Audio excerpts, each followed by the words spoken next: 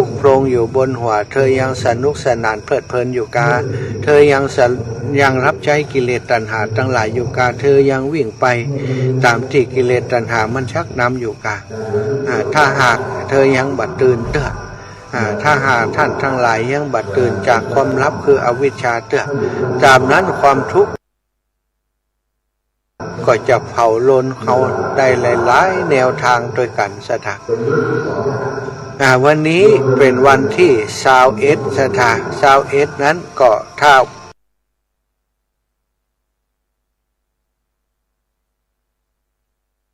พูดถึงงานปริวาสกรรมนี้วันนี้เป็นวันสุดท้ายวันนี้เป็นวันสุดท้ายของงานเข้าปริวาสกรรมที่วัดม่อนฤาษีแต่วันพรุ่งนี้เป็นวันท้ายสุดในการปริวาสของพระสงฆ์วันนี้เปิ่นก็จะมีการเปิ่นเข้าปริวาสแล้วเปิ่นอยู่มานัดแล้วนะอยู่มานัดแล้ววันนี้ก็จะมีการออกจากมานัดเรียกว่าอภานนี้เป็นภาษาบาลีศรัทธาญาติโยมอภานนี่คือการสลัดคืนการสลัดคืนสลัดทิ้งความผิดต่างๆเรียกแล้วก็เอาเข้าสู่หมู่สงฆ์นะเปิ้นเรียกว่าการสวดอภานซึ่งเปิ้นอยู่เข้าปริวาสและอยู่มานัดอยู่มานัดเรียบร้อยก็มาสู่เรื่องของอภานนั้นในเป็นภาษาบาลีศรัทธาญาติโยมการชักกลับมาในวินัยหมายถึงการรับภิกษุผู้ต้องอาบัติสังฆาทิเศษและได้ถูกทำโทษคืออยู่ปริวาสแล้วคือได้กลับคืนเป็นผู้บริสุทธิ์เหมือนเดิมการสวดประกาศเรื่องนี้เรียกว่าการสวดอภานวันนี้ศรัทธาญาติโยมตั้งแต่เจ้านี้ไปหลังจากทำวัดสวดมนต์บอกวัดเรียบร้อยเพิ่นก็จะไปทำสังฆกรรมสวดอภานการสวดอภานนั้นศรัทธาปกติแล้วกิจกรรมทางสงฆ์หรือว่าสังฆกรรมต่างๆเนี่ยจะมีภิกษุตั้งแต่4รูปขึ้นไปรวมกันเรียกว่าสังฆกรรมเรียกว่าการทำสังฆกรรมของสงฆ์นี้อย่างน้อยต้องมี4รูปนะน้อยสุดนะ4รูปขึ้นไป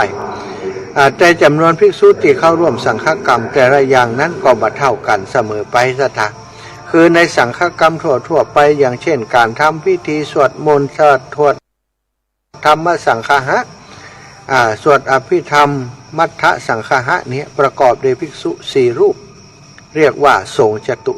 ตุทวรรคนะจตุรวรรคในการส่วนในการรับกฐินนั้นในการสวดปฏิโมกข์ปวารณากรรมและอุปสมบทในถิ่นที่ขาดแคลนภิกษุต้องประกอบด้วยภิกษุ5รูปเรียกว่าปัญจวัคค์นะถ้าการบวชนี่นะหรือว่าการสวดปฏิโมกข์หรือว่าการนั้น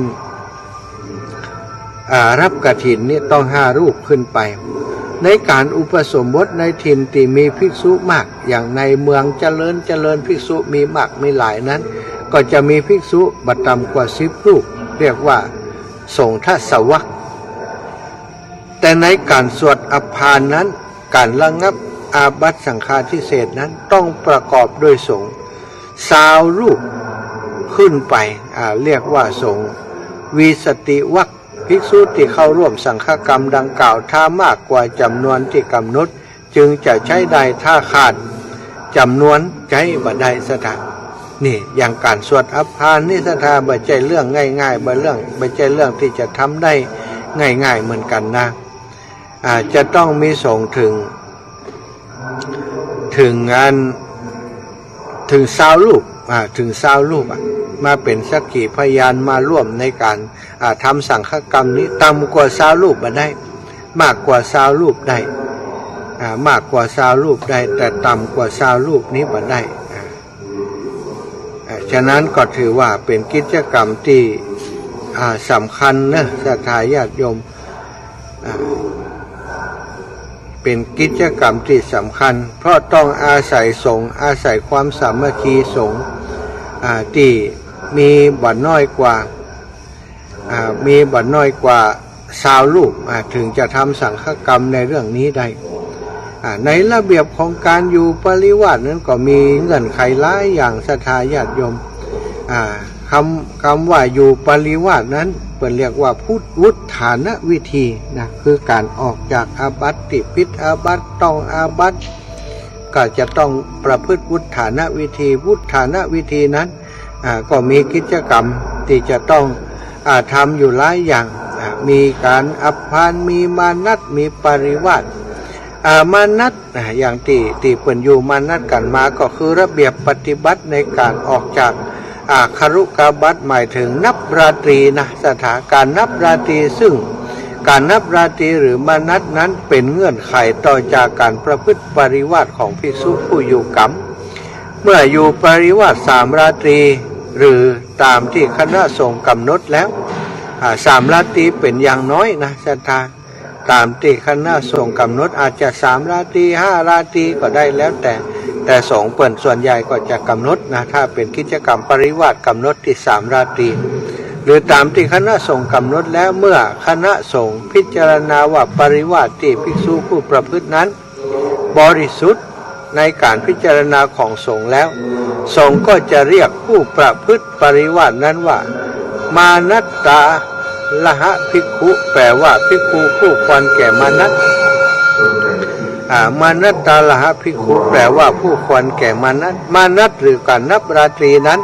ได้แก่การนับราตรี6ราตรีเป็นอย่างน้อยซึ่งเกินกว่านี้บ่เป็นหยังแต่ถ้านับน้อยกว่า6ราตรีบ่ได้เกินกว่า6ราตรีเป็น7 8 9 10อย่างก็ว่าไปได้สถาน6ราตรีเป็นอย่างน้อยซึ่งเป็นพระวินัยกำหนดเช่นนั้นซึ่งการนับราตรีของมานัตนั้นมีเงื่อนไขทำฮือนับราตรีบ่ได้เช่นเรียกว่าการฆ่าแท่งราตรีหรือว่าการนับราตรีเป็นโมฆะซึ่งการนับราตรีบ่ได้นี้เรียกว่ารัตติเฉทะรัตติเฉทอีกก็ได้สถานเงื่อนไขที่ทำฮือนับราตรีบ่ได้สำหรับมานัตมีโดยกัน5อย่างก็คือสหวาโสคือการอยู่ร่วมวิปวาโสคือการอยู่ปราดอนาโรจนะนาคือการบอกวัดที่ประพฤติ4อูเนคเนจรนังคือการประพฤติวัดในคณะอันรอบสหวาโสก็คือการอยู่ร่วมมีข้อกำหนดเหมือนปริวาสมีข้อแตกต่างบ่มีข้อแตกต่างกันวิปวาโสก็คือการอยู่ปราดหรืออยู่ในถิ่นอาวาสที่บ่มีสงฆ์อยู่เป็นเปื้อนในส่วนข้อนี้มีความแตกต่างมีรายละเอียดอยู่เยอะศรัทธาญาติโยมมานัตหรือการนับราตรีนั้นมีอยู่4อย่างคืออปฏิฉันนะมานัตปฏิฉันนะมานัตปัคขมานัตสโมทนะมานัตส่วนการอภานอย่างที่ว่าตะกี้นั้นก็คือการที่สงฆ์เรียกเข้าหมู่คือการที่ภิกษุท่านได้ชำระสิกขาบทที่ได้ทำให้ตนมัวมองจนผ่านขั้นตอนการอยู่ประพฤติปริวาสการขอมานัตนับราตรีจนครบกระบวนการขั้นตอนของการประพฤติอุทธานวิธีตามที่พระวินัยกำหนดจนมาถึงขั้นสุดท้ายคือสงฆ์เรียกภิกษุนั้นเข้าหมู่แห่งสงฆ์เป็นสงฆ์ปกติจึงเป็นการฮืออัปพานซึ่งการฮืออัปพานนี้พระวินัยกำหนดให้สงฆ์สวดเรียกเข้าหมู่โดยต้องใช้สงฆ์สวดจำนวน20รูปขึ้นไปเมื่อส่ง20รูปทำสังฆกรรมเรียกเข้าหมู่คือแล้วก็เป็นการสิ้นสุดกระบวนการประพฤติวุฒานวิธีในทางวินัยภิกษุนั้นก็เป็นภิกษุผู้บริสุทธิ์เป็นปริสุทธโธการกำหนดองค์สงฆ์ที่จะต้องทำกรรมในการประพฤติวุฒานวิธีมี2ประเภทจตุทวสงฆ์มีสงฆ์4รูปหรือ5รูปสวดให้ปริวาสให้มานัตให้ปฏิกัสสนาวิสติวรรคมีจำนวน20รูป21องค์สวดให้อภานให้มานัตนั้นปฏิกัสสนานั้น5รูปรวมองค์สวดนะใดแต่ว่าสำหรับอภานนั้นต้อง21องค์สวดให้อภานวิธีการสวดให้ปริวาสและอภานมีอยู่3วิธีวิธีการขอเข้าหมู่สวดหมู่เป็นการขอหมู่สวดหมู่วิธีการขอหมู่สวดเดียววิธีการขอเดียวสวดเดียวอันนี้มีอยู่3วิธีด้วยกันก็เป็นเรื่องราวนะของการ เข้าปริวาสกรรมที่วัดม่อนฤาษีการเข้าปริวาสมาวันนี้เป็นวันสุดท้ายเรียกว่าเป็นวันที่พระสงฆ์ทั้งหลายเพื่อจะทำสังฆกรรมเพื่อจะเรียกสงฆ์ที่เข้าปริวาสอยู่มานัดครบ6 ราตรีแล้วเข้าหมู่สงฆ์ซึ่งในชื่อของพิธีเรียกว่าการสวดอภานมีความสำคัญมากศรัทธาต้องใจพระภิกษุสงฆ์ถึง20 รูปถ้าต่ำกว่านี้บ่ได้แล้วการที่จะไปหาภิกษุ20 รูปมาทำหน้าที่ตรงนี้ก็บ่ได้ว่าจู่ๆจะเสาะหามาได้ในการทำตั้งในการเข้าปริวาสบัจจัยเรื่องที่ทำได้ง่ายๆนะบัเหมือนครับการลุกขมูลต่างๆนี้บัจำเป็นจะต้องมีสงฆ์ครบถึง20 รูปบ่ได้มีกิจกรรมที่จะทำแบบนี้ลุกขมูลเป็นการอธิษฐานเหมือนกับทุดงควัตรอธิษฐานการปฏิบัติเหมือนทุดงควัตรทั่วไปแต่ประพฤติวุฒานวิธีคือการเข้าปริวาสนั้นมีเรื่องราวต่างๆที่จะต้องปฏิบัติให้ถูกต้องตามพระวินัยบัญญัติหลายอย่างหลายประการถ้าปฏิบัติบ่ถูกก็ทำให้ปริวาสนั้นเป็นโมฆะมาเกิดประโยชน์อย่างทำประพฤติวุฒานวิธีเป็นโมฆะไปจำเป็นที่จะต้องทำให้ถูกต้องตามพระวินัยบัญญัติมีกฎมีระเบียบข้อยิบย่อยเยอะสำหรับคนที่เข้าปริวาสนั้นการนับราตรีของปริวาสการนับราตรีของการอยู่มานัตนั้นอย่างน้อยต้อง6 ราตรีนับราตรีนับกลางคืนนับกลางคืนนับราตรีเนี่ย6 ราตรีเป็นอย่างน้อย7 ราตรี8 ราตรี9 ราตรีได้แต่อย่างน้อยต้อง6 ขึ้นไปเมื่อครบแล้วในการสวดอภานนั้นก็จะต้องมีสงฆ์ถึง20 รูปถึงจะมีการสวดอภานกันได้ฉะนั้นศรัทธาญาติโยมหมู่เฮาเจ้าข้าทั้งหลายที่เฮาได้สนับสนุนงานการเข้าปริวาสกรรมของครูบาอาจารย์ที่วัดปากตางสามัคคีม่อนฤาษีที่นี่บ่ว่าศรัทธาจะสนับสนุนโดยเรื่องใดก็ตามมาตักบาตรมาบิณฑบาตทุกวันก็ตามมาร่วมฟังน้ำฟังธรรมมาร่วมเป็นกำลังใจให้ครูบาอาจารย์ทุกวันก็ตามหรือว่าท่านใดมาเป็นเจ้าภาพอาหารมาร่วมกิจกรรมบางวันเป็นเจ้าภาพวันที่12วันที่13 14 15ถึงวันที่21 22นี้ก็ถือว่าท่านทั้งหลายได้มาทำให้งานปริวาสกรรมประสบความสำเร็จเสร็จสิ้นบริบูรณ์มีส่วนแห่งบุญใหญ่ในคราวครั้งนี้ก็ขอให้ท่านทั้งหลายได้อนุโมทนายอมมือสาวามือไหว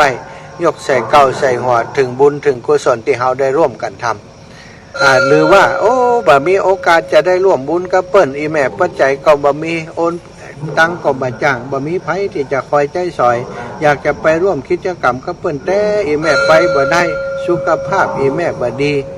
อันนี้ก็เป็นหยังแค่เฮาได้อนุโมทนาบุญกับเปิ้นบุญกุศลก็วิ่งมาหาเฮาแล้วสถานบุญ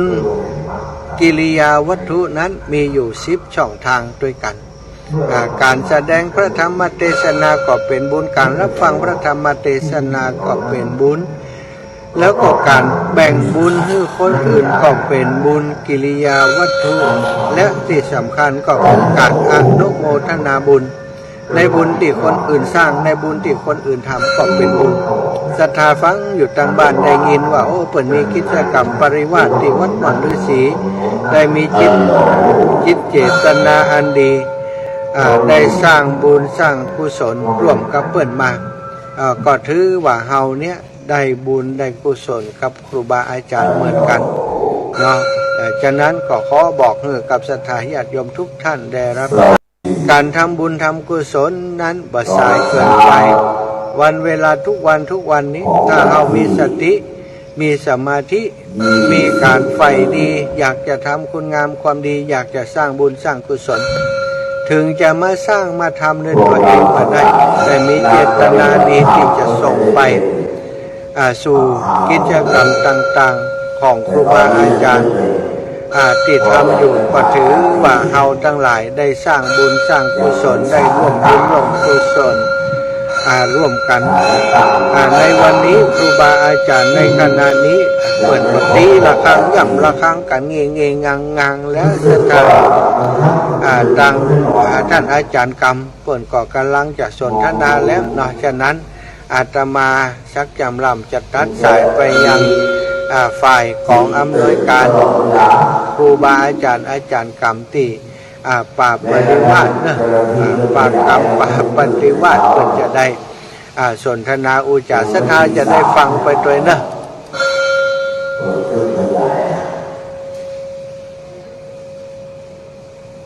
รู้สึกว่ามันตื่นเต้นหลวงพี่เลี้ยงวัดก็ตื่นตั้งแต่นอนมาประมาณ2 ชั่วโมงแล้ว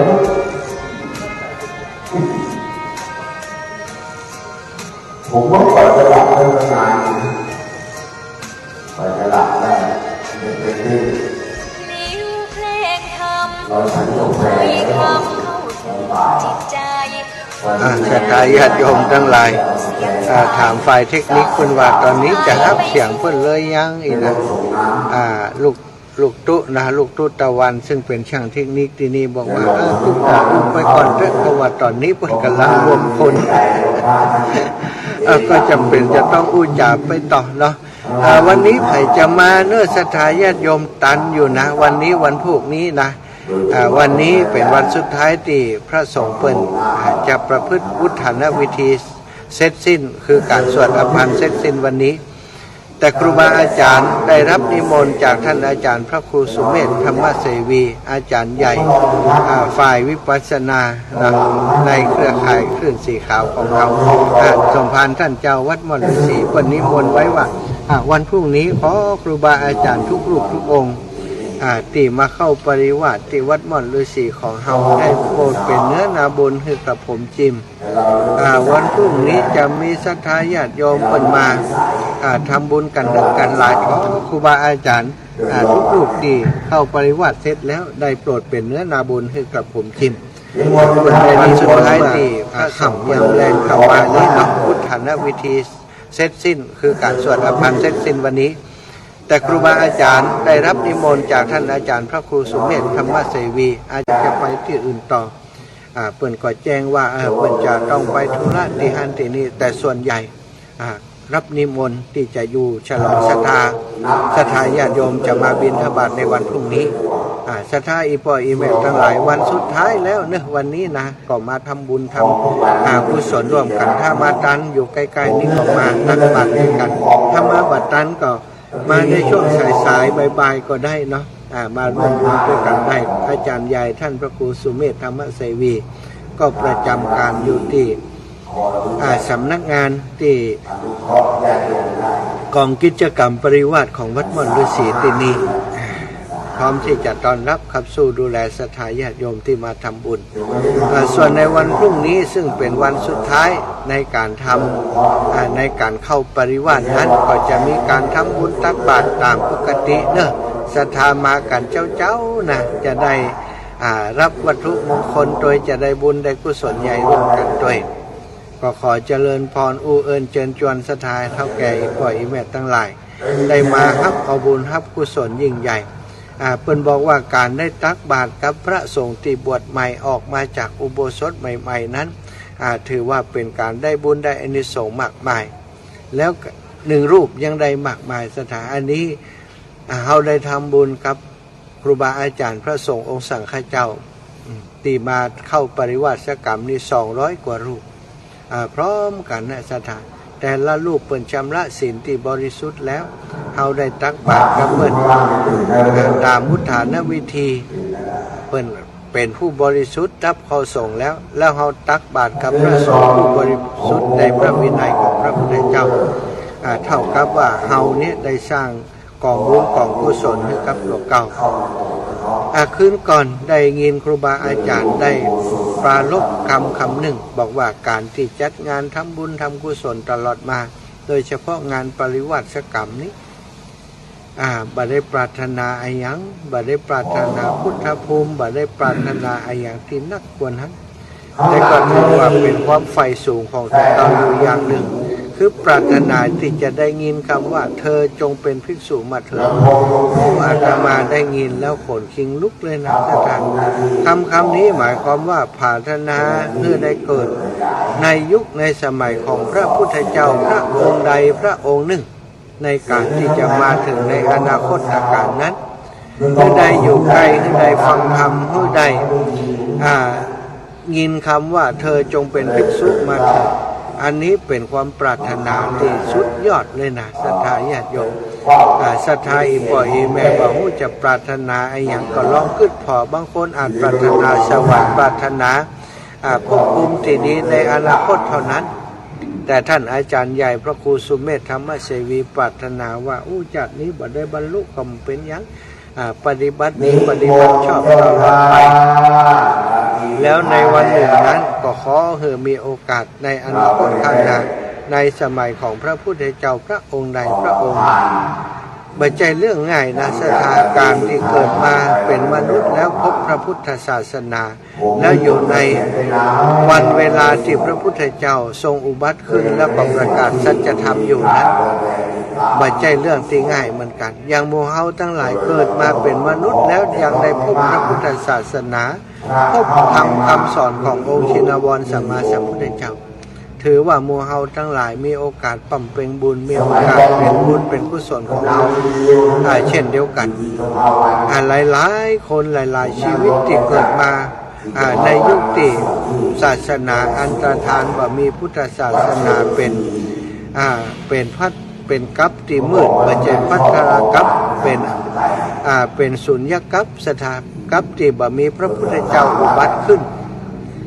ในกัปในโลกใบนี้นะศรัทธาญาติโยมวันเวลามันเปลี่ยนไปเรื่อยๆศาสนาของพระพุทธเจ้าแต่ละรูปแต่ละองค์อย่างพระพุทธเจ้าของเรานี้จะมีอายุของศาสนาไปถึง 5,000 ปีเมื่อจบ 5,000 ปีแล้วศาสนาก็จะอันตรธานไปถ้าเรามาเกิดในช่วงศาสนาอันตรธานไปนั้นยุคนั้นก็จะเป็นยุคอย่างไรบ่ฮู้ศาสนา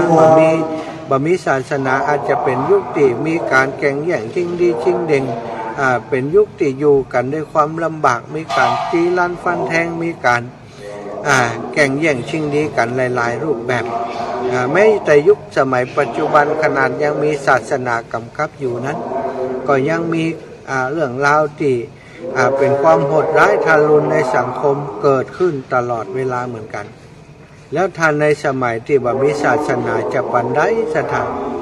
เพิ่นบอกว่าในการอนาคตไปหน้านั้นถ้าบ่มีศาสนาเป็นสุญญกัปนั้นคนก็บ่ต่างกับสัตว์ทั้งหลายคนนี้จะห้ามการฆ่าฟันกัน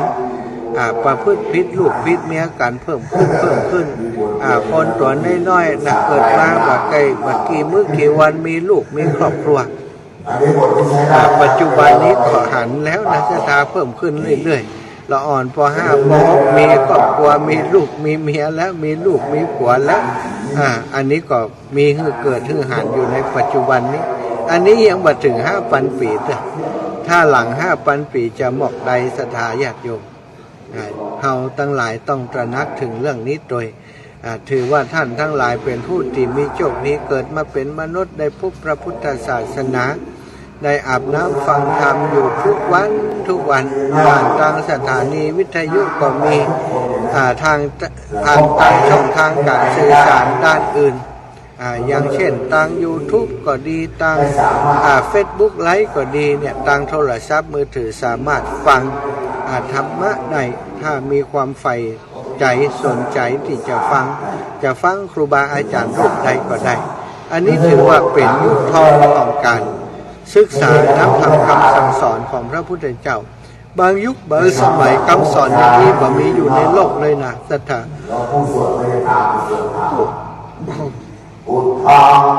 ถ้าเราไปเกิดในยุคในสมัยนั้นก็จะลำบากขณะนี้ทางครูบาอาจารย์ปุ่นกะห้องพระมัตตมานัตตระหะภิกขุเข้ามา ประชุมชุมนุมกันตอนนี้3:44 นาทีจะแบ่งปันเวลาให้ศรัทธาญาติโยมได้โทรมามาจ๋าอีแม่จะมาวันนี้ก็อีแม่จะร่วมทำบุญอย่างก็โทรมามาจ๋ากันได้เนอะ0808844173 โทรมามาจ๋าโทรมาแจ้งผลการรับฟังได้ว่าอีแม่ติดตามรายการปริวาสมากี่วันแล้วรู้สึกอย่างใดพ้องแล้วก็จะมาร่วมบุญร่วมกุศลด้วยกันก่อนได้มาแล้วหรือยังหรือว่าบ่ได้มากำเตื้อจะมาหรือบ่มาบ่มาศรัทธาญาติโยม0808844173เนอะ0808844173จะเช็คอยู่ว่ามีคนฟังอยู่ก่อนจ้าในขณะนี้นะกะเดียวถ้าตั้งครูบาอาจารย์เปิ่นพร้อมแล้วมีการทำวัดสวดมนต์แล้วก็จะตัดสัญญาณไปให้ศรัทธาญาติโยมที่อยู่ตั้งบ้านตั้งจองได้ฟังกิจกรรมได้ฟังรายการจากตั้งสำนักงานของการเข้าปริวาสที่นี่เนาะมาแล้วพี่น้องลำปางตื่นเจ้าโลยมแม่บัวคำเทพศิริเจริญปอนแม่เจ้าแม่เข้าสู่เด้อตะวาอันคืนก่อนบ่ได้บอกอีแม่ว่าจะไปบิณฑบาตตะวาไปบิณฑบาตเจ้าที่มาบ่ได้นะไป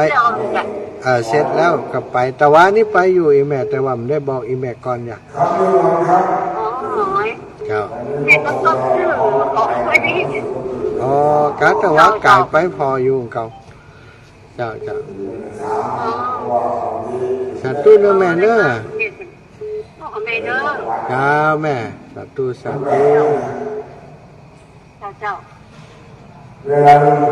แม่สุดแก้วศรีลาพรศรีเตี้ยแต่ว่าสาเนื้อท่านพระมาเจ้าตลอดเด้อปล่อยขบได้อนุโมทนาบุญโดยเจ้าปล่อยก็บ่ได้เอาแล้วตามคำสอนเนี่ยเป็นที่จ้างที่เพิ่งเจ้าท่านพระมาติดจับดึงเมื่อวันดึงเมื่อเช้าเมื่อคืนนะเจ้าซกสีขามาก็ได้แน่กับไว้สาธุกันพระมาเจ้าสาธุเจ้าแม่สุดแก้วนี่ฟังจากห้วยตองซักเนาะแม่เนาะเจ้าฟังจากห้วยตองซักเด้อเจ้าเด้อชัดเจนดีเด้อเจ้านั่นพระมาเจ้าชัดเจนสาธุขอบคุณเจ้าอนุโมทนาบุญโดยร่างพระมากับท่านที่เพิ่นได้เข้ามาปฏิบัติโดยเด้อสาธุแม่สาธุเจ้าโยมแม่สุดแก้วศรีลาพรศรีเตี้ยนะแม่จันศรีสุขาแจงหัวลินเมืองฝางไปชมดีด้วยนะได้ยาแล้วนะพระขันกำเตี่ยวันนี้จะเสาะหากำก่อนเสาะหากำก่อนนักขนาดแต่ว่าอีแม่ไปสาธุอนุโมทนาไปเจ้าอีแม่ในจุดีเป็นมาหอมเผื่อเนยย้ายหอมเผื่อเนยย้ายเจ้าสาธุแม่นะถามเพื่อกำเนิดท่ามาน้องเผื่อเนี่ยก็แล้วทำได้หอมเผื่อของน้องเผื่อแม่ช่วยนี่เจ้าแม่ได้เลยเจ้าเจริญปอนแม่แก้วสิงแก้วคนที่ไหนนี่กระทั่งไหนกระทั่งบ้านเนี่ยทั้งไม่ยินลูกเจ้าครั้งลูกวันจะออกไปว่าลูกจะออกแล้วกันไปนอนท่าอยู่พุ่นแล้วอีหนังลูกแล้วเจ้าลูกเนี่ยลูกฟังลูกนะนะเจ้าลูกยังกันนะลูกหนังฟังได้นี่กะลูกนั่งฟังลูกมันกะฟังลูกที่ก็จะยังไง เจ้าสาธุบุญอนุโมทนาบุญอยู่ดีมีสุขนะแม่เนอะ จ้าแม่เป็นกำลังใจเด้อ โอ้โยมแม่แก้วสิงแก้วบ้านกาดโป่งอำเภอเมืองจังหวัดลำปางโยมแม่นวลยอดคำปันบ้านคำแพงหินเจริญพรแม่ จ้าปีกมาแล้วกันจ้า ปิกมาถึงตะวาแล้วเจ้าแม่ แม่ฟังเดินเรียนดีเนาะ จะเก็บมันไปเก็บกาแฟก่อนวันนี้ ไปจ้าแม่ไปถึงบ้านได้ย่างสักวันนะเนี่ย กาแฟกำลังออกเนาะตอนนี้เนาะบัดเดียวขายสดก็ว่าขายอันตากขาย แม่ที่ไหนมาของแม่เย็บจ้ะ อ๋อนี่เก็บจ้างเขาอยู่กะ แม่รับจ้างเขาเราของแม่นี่คือลูกสาวเก็บขายด้วยทางฝั่งเนี่ยกัน รับจ้างนี้ได้กิโลต่อได้ กิโล10 บาท โอ้วันนี้ได้หลายชิปอยู่กะ วันก็ได้30 บาทวันก็บาทอะค่ะ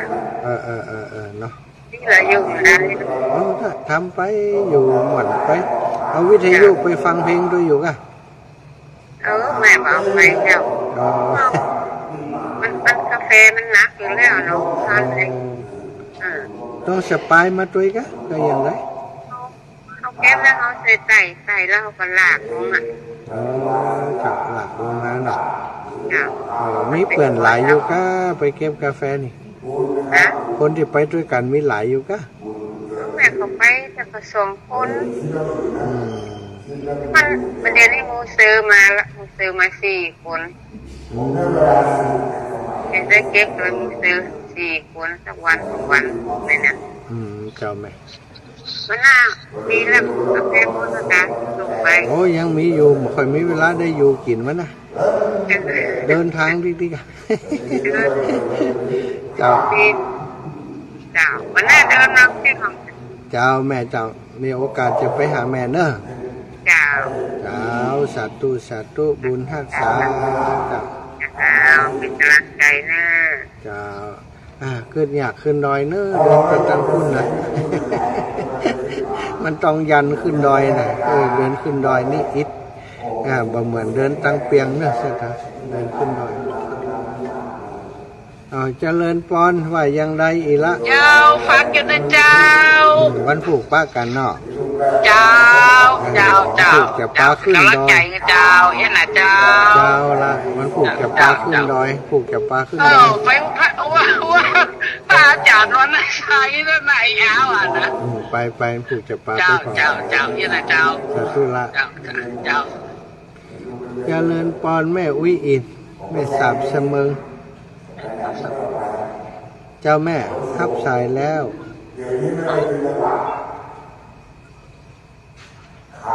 อย่างไรเสียงอย่างไรนี่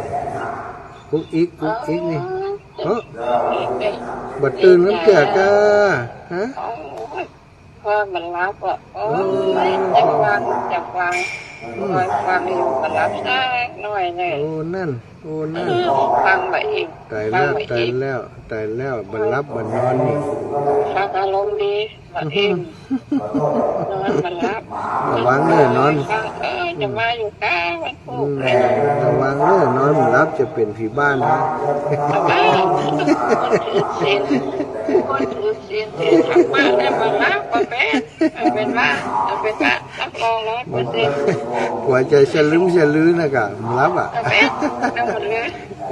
สัตว์แน่พักผ่อนแห่พ้องรับนอนให้เป็นเวลา ฟังได้ยินเสียงอารมณ์ดีมันดึงใจ สาธุ มาได้จะหาตัวจริงนะ เดี๋ยวจะส่งหูไปให้พอก่อน มีสักวันกันเนาะ ต้องมีสักวัน มีสักวัน เจ้าก ำลังใจนะ สาธุบุญรักษาโยมแม่อุ้ยอินแม่สาบเสมอแม่นิตยาปินตาคำสายรุดไปเนอะโยมแม่เนอะวันพุธก็จะมีศรัทธาจากลำปางเปิ่นมาตักบาตรด้วยเนาะน้องบุญที่ราโยธาโยมแม่ศรีนวลสุรินทร์มงคลเปิ่นอยากจะไปแอวตำบุญตักบาตรแล้วเปิ่นจะขึ้นไปแอวที่วัดของท่านอาจารย์วรรณชัยชยานันโท ที่อันหมดพุทธศรีคีรีแจ้งเธอท่านอาจารย์ได้รับทราบเนอะอาจารย์วรรณชัยวัดพุทธศรีคีรีวันพรุ่งนี้จะมีศรัทธาญาติโยมขึ้นไปแอวขึ้นไปทำบุญที่วัดพุทธศรีคีรีจะปาศรัทธาญาติโยมขึ้นไปเนอะโยมแม่นิตยานิจิมายังจิมากำเดียวนี้เอามาแห่งใหม่เอาอย่างใด สายมันรุดกะจะเล่นปอนแม่เอ้าว่าอย่างใดรับอยู่ใกล้นี่ฟังอยู่ฟังดีเสียงดีก็ลำปางเสียงชัดเจนดีเนาะเจ้าแม่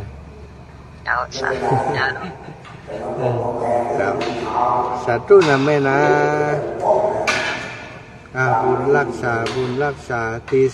3:55 นาทีแล้วสักครูบาอาจารย์ก็เริ่มทยอยมากันนักหลายแล้วกันเดียวเพิ่นจะทำวัดสวดมนต์เจ้าเนอะตอนนี้รอสัญญาณจากทางพุทธกรรมแล้วก็ขอบคุณครับศรัทธาญาติโยมเท่าแก่พ่ออีแม่ทั้งหลายติดตามรับฟังแล้วก็ฟังรายการแล้วก็โทรเข้ามาให้กำลังใจโทรมาแจ้งผลการรับฟังเนอะมีโยมแม่บัวคำเทพศิริปุณณสถาจากลำปางบ้านโทกหัวจ้างลำปางเป็นญาติโยมติดตามลำตัวเนาะ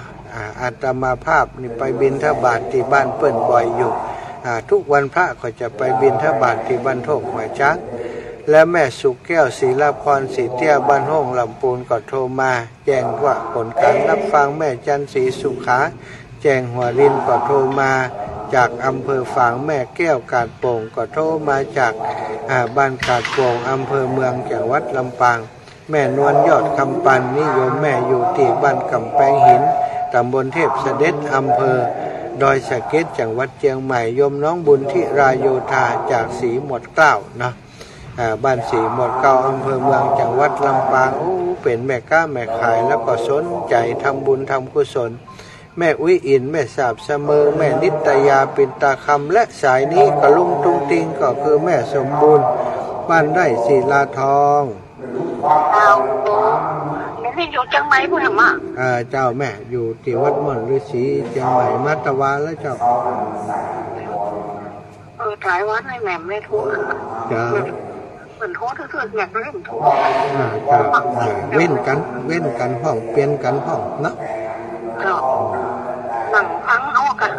ฟังเอาหูอยู่ฟังอยู่เนอะเราเย็นเราหมดธรรมดาอยู่เจ้าอากาศเย็นอยู่เนาะวันกันหลุดจะห่อนนะธรรมดาเดี๋ยวนี้หน้าห่อนกันหน้าหนาวมันอยู่หิมกันนะมันเป็นนังสบายดีหรอสบายดีแม่ดีละขับสายหัวห้องจ้าบาฮักผมสบายไปเรื่อยๆนะเจ้าสาธุเนอะสาธุศรัทธาญาติโยมที่รับฟังรายการก็ขอขอบคุณทุกเสียงทุกสายที่โทรมาให้กำลังใจและติดตามรับฟังชกรรมตอนนี้จะตัดสัญญาณไปที่กองอำนวยการงานปริวัติชกรรมต่อไปเนอะขออำนวยพรของคนอยู่ครับไปก่อนนะก็ขอให้ศรัทธาญาติโยมติดตามรับฟังได้บุญได้กุศลเหมือนกันไฟจะร่วมบุญร่วมกุศลก็แจ้งมาที่อาตมาภาพนี้ก็ได้เนอะสำหรับอีแม่ไปมาบ่ได้อีแม่ไปบ่ได้ท่านอาจารย์อีแม่ฝากให้ฝากหอมจิ้มอีแม่จะหอมที่ไหนยังได้นะเลขที่บัญชีของท่านอาจารย์พระครูสุเมธมีกอนะศรัทธาญาติโยมก็จดไว้เนอะเลขที่บัญชีของท่านอาจารย์พระครูสุเมธธรรมเสวีธนาคารกรุงไทยเนอะสถานทั้งหลาย52611134285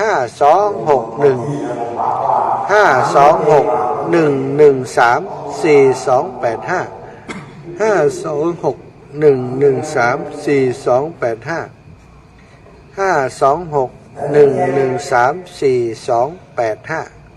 นะเลขที่บัญชีของท่านอาจารย์นิวัฒน์สุเมธโสนะ526113485ธนาคารกรุงไทยพระนิวัฒน์สุเมธโสนะอ้าวแม่มอนตันวงเหล่าปาก๋อยเจริญปอนแม่มอนตันวงเหล่าปาก๋อยเจ้านี่ก็ฟังอยู่เนอะ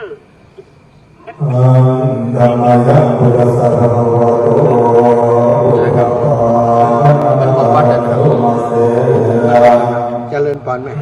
ฟังอยู่เนาะชัดเจนดีเนาะฟังก็จะหมดมีคนนอนหลับไว้เจ้าฟังอยู่เนอะแต่ตู้นอนไม่หลับแม่เลยนะเจ้าแม่เป็นเปื่อนนั้นเป็นเปื่อนย้ำมันนอนหลับเนาะสาธุโยมแม่สาธุบุญรักษาคนนอนหลับทั้งหลายโยมแม่โยมแม่จากเราปาก๋อยน้ำดิบลำพูนแม่มอมแม่มอนตันวงเราปาก๋อยศรัทธาญาติโยมจดเบอร์โทรไว้เนอะจดเบอร์ธนาคารไว้ถ้าใครขึ้นใจได้ไล่ใจท่านอยากจะร่วมบุญอยากจะร่วมบุญในการเข้าปริวาสครั้งนี้เป็นค่าอาหารก็ดีค่าเดินทางของครูบาอาจารย์ก็ดีค่าใช้จ่ายอื่นๆรวมกันบัญชีเดียวเนี่ยเนอะ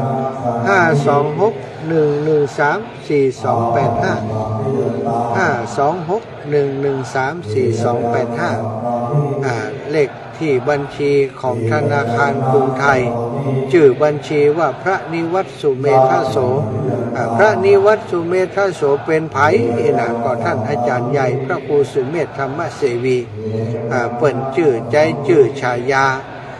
เดิมของเปิ่นเนาะเป็นงานปริวาสกรรมนี่ทำมา33 ปีแล้วสถานตั้งแต่หลวงพ่อใหญ่เปิ่นมาได้เป็นอันพระครูพุ่นแล้วเนาะศรัทธาญาติโยมอีพ่ออีแม่ทั้งหลายอยากจะร่วมบุญด้วยกันก็เจริญพรเนอะโอนปัจจัยเข้าบัญชีของหลวงพ่อได้เป็นบัญชีที่หลวงพ่อเปิดไว้สำหรับกิจกรรมของวัดของวาโดยเฉพาะเนอะเอามาใช้ในกิจกรรมในงานของปริวาสกรรมใช้บัญชีนี้มาถึง33 ปีแล้วบัญชีนี่หมันสถาหมันคนมาทำบุญหมันคนที่เปิ่นมาช่วยกันช่วยงานเปิ่นก็โอนเข้าบัญชีนี้กันทั้งนั้นศรัทธาญาติโยมทั้งหลายอยากจะร่วมบุญร่วมกุศลด้วยกันก็ขอนิมนต์นะเจริญปอนนะได้ร่วมบุญกับครูบาอาจารย์ไปนิมนต์ศรัทธาก็ขอฝากศรัทธาญาติโยมทั้งหลายวันนี้ไผมาตักบาตรได้ก็มาตักบาตรนะไผมาได้ก็เป็นยังฝากหอมบุญมาทางอากาศก็ได้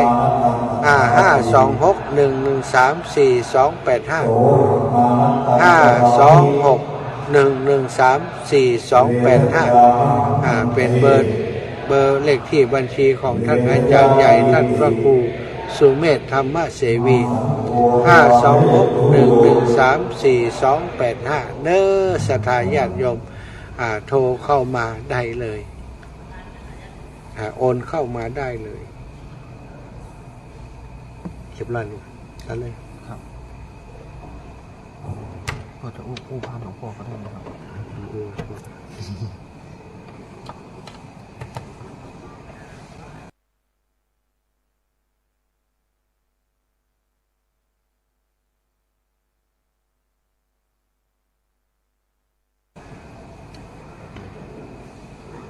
ตอนนี้ตัดสัญญาณนะตัดสัญญาณเข้าไปสู่กองอำนวยการงานปริวาสกรรมในวันนี้กรรมเนาะก็กำลังเข้าสู่กิจกรรมยามเช้าจะทำวัดสวดมนต์เจ้าเนอะศรัทธาญาติโยมทั้งหลายทำวัดสวดมนต์กับครูบาอาจารย์ต่อไปเนอะ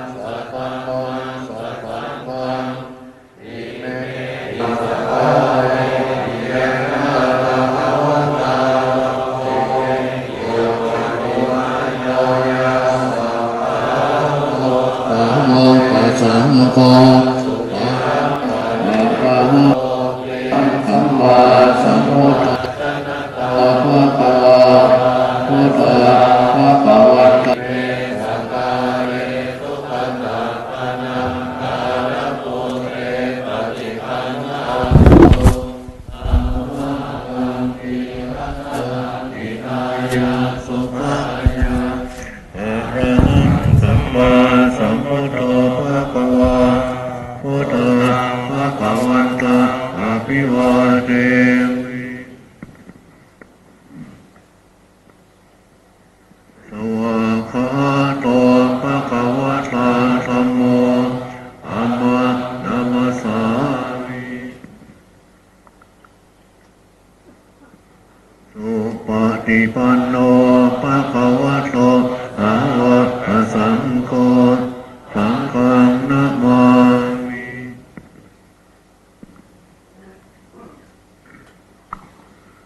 โตยังพุทธัสสะภะคะวะโตบุปภาคณมการังกะโรมาเสยนะโมตัสสะภะคะวะโตอะระหะโตสัมมาสัมพุทธัสสะนะโมตัสสะภะคะวะโตอะระหะโตสัมมาสัมพุทธัสสะนะโมตัสสะภะคะวะโต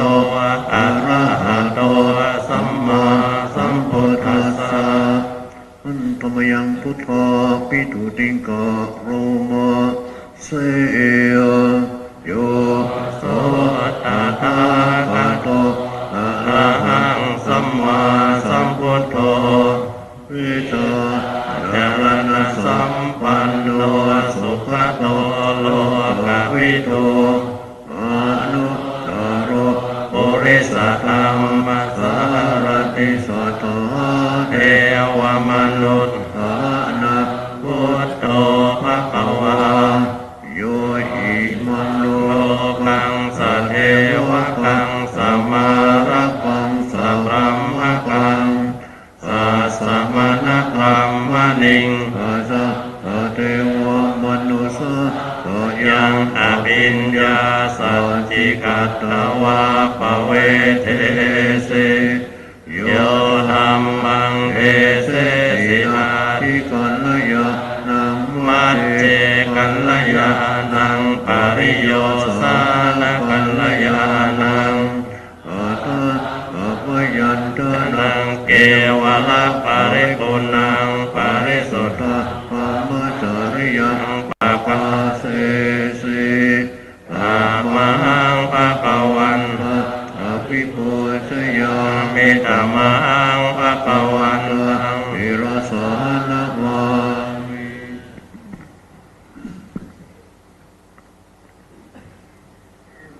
ตมยังธัมมาภิทุติงกะโรมาเสยโยโสภะวะหะโตภะคะวะตาธัมโมอันติติโกอะคาลิโกเอหิปัสสิโกโอวะนัยโกปัสสะนังเวทิตาโพวิญโยเหตัมมังธัมมังอภิปูชยามิธัมมังธัมมังศิรสานะมามิ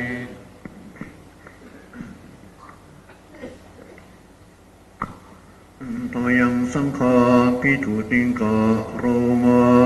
เสยโยโสสุปฏิปันโนภะคะวะโตสาวกสังโฆโอจุปฏิปันโนภะคะวะโตสาวกสังโฆยายะปฏิปันโนภะคะวะโตสาวกสังโฆสามิจิปฏิปันโนภะคะวะโตสาวกสังโฆยะทิตังจัตตาริปุริสายุปะนิอัตถาปุริสบุปาราเอสะภะคะวะโตสาวกสังโฆอาหุนายโยอาหุนายโยสัพพินายโยอัญจาริกรณิโยอนุตตรปุญญเอตโลกัสสะอะมหังสังฆะอภิปูชยามิธัมมังสังฆะวิรัสสานะมา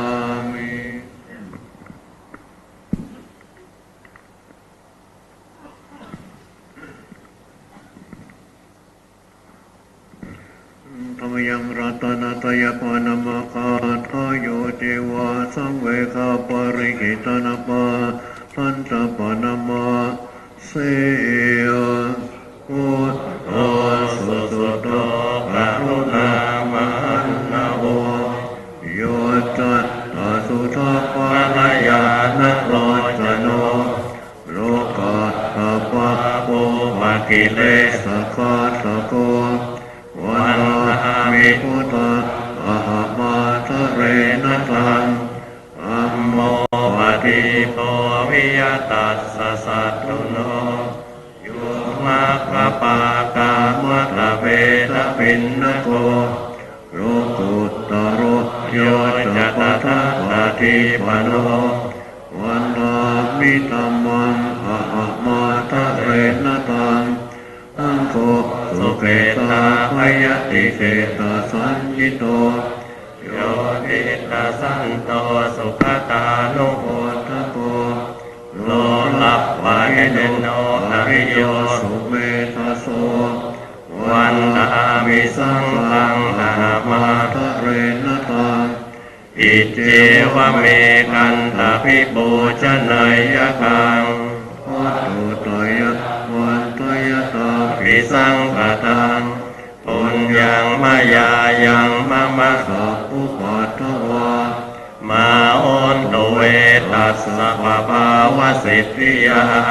อิทัตถาคโตโลเกอุปันโนอะระหังสัมมาสัมพุทโธธัมโมจะเทสิโตนิยานิโกอุปสัมมิโกปรินิพพานิโกสัมโพ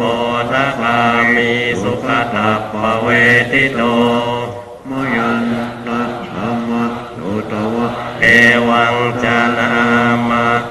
อาติปิทุกขาจาราปิทุกขามานัมปิทุกขังโอปปาริเทวะตุอาตุมานัสสุปายาสาปิทุกขาอภิอิทิสังขโยโกตุโกปิเยหิวิปโยโกตุโกยังปิจังนลปฏิตัมปิทุกขาสังขิเตนะปัญจุปาทานขันธาทุกขาไสยติตังรูปโภปาทานขันโตเวทนุปาทานขันโตสัญโยปาทานขันโตสัทธารูปาทานขันโตวิญญาโนปาทานขันโตเยสังปริญญายาอารามาโนโสภะคะวาเอวะภะอุรังสาวะเกวิเนติเอวังภาคัจจปนัสสะภะคะวะสุอนุสาสนีพะหุลาภวัตติโลภังอนิจจัง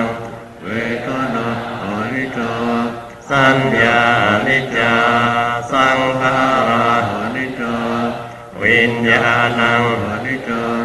รูปังอนัตตาเวทนาอนัตตาสัญญาอนัตตาสังขาราอนัตตาวิญญาณังอนัตตาสัพเพสังขาราอนิจจาสัพเพธัมมาอนัตตาติเลยะโอทินามหาชาติยาจารามลเนนะ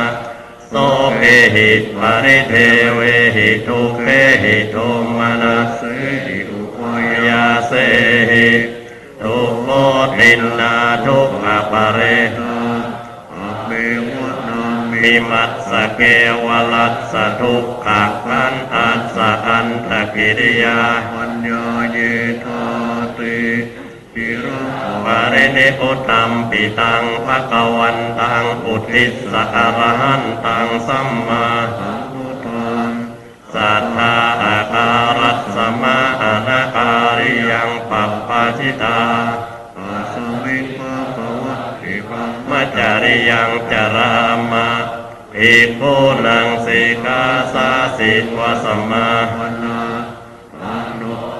มัจจาริยังอิมัสสะเกวลัสสะทุกขังขัน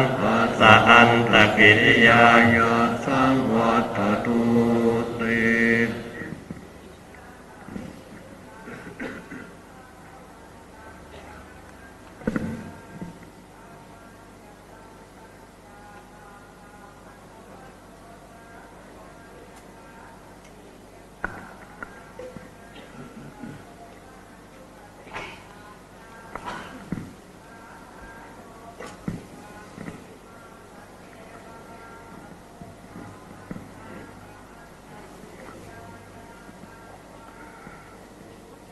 31นะโมตัสสะภะคะวะโตอะระหะโตสัมมาสัมพุทธัสสะนะโมตัสสะภะคะวะโตอะระหะโตสัมมาสัมพุทธัสสะนะโมตัสสะภะคะวะโตอะระหะโตสัมมาสัมพุทธัสสะเอวเมสุตังเอ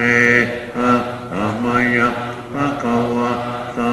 วะอิยังมิหรติเจตวันเนอนาถบินติกาสหระเวทราระโค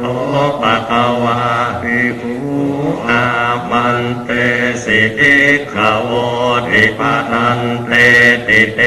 ภิกขุปะคะวะโตปัญจโสสุปะคะวะเอตถะโวจาเมตตายาภิกขเวเจโตวิมุตติยาอาเสวิตายาภาวิตายาภุริปตายายานิกตายาวัตถุกตายาอนุทิตายาปริทิตายาสุสัมมาระอายาเอกานาสานิสังสาปาติกังภาคตเมเอกาทัสสะสุขังสุปฏิสุขังปฏิปุจจตินาปาปะกังอุปินังปัสสติมนุสสานังปิโยโหติอมนุษย์ปิโยโหติเทวตารังสัตตินาสะภิวาวิสังวาสตังวะกรรมติตุวตังจิตตังสมาธิยติมุขโนวิปัสสิตติอาสัมมุลโลภระภรติอุตตริงอัปปติวิชชันโตพรหมโลโหติเมตตายาภิกขเวเจโตวิมุตติยาอาเสวิตายาภาวิตายาภุริกตายายานิกตายาวัตถุกตายาอนุทิตายาปริทิตายาสุสัมมาระอายาอิเมกาตาสานิสังสาปาติกังปาติตัมโหจะภะคะวะอัตตมนาภิกขุภะคะวะโตภาสิตังอภินันทุนเตภาสิตัมมิทังเตนะภะคะวะตาจานะตาปัสสะตาอะระหะตาธัมมะสัมปุนเทนะสัมปันนะสีลาภิกขเววิหารสัมปันนะปาติโมกขาปาติโมกขสังวรสังบุตตาวิหารอาจารโกจารสัมนาอนุมัตเตสุวัตเตสุปยทาสาวิสัมมาทายสิกขาสิกขาปะเตสุติตาธัมมะอิหะเอหิสิกขิตาปังสัมปันนะสีลาวิหาริสัมมาสัมปันนะปาติโมกขาปาติโมกขสังวรสังพุตตาวิหาริสามะอาจารโกจารสัมปันอนุมัตเตสุวัชเชสุภยทัสส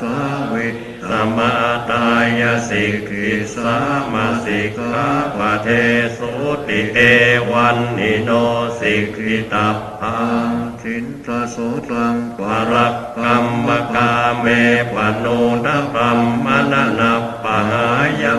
กาเมเนกา ปัตตปุปปาจติการิยาการิยาเทนังหันหเมนังวระหเมสิติโรหิ ปริภาโชปิโย อากิรเตระสัง วาจังอักข โต ตะ กตะตายโยอาจา ชาตัปปฏิทุกขตังกตัญจะสุขตังไสย โย ยังกัตตวานานุตัป มัติกุโสยตา ตุปะหิโตหัตตเมวา นุกันตติสา มัญญังทุปปารา มัตตันนิระยะโยปกาสติยังกินจิติติรังกังสังกิริตันตยะอัตตังกาสระอัมมตรินาตโอติมหาปารันติอัตติอุณนะหิสาวิจโยธัมโม โลเกอนุตตโรสัพพสัตตหิตตายตังภวังวันนาอิเต วะเตปริวาเทระ กตันเตอมโน เสหิปาวะวายาเกนาเกวิเศษโอเตอาการะ ว วะ ลเนนวาสั สั พ พพะสมามรณะ นามุตโตทเปตวา อาระมาริตังกาเสวะ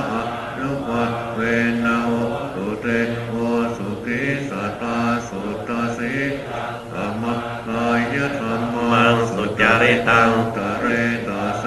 วะนุปะเวนะโอสุเตโอสุขิสัตตาเรกิตาอินติตังโพตา พ ระ ระนังวาจานังคารุงภเร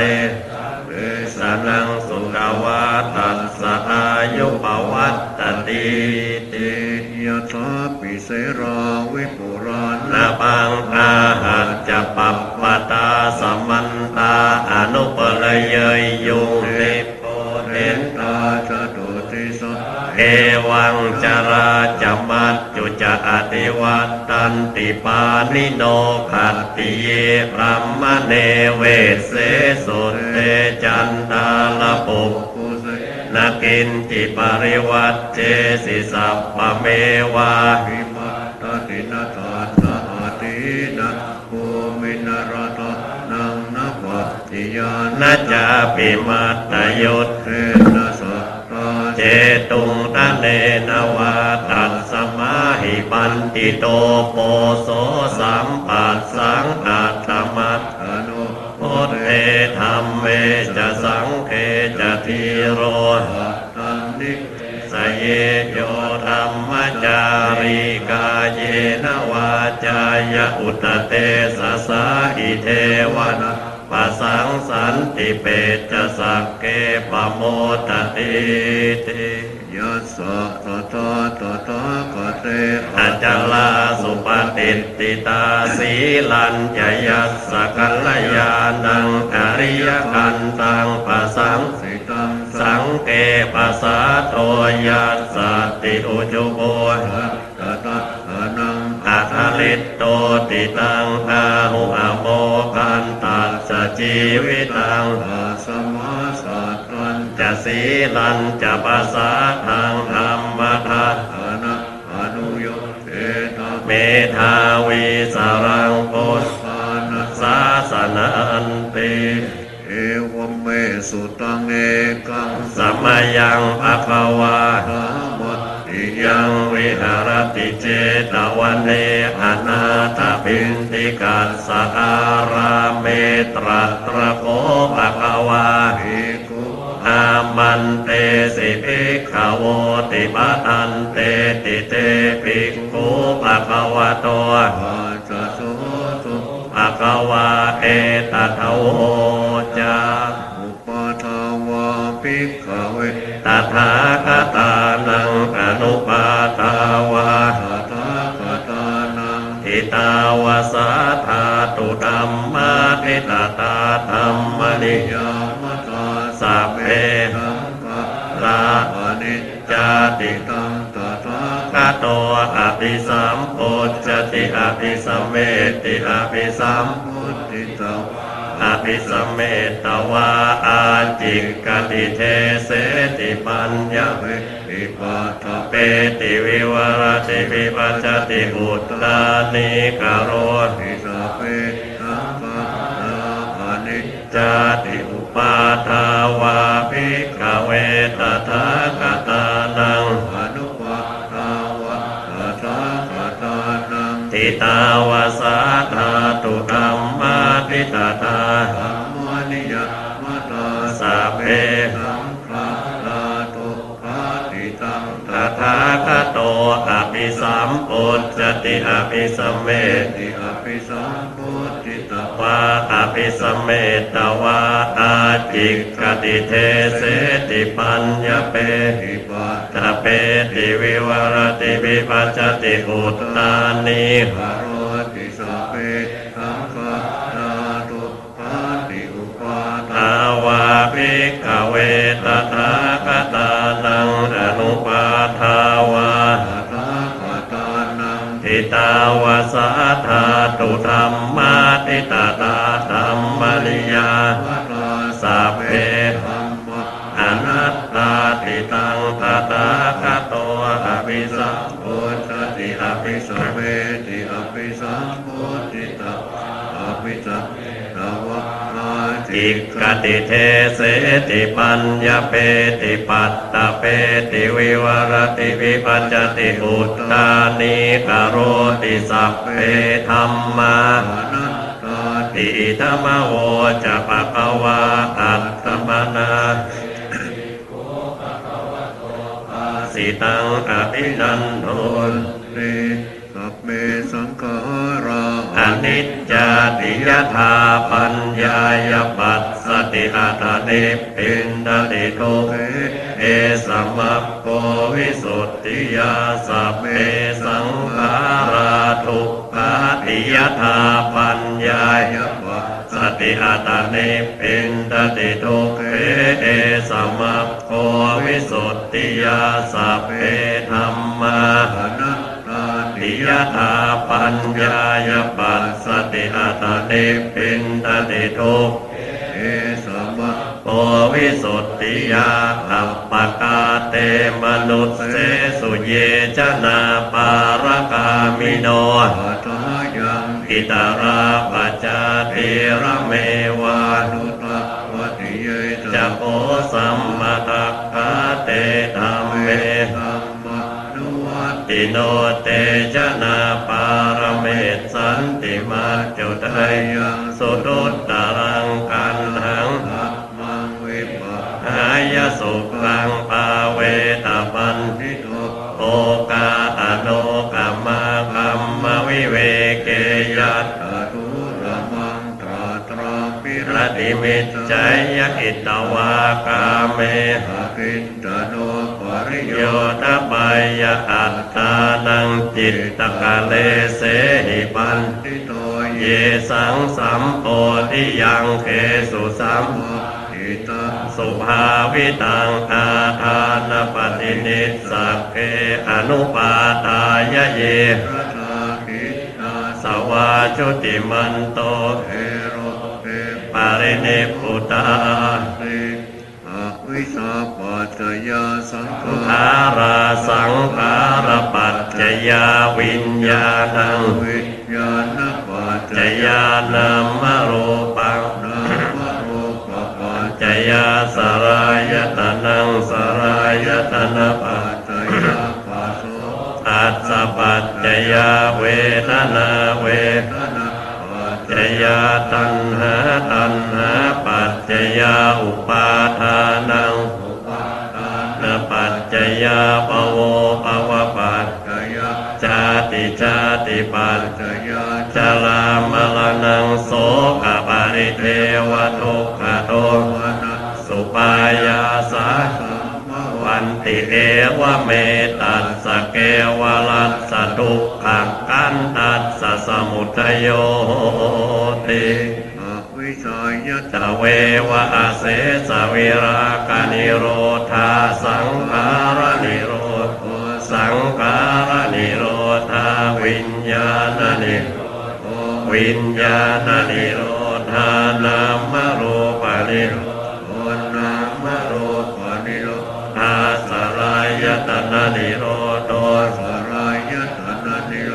อาปัสสนิโรโตปัสสนิโรธาเวทนานิโรโตเวทนานิโรธาตัณหานิโรโตตัณหานิโรธาอุปาทานนิโรโตอุปาทานนิโรธาภวนิโรโตภวนิโรธาชาตินิโรโตชาตินิโรธาชรามรณังโสกปริเทวทุกขโทมนัสสุปายา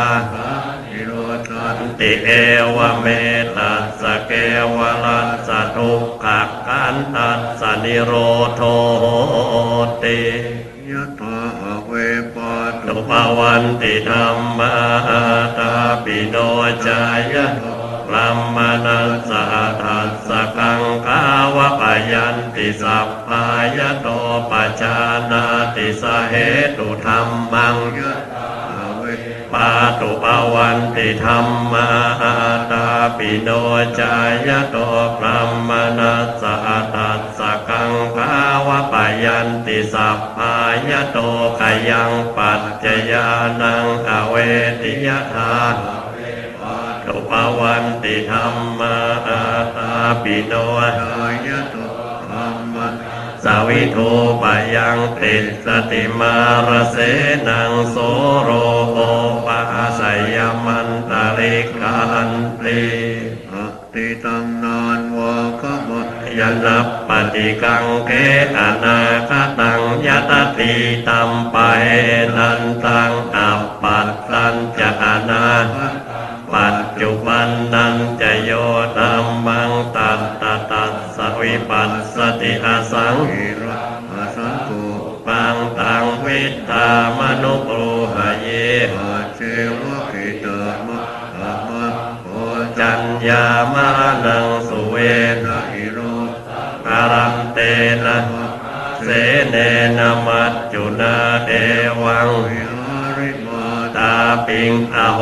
รัตตมตันติตังเวภัตเตกะระโตติสันโตอาจิกกเตมุนีติอเนกสาติสังสารังสันตาวิสังขนิปิสังฆาการะภเวสันโตทุกขาจาติปุณะการกติโตสิปุณเกหังนาคาสิสาปาเตปาสุกาปากกากาปุวิสังกตังวิสังการกตังจิตตังนังขยมัจจกาติอัตติอิมัสสมิงกาเกสาโลมานะอาทันตาตัดโยมังสังนารูอัตถิอัตติมิงจังวักกังอาดายังยกะนังกิโลมะเปียกังปัปปะสังอันตังอันตะพุนังอุตริยังกะรีสังปิตังเสมหังปุปโปโลหิตังเเมโตอาสุวัสสะเกโรสิงกานิกาสิกะมุตตังมัตตะเกมัตตะลุงเออุเตสยันตะภูมาเอกราชาหริตสวรรณโนปัตวิปปาโสตังตังนมัสสามิหริตสวรรณังปัตวิปนายัสสกุลนาวิหาเรมุติวสังเยปรัมมนาเวสกุสัพพธรรมเมเตเตจะมังปาลายันตุนามัตตุอุลนังนามัตตุโมติยานะโมวิมุตตานะโมวิมุตติยาอิมังโสปาริตตังกัตตวาโดยจรติเอสนาติโรเกสีระปุโนสัจจังโสใจยนุตตยาเตนะสัจเจนกาหามิสัจจกิริยมนุตตรังอาวัจจิตวาธัมมปะลังสริตวาอุปะเนสัจจะปรมวัสสายสัจจกิริยมกาส สันติปักกะอปัตตนา สันติภาอาวัตนา มาตาปิตาจักขัง ขันตาตา ทเวตปฏิกรรมสาสัจเจ ตเทมันอัมมาปัจริโตสิ สิกิวัจเจสิโสรคัส ปริสานิ อุตตักปัตตวายะ อิกิสัตเตนะเวนะโม นาติเอสาเม สัจพะมิสิอัปปมาโนพุทโธ อัปปมาโนธัมโมอัปปมาโนสังโฆนวันตานิสิริงสปานิอหิวิจิกา อัตวะอุณนา นาเพสารโอโมสิกา ปัตเมราคาปัตเมบริ ตาปฏิกรรมันโตโอ ตติโสสังนะโมภะคะวะนะโมตัสสะนะภะคะวะสัมพุทธัสสะอิติปิโสภะคะวะ อะระหังสัมมาสัมพุทโธเวชชาจารณสัมปันโนสุขโต ภะวิตุอนุตตรโร ปุริสธรรมสารติสัทธาเทวมนุษย์สานังพุทโธภควาติสวาก ภะโตภะคะวะธัมโมสันติติอะคะริโกเอหิปัสสิโกโอปะนะยิโก ปัจจัตตังเวทิตาโพวินโยเหติสุปฏิปันโนภควโต ภาวะปัสสะโก อุชุปฏิปันโนภควโตสาวกสังโฆญายปฏิปันโนภควกสังโฆ สัพเมติปฏิปันโน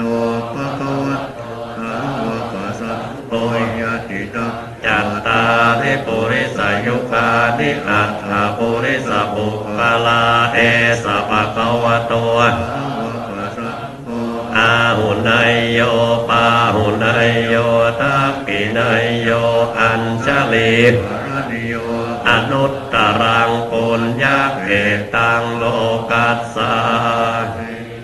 อังสหัส สัมมาปินิมมิตาสาอุทันตังกลีเมฆลังปุติตะโกรสเสนมารังตานาทิธรรมวิธินา คิตวามุนินโต โตตันเตสะสาภวตุเตจยมังคาลานิมาราติเรกมปิยุตสิสสัพปรัตติงโครัมปนารวะกรรมกรรมทัตตยักขังขันติสุทันตเวทินา คิตวามุนินโต ตันเตสะสาภวตุเตจยมังคาลานิ นานา หิริงขจาวลังอติมัตตปุทาวักกิจักกรรมสเนวสุทารุนันตังเมตตัมปุเสกวิตินาจิตตวา มุนินโตตัน สะสาภวตุเตจยมังคาลานิ โอเคนะ กัปกรรมติหัสสะสุทารุนันทาวันติโยจนะปะทังกุลิมาลวันตัง เอติปินะ กัตตมโนจิตตวามุนินโท ตันตัสสะภะวะตุ เตจยมังคาลานิ ปัตตวัน นะกัตตมุตตะลังปิวะกัปปินิยาจินจายะ ตุภะวะตานังทายะปะ ยมัจเจสันเตนะโสมเวทินา คิตวา มุนินโท ตันเตสัสสะ ภวตุเตจยมังคาลานิ สัจจังวิยมติสัจจ กวาตะเกตุงวาทาปิโรปิตมะนังอติอันทโภปัญญาปฏิปัจจาริโตจิตตวามุนินโท ตันเต สะสาภวตุเตจยมังคาลานินันโทปานัญจะโอจะกังวิภุตังมเหติเตนะเถระภูจะเกนะตัมมาปยันโตอิทธุปะเทสวิตินา ตวามุรินโต ตันเตสะสาภวตุเตจยมังคาลานิอาทิตติปุจเกนะสุตัตตา เม พรัมมังวิสุทธิจุติเมติภะอนัญญาณากเทนะวิธินาทิตวามุรินโตอันเตสัสสาวะตุเตยมังกาลานิเอตาปิพุทธจยมังกาลอัตตกาอายุวาสโนทินติเนสรเตตันเตหิตวานเนกวิวิธานิจุปัตตวานิโมกยนโรสปันโยมหาการุณิโกนาโทหิตายสัพพปานินังโปเรตวามีสัพพะปัตโตสัมโพธิมุตตะเอเตนะสัจจวันตุเตจยมังคลังจยันโตโพธิยามูเลสักกยาตโนเอวังตวังวิจโยทิตาปัลลังเกสีเสปตวิโปอภิเสเกสัพพบุญตานากัปปัตโตปโมตตสุปปาตังสุโหติตังสุขโนจะสุยิตังปัมมจาริสุปตัง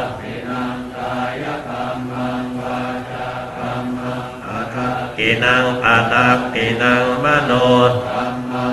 นิติเตปตักกินังปตักกินานิกัตตวานรปันตเตทัพกิเนชยันโตโพธิยามูเลสักกยานังนันติวัตตโนเอวังกวังวิจโยโหยจยาจุจยมะเรตปาลาทิตาปัลลังสีเสปตวิปุกะเลวิเศษสัพพบุญตานังอาภาปัตโตปโมตติสุนัขกัตตังสุมังคลังสุภัพสุติตังสุขโนสุโมโหโตจะสุยิทังปรัมมจาริวาจากัมมังปตักขินังปตักขินังมโนกัมมังปณิทิเตปตักขินังปตักขินานิกัตตวานรปันตเตปตักขิเนชยันโตโพธิยามูเลสักกยานังนันติวัตตโนเอวังตวังวิจโยโหยจยาสุตยะ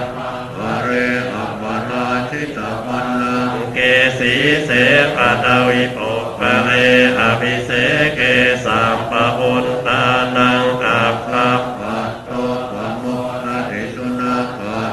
สุมังคลังสุปปาตังสุโหติตังสุขโนสุโมโหโตจะสุยิทังพรัมมจาริสุปตักขินังกายกรรมังวามังปตักขินังปตักขินังมโนมังปริติเตปตักขินาปตักขินานิกัตตปานรปันตเตปตักขิเนสัพพพุทธานุภาเวนะสัพพธัมมานุภาเวนะสัพพสังฆานุภาเวนะปุณตรัตนังธัมมรัตนังสังฆรัตตินังรัตนานังอานุภาเวนะจตุราสีติสหัสตมัคคันธานุภาเวนะปิตกาตายานุภานะจินสัพพะปะนุภาเวนะสัพเพเอโรภาสัพเพเตพยะสัพเพเต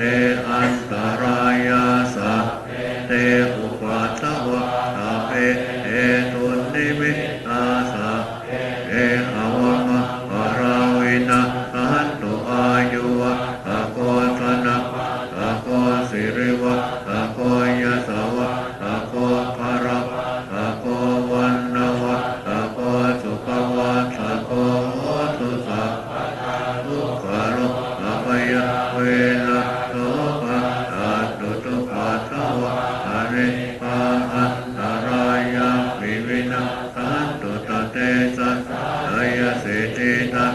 ราคังโสติภะคะยะสุขังปรังสิริอายุตวันโนตโมพุทธิตยสวาสตวาสาตอายุตติวสิทธิภวันตุเต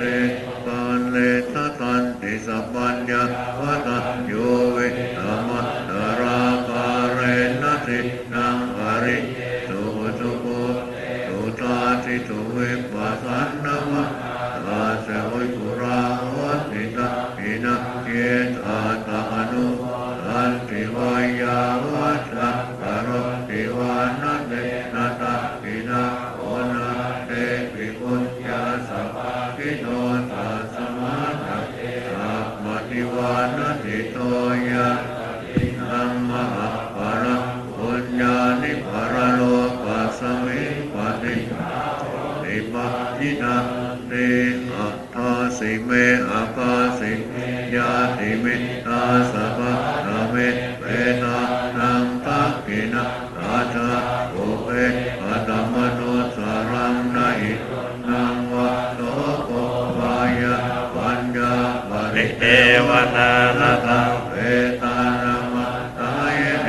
วังกิตันติยะตโยอายัญจะโพธังกินะกินนะตังกังอิสุปฏิติตาเทตารัตตังทิตายาสัทธานาโสอุปกัปปติโสยาติธัมโมหายะติกะติโตเปตานะโพจาจักตาภูราระปะรัญญวิโภธรรมโลกตินังตุมเหหิปุญญังอสุตังอนาปะการติ อัคคโตเวปัสสนานังอัคคังธัมมังวิจารณตังอัคเคพุทเทปัสสนานังอัคกินายเยอนุตตเรอัคเคธัมเมปัสสนานังวิลาภูปัสสเมสุเขอัคเคสังเคปัสสนานังปุญญเกเตอนุตตเรอัคคัสสมิงทานังปุญญภวะปฏิอัปปังอายุจวันโนจยโสหิติสุขปาระอาคัสสทาตาเมธาวีอาปะธัมมะสมาหิโตเทวะภูโตมนุษย์โตวะอาปัตโตปโมตติอายุโตปะระโตติโรวันนะโตปฏิภาณโตสุขัสสทาตาเมธาวิสุขโสอธิกัจจติอายุงทัตตวาพลังวันนังสุขันจะปฏิภาณโตทีคายุยัตวะโหติยัตยัตโถปปัจจติติยัสมิงปะเตเสกัปเปติวาสังปันติตาจาติโยสีลวันเตตะโอเจตวาสัญญเตพรหมริโนยาตัตตะเทวตาอาสุงตาสังอักขินามาทิเสตาปูจิตาปูจยันติมานิตามานายันตินังตะโตนังอนุกัมปติมาตาปุตตังวโอรสังเทวตานุกัมปิโตโปโสสัทธาปัตตรานิปัสสติยานิตาปุตตานิสัมมาคตานิภุมมานิวายานิวะอันตะเลเกสัพเพวะภูตาสุมาณาภวันตุอะโทปิสักกัจจสุนันตุภาสิสุภาสิตังกินจิปิโวภะเนมุปุญเยสตุปาตการังอภาปังธัมโมปะเทสังอนุการกาตัสมาหิภูตานิสัมเมตุสัพเปเมตตังกโรธรรมานุสิยาปัจจายโอเตสุพังกัตตปัตติกายติวาจรัตโตจารันติเยปะลิงตังอภิกังอมานาเตโขมนุสสาอนุกานุภาวาโอตาวิเศษเสนมหิตติกาจะอทิสสมานาเจยาตาตัสสมาหิเนรักกัตอัปปมัตตาธรรมยังตังคณิกป จเวคณปาอังปนามาเสย ปฏิสังขายโยนิโสจีวรังปฏิเสวามิ ยาวะ ปะเทวสิตัสสะปฏิฆาทายะ วุฒสัพปฏิฆาตายะดังสวัสดิ์สวัสดิ์ นาถปัสสิริง สัมมาสัมปัสสานังปฏิฆาตายะ ยาวะเทวะ หิริโกมินะ ปฏิจารณทัง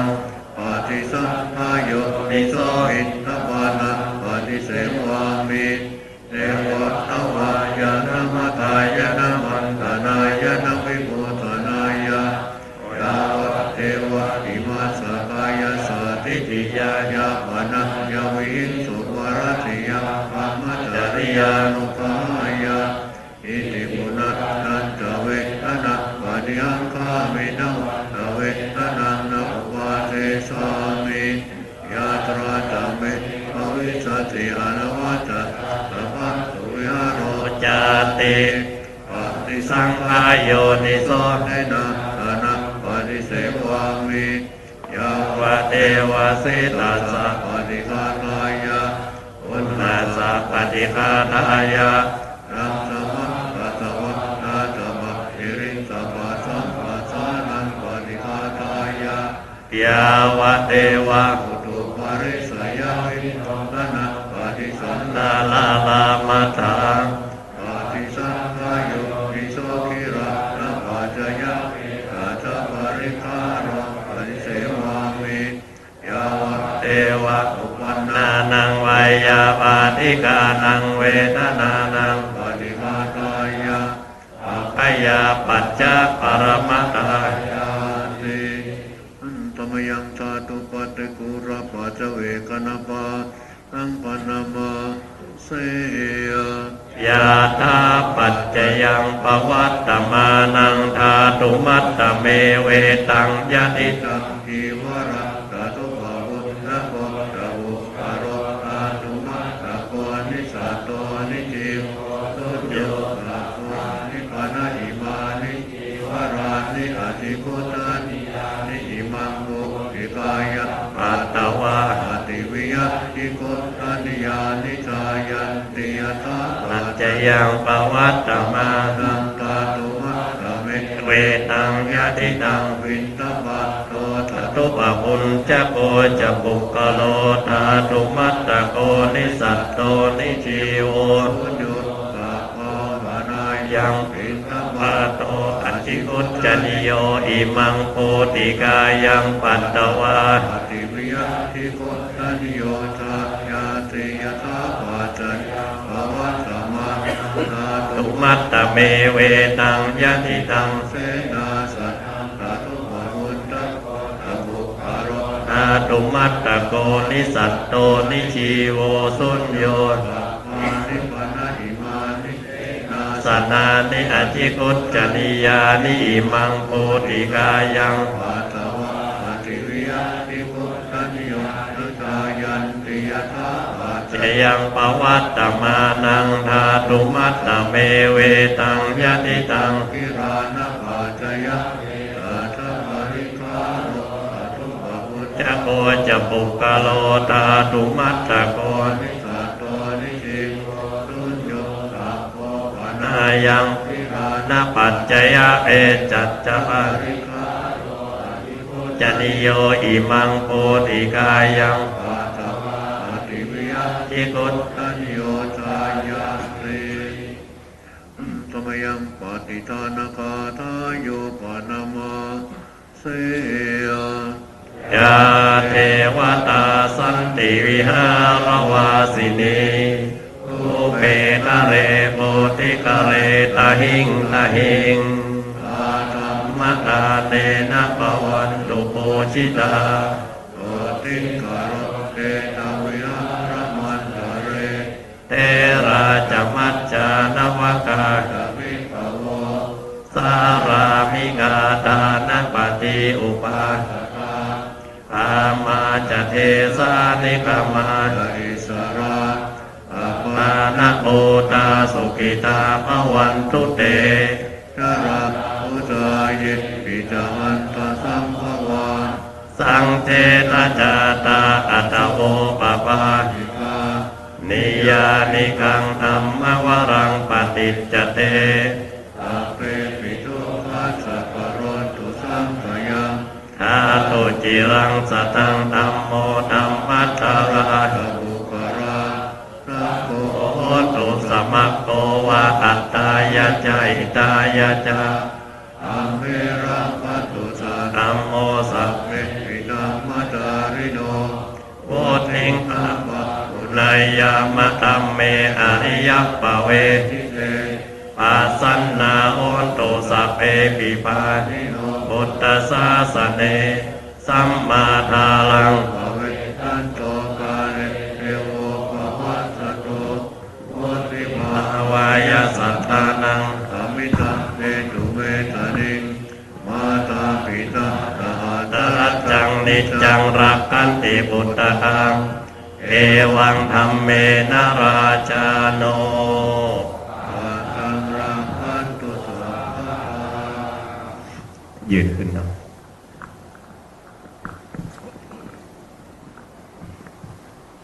น้องพี่น้องหาที่ดีๆที่มันเรียบๆหน่อยส้นเท้าชิดกันหัวแม่เท้าชิดกันฐานข้างล่างมันแคบไปนะความสมดุลมันน้อย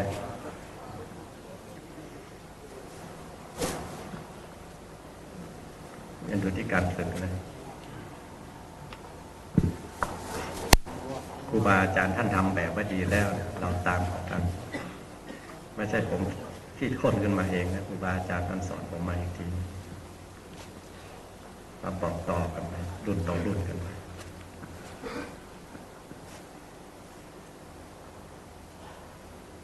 มาส้นเท้าชิดกันหัวแม่เท้าชิดกันฐานข้างล่างมันแคบเอาจมูกเราตรงกับสะดือหูตรงกับบ่าไหล่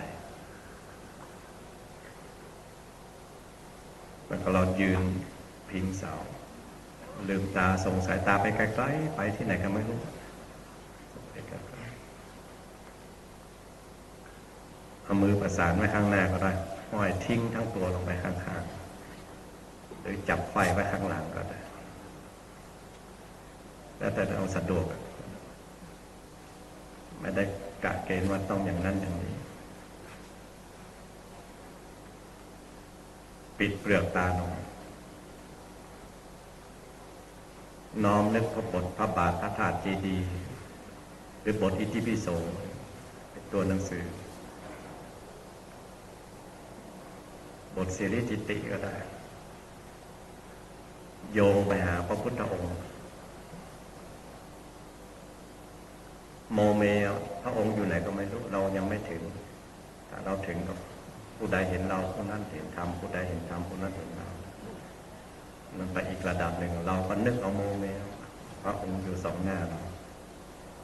โดยอาศัยภาพสัญลักษณ์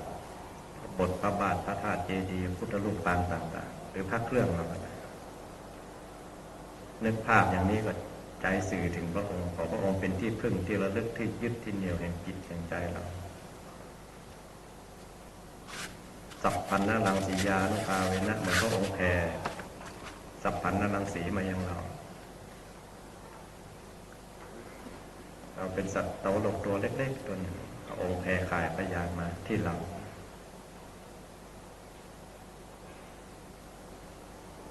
ใจลึกๆมันจะรู้สึกว่าอบอุ่น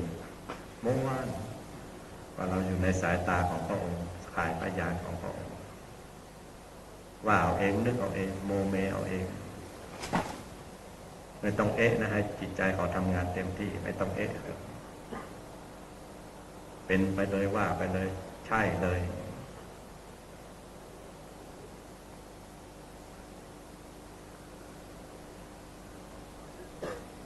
ก็นี่มันน้อมนึกที่กายใจเราไว้สูงๆมองดูกายต่อไปให้ทำเองเนาะให้ดูความเคลื่อนไหวยกเยกคำมั่มไปข้างหน้าหายไปข้างหลังเอียงซ้ายเอียงขวาหมุนตามเข็มนาฬิกาหมุนทวนเข็มนาฬิกาหรือจะเวียงไปทุกทิศทุกทางไม่เป็นทิศเป็นทางภาษาเหนือบอกว่าเวียงไปเลยก็มี ถ้ายืนดีๆพยายามอย่าขยับเท้านะถ้าขยับเท้าธาตุไฟมันจะหนีต้องอาศัยบารมีของพระองค์บัตอาตาปีขันติวิริยะที่พระองค์ได้สอนไว้อาราธนามาสู้กับเขา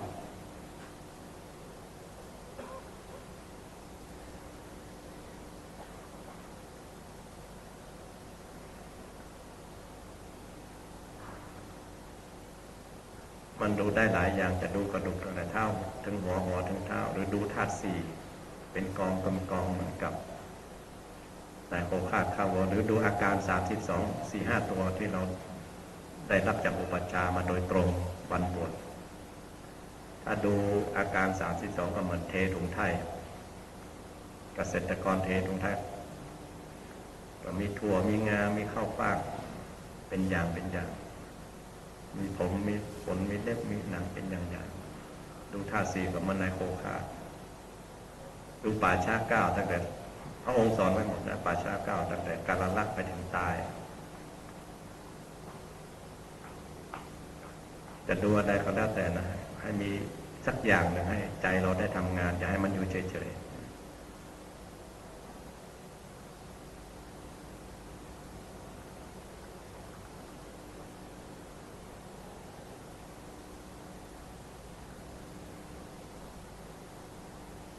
ดูไปนะดูไปดูอะไรก็ได้เป็นที่ตั้งของใจสักอย่างฐานกายมีอยู่6หมวด14ข้อลมหายใจ1อิริยาบถใหญ่1อิริยาบถย่อย1อาการ32 1ธาตุ4 1ป่าช้า9แค่เรายืนอย่างเดียวเนี่ยมีนะสติปัฏฐานกายมีตั้งหลายหมวดจะดูหมวดไหนก็ได้ดูไปน่าจะเงียบเสียง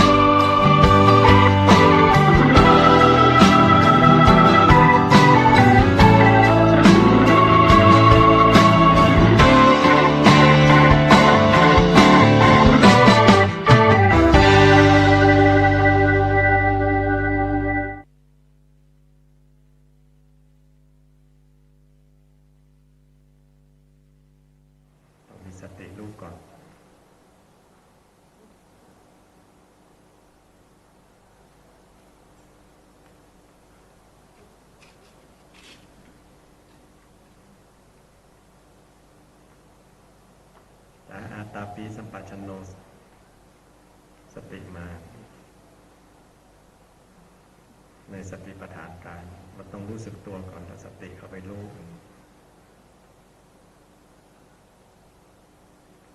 ถ้าไม่รวมเป็นหนึ่งมันต้องไม่รู้ฝึกเท่าไหร่นะรู้สึกตัวพร้อมสติตรงนั้นมันต้องไปอีกระดับหนึ่งรู้สึกตัวทั่วพร้อม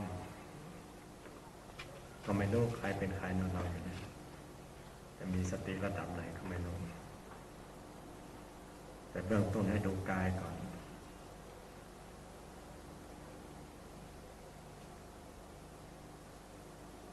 อย่าไปเกินเลยพระพุทธองค์ท่านนะพระองค์สอนไว้6 หมวด 14 ข้อสำหรับจะแตกแขนงเป็นร้อยนัยยะพันนัยยะอันนั้นตนัยก็แล้วแต่สติปัญญาของใครแต่หลักจริงๆมีลมหายใจหนึ่งเอาหนึ่งไว้ท้ายคือสำคัญเท่าเดียวกันหมดไม่ใช่1 2 3ลมหายใจ1อิริยาบถใหญ่1อิริยาบถย่อย1อาการ32 1ธาตุ4 1ปัจฉา9 6 หมวด 14 ข้อก็ทะลุทะลวงให้แจ้งตรงนี้ก่อน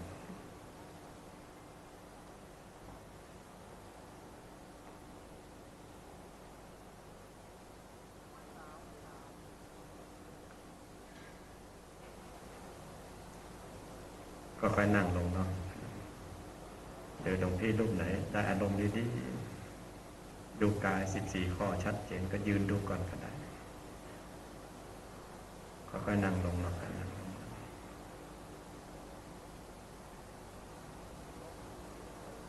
แต่ร่างกายมันนั่งลงไปไม่ใช่ใครนั่งไม่ใช่เรานั่งร่างกายมันนั่งลงไปตั้งความรู้สึกไว้ก่อนเป็นไม่เป็นไม่รู้ว่ามันไม่ใช่เราก่อนว่ามันกายมันนั่งลงไปนั่ง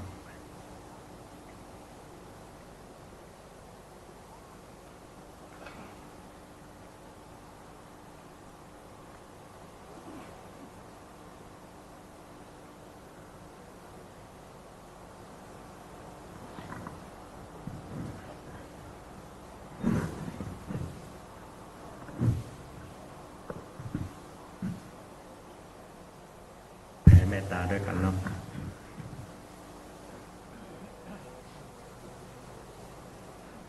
ไม่ใช่เราแผ่นะอ้างเอาคุณพระรัตนตรัยคุณครูบาอาจารย์คุณพระกรรมฐานกายคตาสติข้อใดข้อหนึ่งอย่างน้อยก็ข้อที่ยืนอิริยาบถยืนขออานุภาพขอบุญกุศลขอเราขอก่อน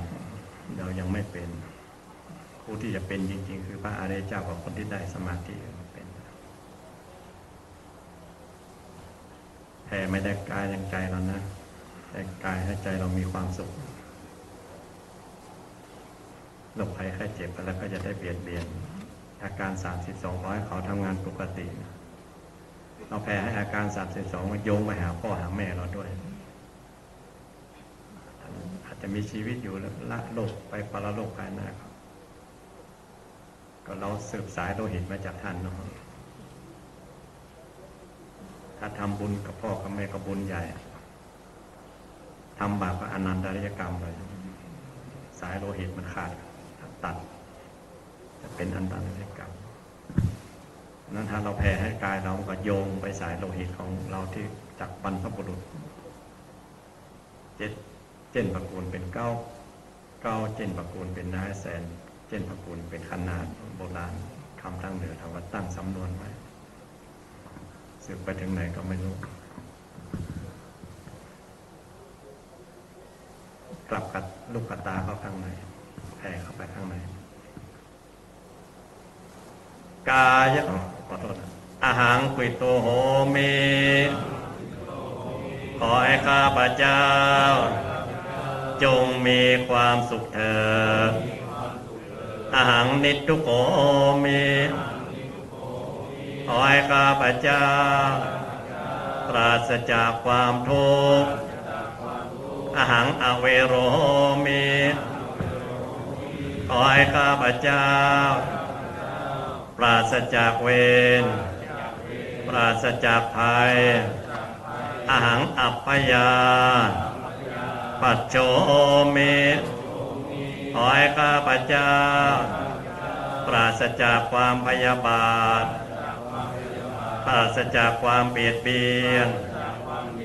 อหังอนิโหมิขอให้ข้าพเจ้าปราศจากความทุกข์กายทุกข์ใจสุขีอัตตานังปริหารามิ ปริหารามิ ขอให้ข้าพเจ้า ขอให้ข้าพเจ้า จงมีแต่ความสุขกายสุขใจ มีแตบาสุขกายสุขใจ รักษาตนของข้าพเจ้า รักษาตนของข้าพเจ้า ให้พ้นจากทุกภัยทั้งสิ้นเถิ ให้พ้ ด นจากทุกภัยทั้งสิ้นเถิด เราส่งความปรารถนาดีให้แก่กายแก่ใจเราอย่างไรก็ส่งความปรารถนาดีอย่างนั้นไปยังสรรพสัตว์ทั้งหลายเป็นกลุ่มๆไปนะ12 จำพวกสัพเพสัตตา เอสัตตา หมู่สัตว์ทั้งปวง สัตว์ทั้งปวง สัพเพปานา สัพเพปานา หมู่สัตว์ที่มีลมปราณทั้งปวง สัตว์ที่มีลมปราณทั้งปวง สัพเพภูตา สัพเพภูตา หมู่พูดทั้งปวง พูดทั้งปวง สัพเพปุกกะลา สัพเพปุครา บุคคลทั้งหลายทั้งป บุคว ง คลทั้งหลายทั้งปวง สัพเพอัตตภาวะ สัพเพอัตตาภาวะ ปริยาปันนา อริยปนา หมู่สัตว์เกี่ยวเนื่อง สัตว์เกี่ยวเนื่อง โดยอัตภา ด้ว พ ยอัตภาพ ลมปราณทั้งป โร ว ง ง พยาบาลทั้งปวง สัพพะอิทธิโย สัพพาอิทธิโย สตรีทั้งหลายทั้งป ส ว ตรี ง ทั้งหลายทั้งปวง สัพเพปุริสา สัพเพปุริสา บุรุษทั้งหลายทั้งป ร ว ว ง มทั้งหลายทั้งปวง สัพเพอริยา สัพเพอริยา พระอริยเจ้าทั้งหลายทั้งป พ ว ระ ง อริยเจ้าทั้งหลายทั้งปวง สัพเพอนาริยา สัพเพอนาริยา ปุถุชนทั้งหลายทั้งป ปุ วง ถุชนทั้งหลายทั้งปวง สัพเพเทวา สัพเพเทวา หมู่เทวดาทั้งหลายทั้งป ห ว มู่ ง เทวดาทั้งหลายทั้งปวง สัพเพมนุษสา สัพเพมนุษสา หมู่มนุษย์ทั้งหลายทั้งป หมู่ วง มนุษย์ทั้งหลายทั้งปวง สัพเพวินิปาติกา สัพเพวินิปาติกา หมู่สัตว์นรกทั้งหลายทั้งป หมู่ วง สัตว์นรกทั้งหลายทั้งปวง อเวราโอนโต เวลาโหนโต จงเป็นสุขเป็นสุขเถิ จ ด งเป็นสุขเป็นสุขเถิด อย่าได้มีเวรมีภัย อย่าได้มีเวรมีภัย แก่กันและกันเล แก่ ย กันและกันเลย อัปปยาปัจจาโอนโต พยาปชาโหนโต จงเป็นสุขเป็นสุขเถิ จง ด เป็นสุขเป็นสุขเถิด อย่าได้มีความพยาบา อย่า ท ได้มีความพยาบาท เบียดเบียนกันเล เบี ย ยดเบียนกันเลย อะนีขาโอนโต อานิคาโหนโต จงเป็นสุขเป็นสุขเถิ จ ด งเป็นสุขเป็นสุขเถิด อย่าได้มีความทุกข์กายทุกข์ใจเล อย่าย ได้มีความทุกข์กายทุกข์ใจเลย สุขีอัตตานัง สุขีอัตตานัง ปาริหารันโต ปริหารันโต ขอให้สรรพสัตว์ทั้งหลา ขอให้ ย สัพพะสัตว์ทั้งหลาย ทุกจำพวก ทุกทั้งปวง ทุกตัวตน ประมาณ จงมีแต่ความสุขกายสุขใจ จักวาลสุขกายสุขใจ รักษาตนของตน รักษาตนของตน ให้พ้นจากทุกภัยทั้งสิ้นเถิ ให้ ด พ้นจากทุกภัยทั้งสิ้นเถิด รัตติมายา รัตติมายะ ทิสายา สายะ สัพเพเทวา สัพเพเทวา สุขีโอนโต ขีโหนโต ขอให้หมู่เทวดาทั้งหลา ขอย ให้หมู่เทวดาทั้งหลาย อยู่ทิศตะวันออ อก ยู่ทิศตะวันออก จงเป็นสุขเป็นสุขเถิ เป็ ด นสุขเป็นสุขเถิด ปัจฉิมายา ปฏิมายะ ทิสายา สายะ สัพเพเทวา เปเทวา สุขีโอนโต ขีโหนโต ขอให้หมู่เทวดาทั้งหลา ขอให้ ย หมู่เทวดาทั้งหลาย อยู่ทิศตะวันตก อยู่ทิศตะวันตก จงเป็นสุขเป็นสุขเถิ จง ด เป็นสุขเป็นสุขเถิด อุตตรายา สารายะ ทิสายา สายะ สัพเพเทวา เปเทวา สุขีโอนโต ขีโหนโต ขอให้หมู่เทวดาทั้งหลา ขอให้ ย หมู่เทวดาทั้งหลาย อยู่ทิศเหนื อ อ ยู่ทิศเหนือ จงเป็นสุขเป็นสุขเถิ จงเป็ ด นสุขเป็นสุขเถิด ทักขินายา ขีนายะ ทิสายา สายะ สัพเพเทวา เปเทวา สุขีโอนโต ขีโหนโต ขอให้หมู่เทวดาทั้งหลา ขอย ให้หมู่เทวดาทั้งหลาย อยู่ทิศใต้ อยู่ทิศใต้ จงเป็นสุขเป็นสุขเถิ จ ด งเป็นสุขเป็นสุขเถิด ปุรัตถิมายา รัตติมายะ อนุดิสายา นุติสายะ สัพเพเทวา เปเทวา สุขีโอนโต ขีโหนโต ขอให้หมู่เทวดาทั้งหลา ขอให้ ย หมู่เทวดาทั้งหลาย อยู่ทิศตะวันออกเฉียงใต้ ทิศตะวันออกเฉียงใต้ จงเป็นสุขเป็นสุขเถิ จง ด เป็นสุขเป็นสุขเถิด ปัจ ชิมายะ ปัจฉิมายะ อนุดิสายะ อนุทิสายะ สัพเพเทวา เปเทวา สุขิโอนตุ เทวตุ ขอให้หมู่เทวดาทั้งหลาย หมู่เทวดาทั้งหลาย อยู่ทิศตะวันตกเฉียงเหนือ ทิศตะวันตกเฉียงเหนือ จงเป็นสุขเป็นสุขเถิด เป็นสุขเป็นสุขเถิด อุตตรายะ ตารายะ อนุดิสายะ อนุทิสายะ สัพเพเทวา เปเทวา สุขิโอนตุ เทวันตุ ขอให้หมู่เทวดาทั้งหลาย หมู่เทวดาทั้งหลาย อยู่ทิศตะวันออกเฉียงเหนือ ทิศตะวันออกเฉียงเหนือ จงเป็นสุขเป็นสุขเถิด เป็นสุขเป็นสุขเถิด ทักขินายะ ขีนายะ อนุดิสายะ อนุทิสายะ สัพเพเทวา เปเทวา สุขิโอนตุ เทวันตุ ขอให้หมู่เทวดาทั้งหลาย หมู่เทวดาทั้งหลาย อยู่ทิศตะวันตกเฉียงใต้ ทิศตะวันตกเฉียงใต้ จงเป็นสุขเป็นสุขเถิด เป็นสุขเป็นสุขเถิ อุ ด รัตถิมายะ รัตติมายะ ทีสายะ สายะ สัพเพเทวา เปเทวา สุขิโอนตุ เทวันตุ ขอให้หมู่เทวดาทั้งหลาย หมู่เทวดาทั้งหลาย อยู่ทิศบูรพา ทิศบูรพา จงเป็นสุขเป็นสุขเถิด เป็นสุขเป็นสุขเถิด อุรัตถิมายะ ติมายะ อนุดิสายะ อนุทิสายะ สัพเพเทวา เปเทวา สุขิโอนตุ เทวันตุ ขอให้หมู่เทวดาทั้งหลาย หมู่เทวดาทั้งหลาย อยู่ทิศอาคเนย์ ทิศอาคเนย์ จงเป็นสุขเป็นสุขเถิด เป็นสุขเป็นสุขเถิด ทักขินายะ ขีนายะ ทีสายะ สัพเพเทวา เปเทวา สุขิโอนตุ เทวันตุ ขอให้หมู่เทวดาทั้งหลาย หมู่เทวดาทั้งหลาย อยู่ทิศทักษิณ อยู่ทิศทักษิณ จงเป็นสุขเป็นสุขเถิด เป็นสุขเป็นสุขเถิด ทักขินายะ ขีนายะ อนุดิสายะ อนุทิสายะ สัพเพเทวา เปเทวา สุขิโอนตุ เทวันตุ ขอให้หมู่เทวดาทั้งหลาย หมู่เทวดาทั้งหลาย อยู่ทิศโหรดี ทิศหรดี จงเป็นสุขเป็นสุขเถิด เป็นสุขเป็นสุขเถิด ปัจฉิมายะ ติมายะ ทิสายะ สายะ สัพเพเทวา เปเทวา สุขิโอนตุ เทวันตุ ขอให้หมู่เทวดาทั้งหลาย หมู่เทวดาทั้งหลาย อยู่ทิศประจิม อยู่ทิศปัจจิม จงเป็นสุขเป็นสุขเถิด เป็นสุขเป็นสุขเถิด ปัจฉิมายะ ติมายะ อนุดิสายะ อนุทิสายะ สัพเพเทวา เปเทวา สุขิโอนตุ เทวันตุ ขอให้หมู่เทวดาทั้งหลาย หมู่เทวดาทั้งหลาย อยู่ทิศพายัพ อยู่ทิศพายะ จงเป็นสุขเป็นสุขเถิด เป็นสุขเป็นสุขเถิด อุตตรายะ สายะ ทีสายะ สายะ สัพเพเทวา สุขิโอนตุ เทวันตุ ขอให้หมู่เทวดาทั้งหลาย หมู่เทวดาทั้งหลาย อยู่ทิศอุด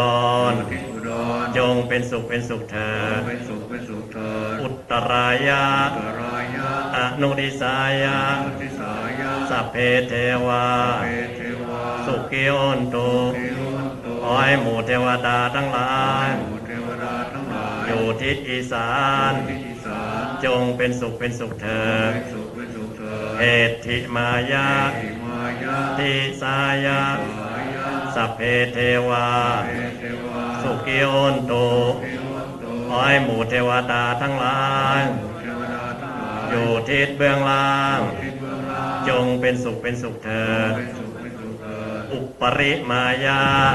มายะ ทิสายะ สายะ สัพเพเทวา เปเทวา สุขิโอนตุ เทวันตุ ขอให้หมู่เทวดาทั้งหลาย หมู่เทวดาทั้งหลาย อยู่ทิศเบื้องสูง ทิศเบื้องสูง จงเป็นสุขเป็นสุขเถิด สุขเป็นสุขเถิด อย่าได้มีเวรมีภัย มีเวรมีภัย แก่กันและกันเลย กันและกันเลย จงเป็นสุขเป็นสุขเถิด เป็นสุขเป็นสุขเถิด อย่าได้มีความพยาบาท มีความพยายาม เบียดเบียนกันเลย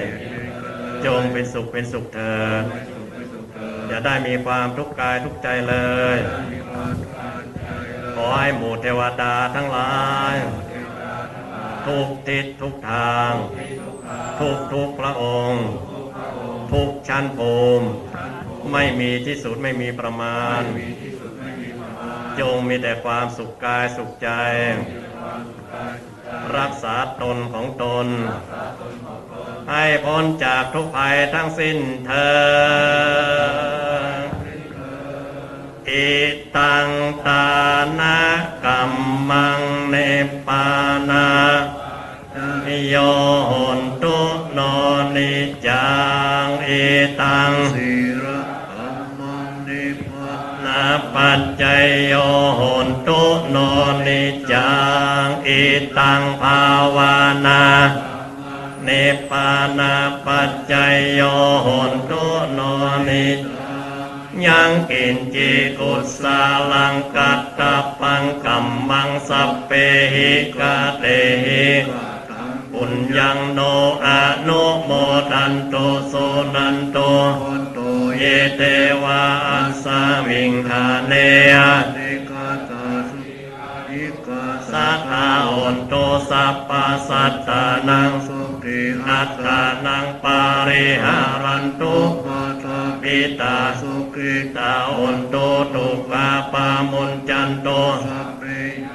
กา สุกิตาโอนโตตุกาปามุนจันโต สัพเพอะยาติกาสุกิ กิตาโอนโตตุกาปามุนจันโต สัพเพปิสา สัพเพยัคฆาสัพเพเปตาสุกิตาโอนโตตุกาปามุน จันตุสัพเพนาคาตา สุกิตาโอนโตตุกาปามุนจันโต เทวาสุกิ กิตาโอนโตตุกาปามุนจันโต สัพเพอาจาริโยปัจจายาสุกิ ตาโอนโตตุกาปามุนจันโต บาดินัง สามีจันตุโวคุกเข่าเนาะ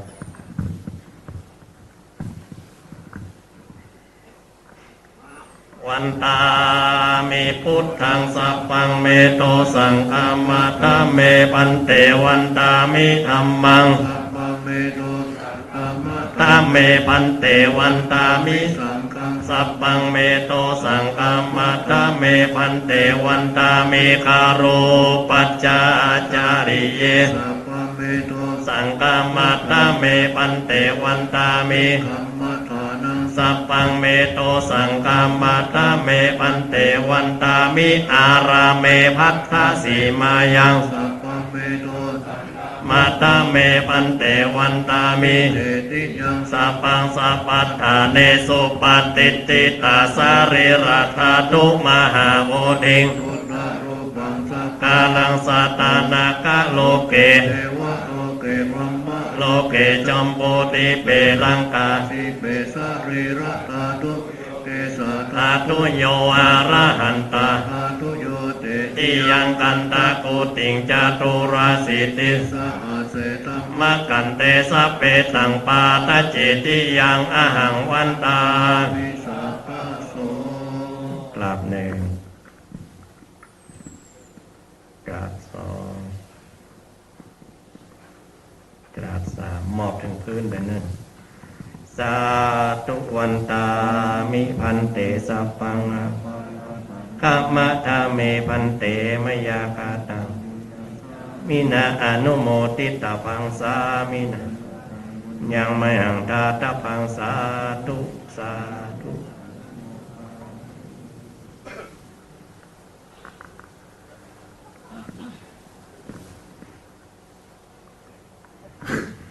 ถ้าสว่างก็เป็นอภาละโหหลวงพี่ที่ใหม่ๆก็ท่องศัพท์คำนี้ไว้เนี่ยศัพท์พินัยของเราโดยเฉพาะหรือหลวงพี่รูปเดียวที่ใส่ประค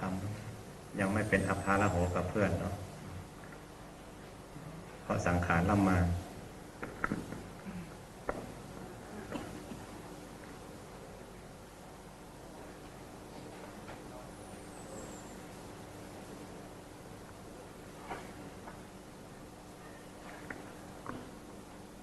จริงอยากจะเล่าอะไรหลายๆเรื่องมันออกวิทยุเดี๋ยวมันเป็นสาธารณะพูดไปพูดมาว่าอวดอุตริกันวันนี้มันฝันดีๆหลายเรื่อง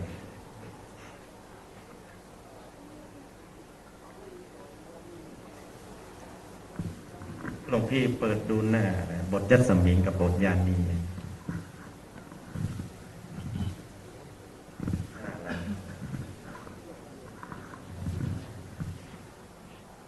136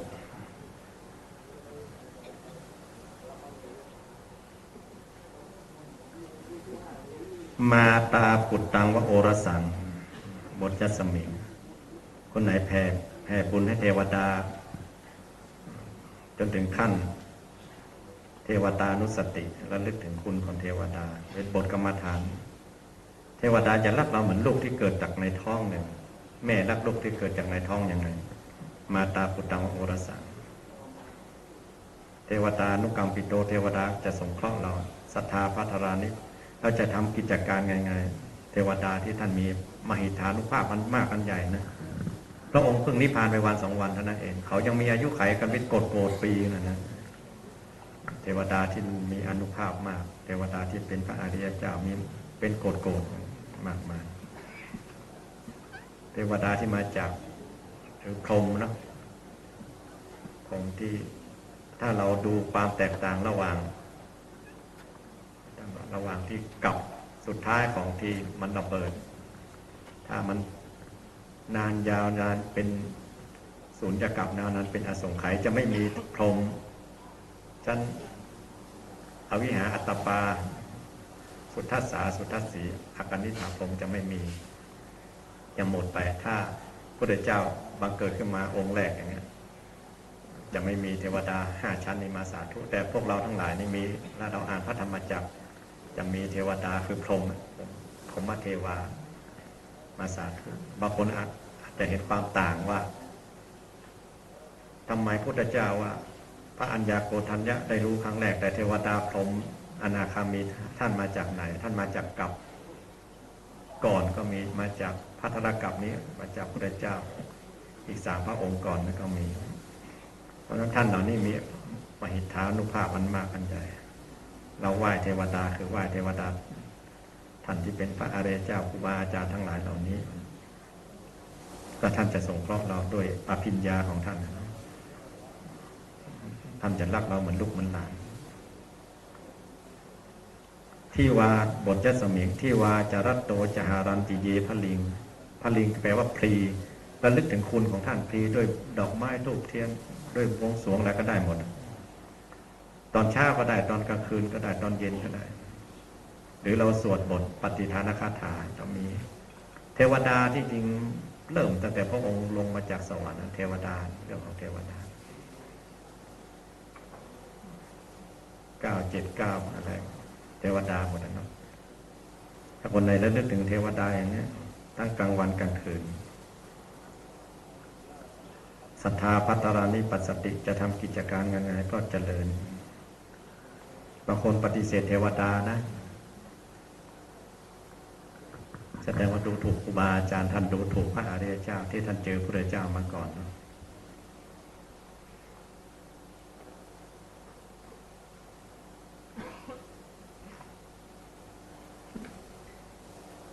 หลวงพี่เคยอ่านเรื่องท้าวเวสสุวรรณไปเจอกับนางกิติยาไหมนางกิติยาเนี่ยแกเป็นคนใจบุญเนาะเช้ามาก็ทำอาหารการกินแต่นึกถึงแต่พระอยากจะทำบุญกับพระคนใช้ในบ้านมีเป็นร้อยเป็นพันวันหนึ่งโจรมาปล้นวันโจร500มาปล้นนางกิติยาพาลูกน้องพาอะไรบริวารไปเฝ้าพระองค์ที่วัดเหลือคนเฝ้าบ้านไม่กี่คนโจรมันจับมัดหมดเลยแต่คนหนึ่งมันหนีไปได้มันมีช่องลับหรือมีอุโมงค์ไงว่าคนเศรษฐีโบราณเขาทำแล้วก็หนีไปได้ไปบอกไปกระซิบนายโจรปล้นบ้านเรานางกิติยาก็บอกคนใช่ไหมหาอริยทรัพย์จากพระองค์นี้มีสาระมากกว่าทรัพย์สมบัติโจรอยากได้อะไรก็ให้มันไปเลยอันนี้โจรหัวหน้าโจรมันไปอยู่กับลูกน้องที่ปล้นมันมาอยู่ดูว่าเจ้านายทางนี้มันว่ายังไงเป็นสายเลยพอได้ยินอย่างนั้นมันคิดเอาเองนะมันว่าทรัพย์สมบัติเศรษฐีขนาดนี้เขาทิ้งเหมือนกับน้ำลายที่อยู่ในปากบ้วนทิ้งเขาไม่เสียดายขนาดนั้นเราจะไปเอาซากเอาเดนเขาทำไมภาษาเนี่ยก็ล่อมแรมเนี่ยนะคือออกไปกลับไปตรงนู้นขนทรัพย์สมบัติเศรษฐีให้กลับไปเหมือนเดิม มีความสลดใจขนาดนั้นก็เลยพาพวกไปบวชเป็นพระอรหันต์เลยมันดูที่ขนาดโจรนะไปบวชเป็นพระอรหันต์โจรที่ปล้นบ้านนางกิติยานางกิติยาไปไหนถ้าพระเวสสุวรรณท้าวเวสสุวรรณเจอนางกิติยาจะถ้าบ้านเฮาถ้าเหมือนกับพลทหารเจอนายพลหญิงอะไรเงี้ยนะจะเอามือกุมข้างหน้าแล้วก็เดินค้อมหลังนิดหนึ่งตามหลังนางกิติยาต้อยท้าวเวสสุวรรณไม่ใช่ธรรมดาท้าวมหาราชทั้งสี่พญาโพธิ์ดูพวกยักษ์พวกพีพวกเพนเห็นท้าวเวสสุวรรณนี่สั่นพับเลยกลัวตบะของท่านนี้เทียบกับหมาหรือม้าต่างโบราณเรียกว่าม้าต่างเข้าไปในป่าเสือมันเวลามันผ่านที่ไหนมันจะเยี่ยวแสดงอาณาเขตของมันม้าที่มันลากเกวียนได้เป็นเล่มเกวียนเป็นเล่มพอได้กินเสือขาวอ่อนเลยว่างั้นพับลงไปแล้วอี้เลยมันแพ้ตบะเสือหมาก็แล้วเดินไม่เป็นร้องเองเลยท้าวเวสสุวรรณเป็นพระโสดาบันพอเห็นนางกิติยาตบะของนางกิติยาเดินตามต้อยเรียกนางกิติยาว่าพี่สาว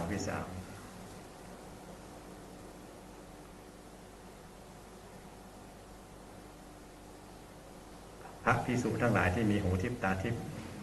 ยังไม่ถึงเป็นพระอริยเจ้าเห็นท้าวเวสสุวรรณเดินตามหลังนางกิติยาต้อยมันเด็กน้อยตามผู้ใหญ่ก็ไปถามพระองค์เขานับถือกันโดยคุณธรรม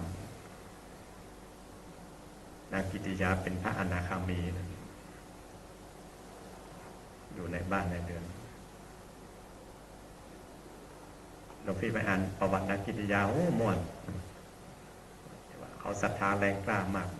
ถึงแม้จะอยู่ในบ้านในเรือนแต่เป็นผู้ไม่ครองเรือนแล้วทำบุญทุกวันจนโจรมันมาเห็นนะทรัพย์สมบัติมากมายทิ้งไว้อยู่บ้านนะไปวัดกัน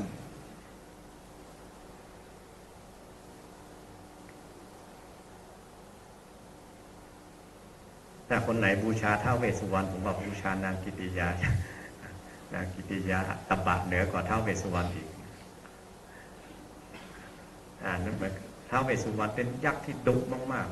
ๆที่ว่ามันก็ที่ว่าหมามันแพ้ตบะเสือหรือม้าต่างโบราณม้าต่างแพ้ตบะเสือเช่นเดียวกันว่าท้าวเวสสุวรรณแพ้ตบะของนางกิติยาฉันนั่นเหมือนกันหรือตอนที่พระเจ้าประเสฐที่โกศลสร้างอาสัตถิสถานที่บุญที่ยิ่งใหญ่ที่สุดในพระศาสนานี้ไม่มีใครเท่ามีช้างตกมันตัวหนึ่งใครก็เอาไม่อยู่เขาเลยแนะนำให้พระองค์กุลิมานช้างตัวนั้นเยี่ยวแตกหนึ่งทั้งขี้ทั้งถ่ายเห็นตบะของพระพระองค์กุลิมานแพ้ตบะกันแพ้ตบะนี่มันไม่มีเหตุผล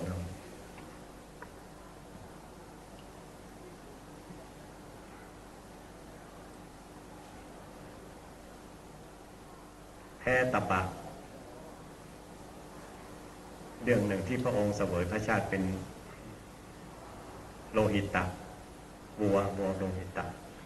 มหาโลหิตะกับจุลโลหิตะเรื่องของภิกษุที่อยากจะศึกไปบิณฑบาตไปเห็นสาวน้อยก็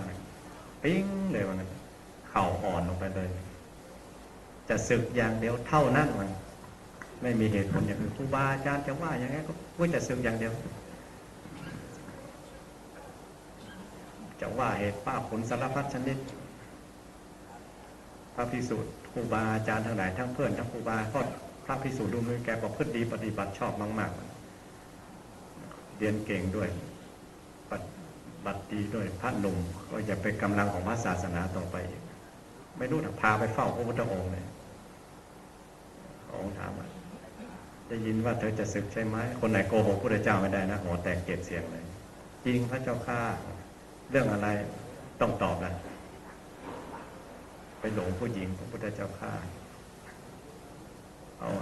ก่อนจะศึกก็ฟังเราก่อนพระองค์ก็เล่าเรื่องเอาตีละครั้งไล่นะ ปีหน้ามาฟังกันแล้วกัน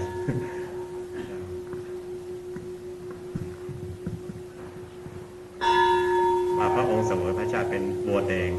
ตัวพี่พระอานนท์นี่คือบัวแดงตัวน้องคือพี่กับน้องไล่ตามกันมาอย่างนั้นแต่พอโตขึ้นมาโตเสมอกันก็ลากเกวียนให้ชาวนาโอ้ลำบากยากเข็นมาก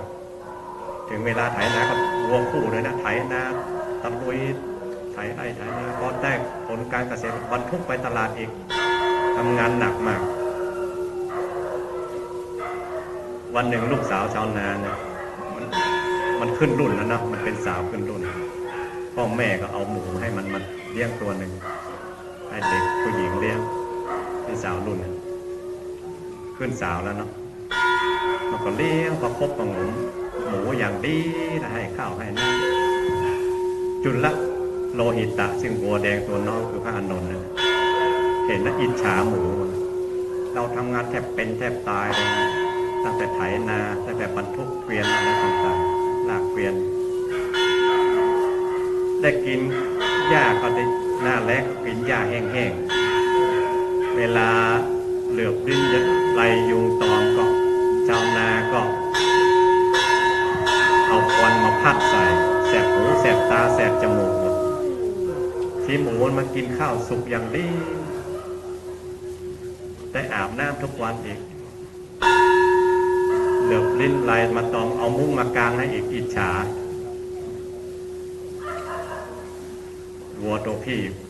พูดตามภาษาชาวบ้านนะภาษาพระสูตรเขาว่าอีกอย่างก็เรียกไอ้น้องเรื่องนี้มันเรื่องมันยาวรอดูไปก่อนมันเรื่องมันยาวนานปานนานปะโอ้ยิ่งประคบประผมพระอานนท์วัวพระอานนท์ตอนนั้นก็อิจฉาใหญ่เลยบอกให้พี่อีกแล้วมันก็กินอย่างดีนอนอย่างดีไม่ได้ทำงานกลางเราทำงานขนาดหนักขนาดนี้หน้าแรงมากินหญ้าแห้งๆแสบหูแสบตาควรพัดใส่เราเองหมูมันได้แต่กินนอนแต่นอนมุ้งอย่างดีแต่กินข้าวสุกอย่างดีพี่ชายกระบาดซ้ำสองไอ้น้องเรื่องนี้มันยาวคอยดูไปกันคอยดูไปก่อนพี่เห็นมาเยอะแล้วพอถึงวันแต่งงานเราเตรียมตัวกันจะเลี้ยงฉลองผู้หญิงคนนี้ก็มาอาบน้ำให้หมูมันคุ้นตั้งแต่เลี้ยงมาเด็กๆคนนั้นเลี้ยงตัวเล็กร้องอีกแป่งหางแกงหูพอผู้หญิงคนนี้อาบน้ำให้หมูเรียบร้อยกลับไปทีคราวนี้เอามือซ่อนไว้ข้างหลังหมูมันสะอาดเรียบร้อยเดียวเข้ามาคุกคีกับผู้หญิงก็ถือมีดยาวเป็นศอกมันมีดที่คนลำปางคนแพร่ขายวับเสียบเข้าไปที่ศอกคอชวบเข้าไปจนงัวพระอานนท์หลับตาปีเลยพี่เราได้กินหญ้าแห้งๆก็ดีแล้วเนาะไม่อิจฉาแล้วเราได้กินหญ้าแห้งก็ดีแล้วแต่คนไหนได้ยินพระองค์เล่าแต่ว่าเอกคตาลงคือเป็นไปเลยว่างั้นพระลูกนี้เห็นตัวเองเป็นหมูผู้หญิงที่ตัวเองหลงเป็นผู้หญิงคนนั้นแทงซั่วของเองก็ตายพร้อมกับสักกายทิฏฐิคิปปะปิญญาเกิดได้เป็นพระอรหันต์ตอนนั้นเลยทำไมว่าคนฟังธรรมของพระองค์ถึงได้สำเร็จธรรมก็เพราะว่ามันเป็นเอกคตาลมไปเลยคือเป็นไปเลยเห็นตัวเองเป็นหมูโดนเสียบชั่วกับตายพร้อมสักกายทิฏฐิก็ถล่มทลายเลยคิปปะปิญญาเกิด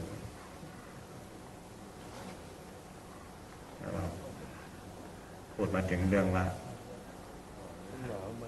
มันตบะมันแพ้กันมันแพ้ทางกันพระหนุ่มรูปนี้ไปบิณฑบาตเห็นปิ้งเลยมันไม่มีเหตุผลเขาอ่อนเลยจะสึกอย่างเดียวเท่านั้นคนอื่นก็ช่วยไม่ได้แต่เข้าข่ายพระองค์แล้วมีพระองค์เป็นกัลยาณมิตรอันเลิศในโลกนี้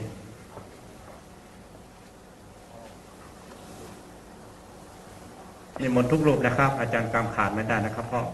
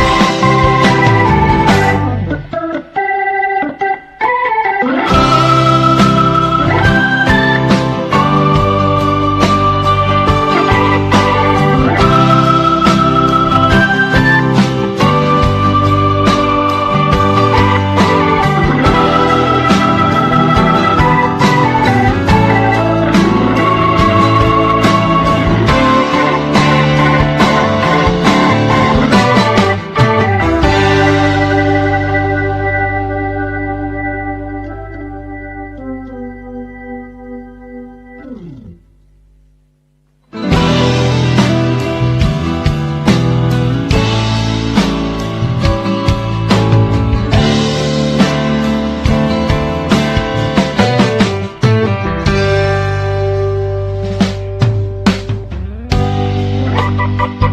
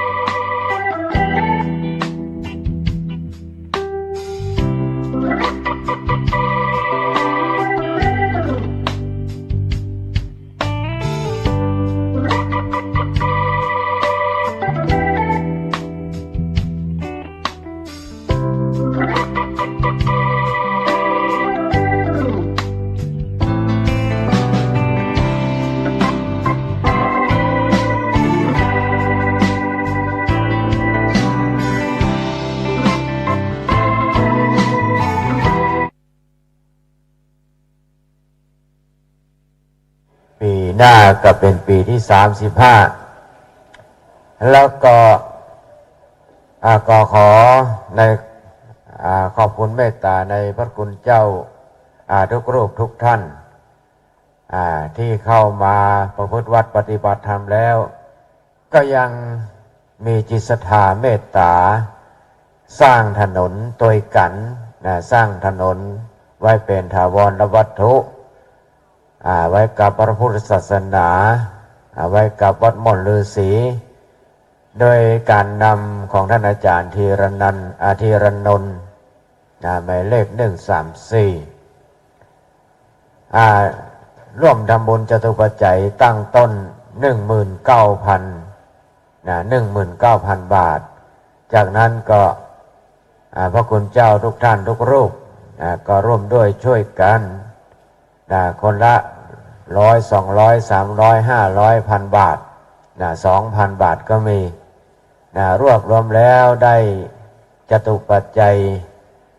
รวมแล้วประมาณ 48,000ประมาณนั้นเนาะเพราะว่าในยอดบัญชีที่โอนเข้าบัญชีหลวงพ่อผมก็ไม่รู้ไม่ทราบแต่ว่าที่โอนมาก็คือเป็นยอด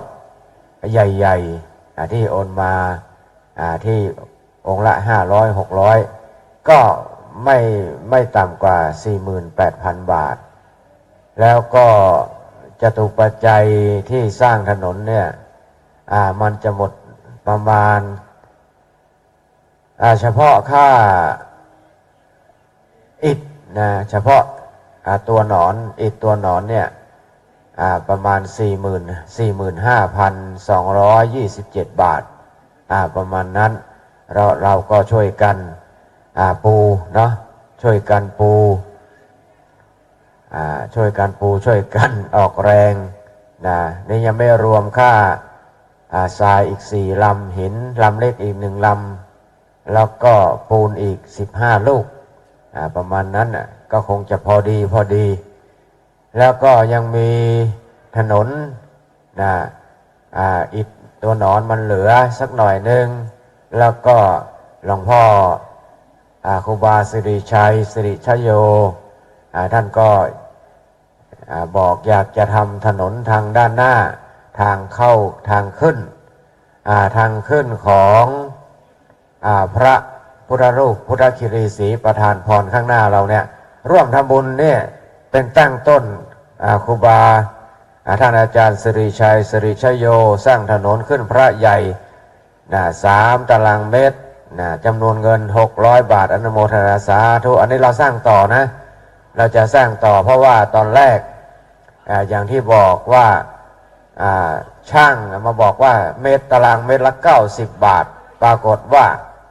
ทางร้านบอกว่าไม่ใช่90 บาทนี่ไม่ใช่190 บาทเราก็นึกว่ามันจะได้ข้างหน้าด้วยนะก็เลยพระต้องหาใหม่เดี๋ยว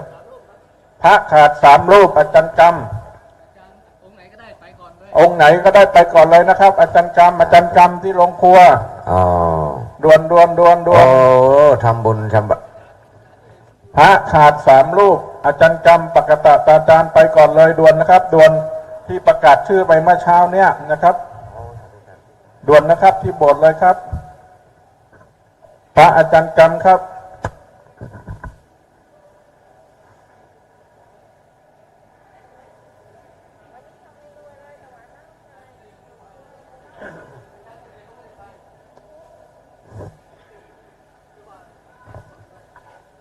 ขอกราบอนุโมทนาในเมตตาบารมีธรรมของท่านอาจารย์พระพงศกรคัมภีระปัญโย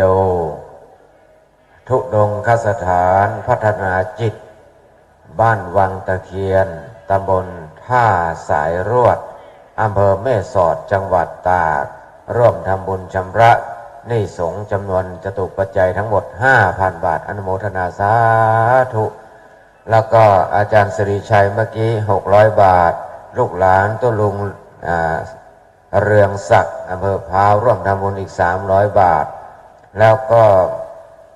แม่พันนอมเนตรสุวรรณศรีโพธารามทำบุญร่วมกับทำบุญสร้างตัวหนอนสร้างถนนสร้างถนนวัดม่อนฤาษีทางที่ขึ้นไหว้พระเจ้าทันใจ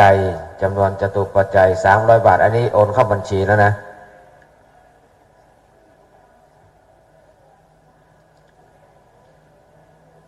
โอนเข้าบัญชีของหลวงพ่อพระครูสุเมธธรรมเสวีเรียบร้อยแล้วก็ขออนุโมทนากับญาติโยมที่อยู่ทางบ้านก็ดีตัวลุงยองมาแล้วโฆษกเอกแต่ว่าหาย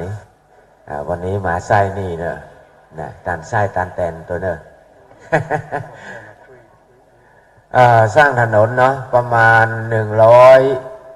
150 ตารางเมตรเหลืออีกประมาณ150 ตารางเมตรความกว้าง6 เมตรยาว25 เมตรรวมแล้วจะใช้ตัวหนอนหมด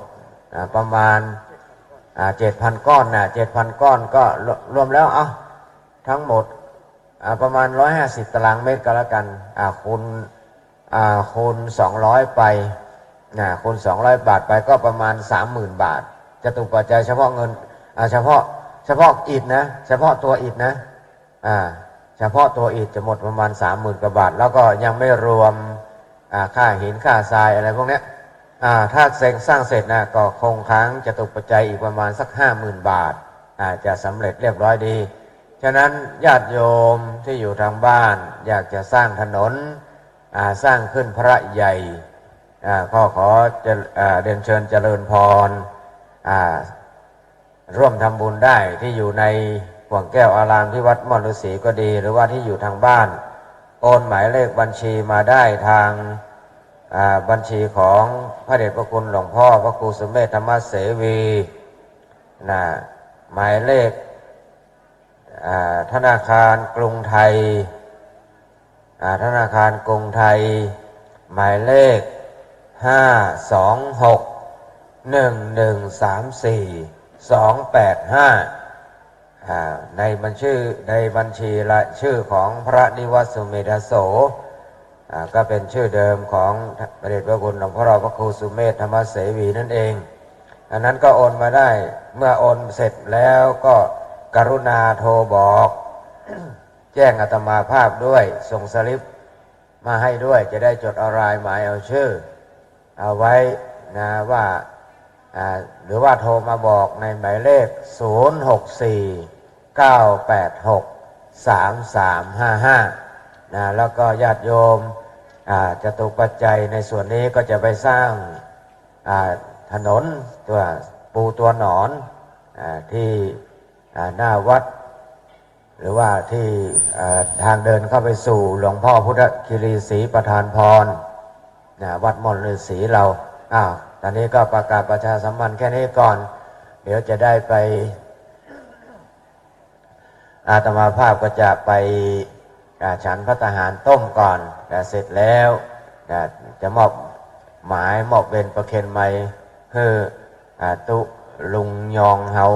ตุลุงชัยวัฒนาคเสโนเป็นโฆษกต่อไปเสร็จแล้วก็จะผัดเปลี่ยนเวียนกันถ้าตุลุงจะอยากจะฉันหิวมาแล้วก็อาตมาภาพก็จะมาเปลี่ยนอีกครั้งหนึ่งตอนนี้ก็กราบนิมนต์หลวงพ่อสนันหลวงพ่อสมุชัยวัฒนาคเสโนเป็นโฆษก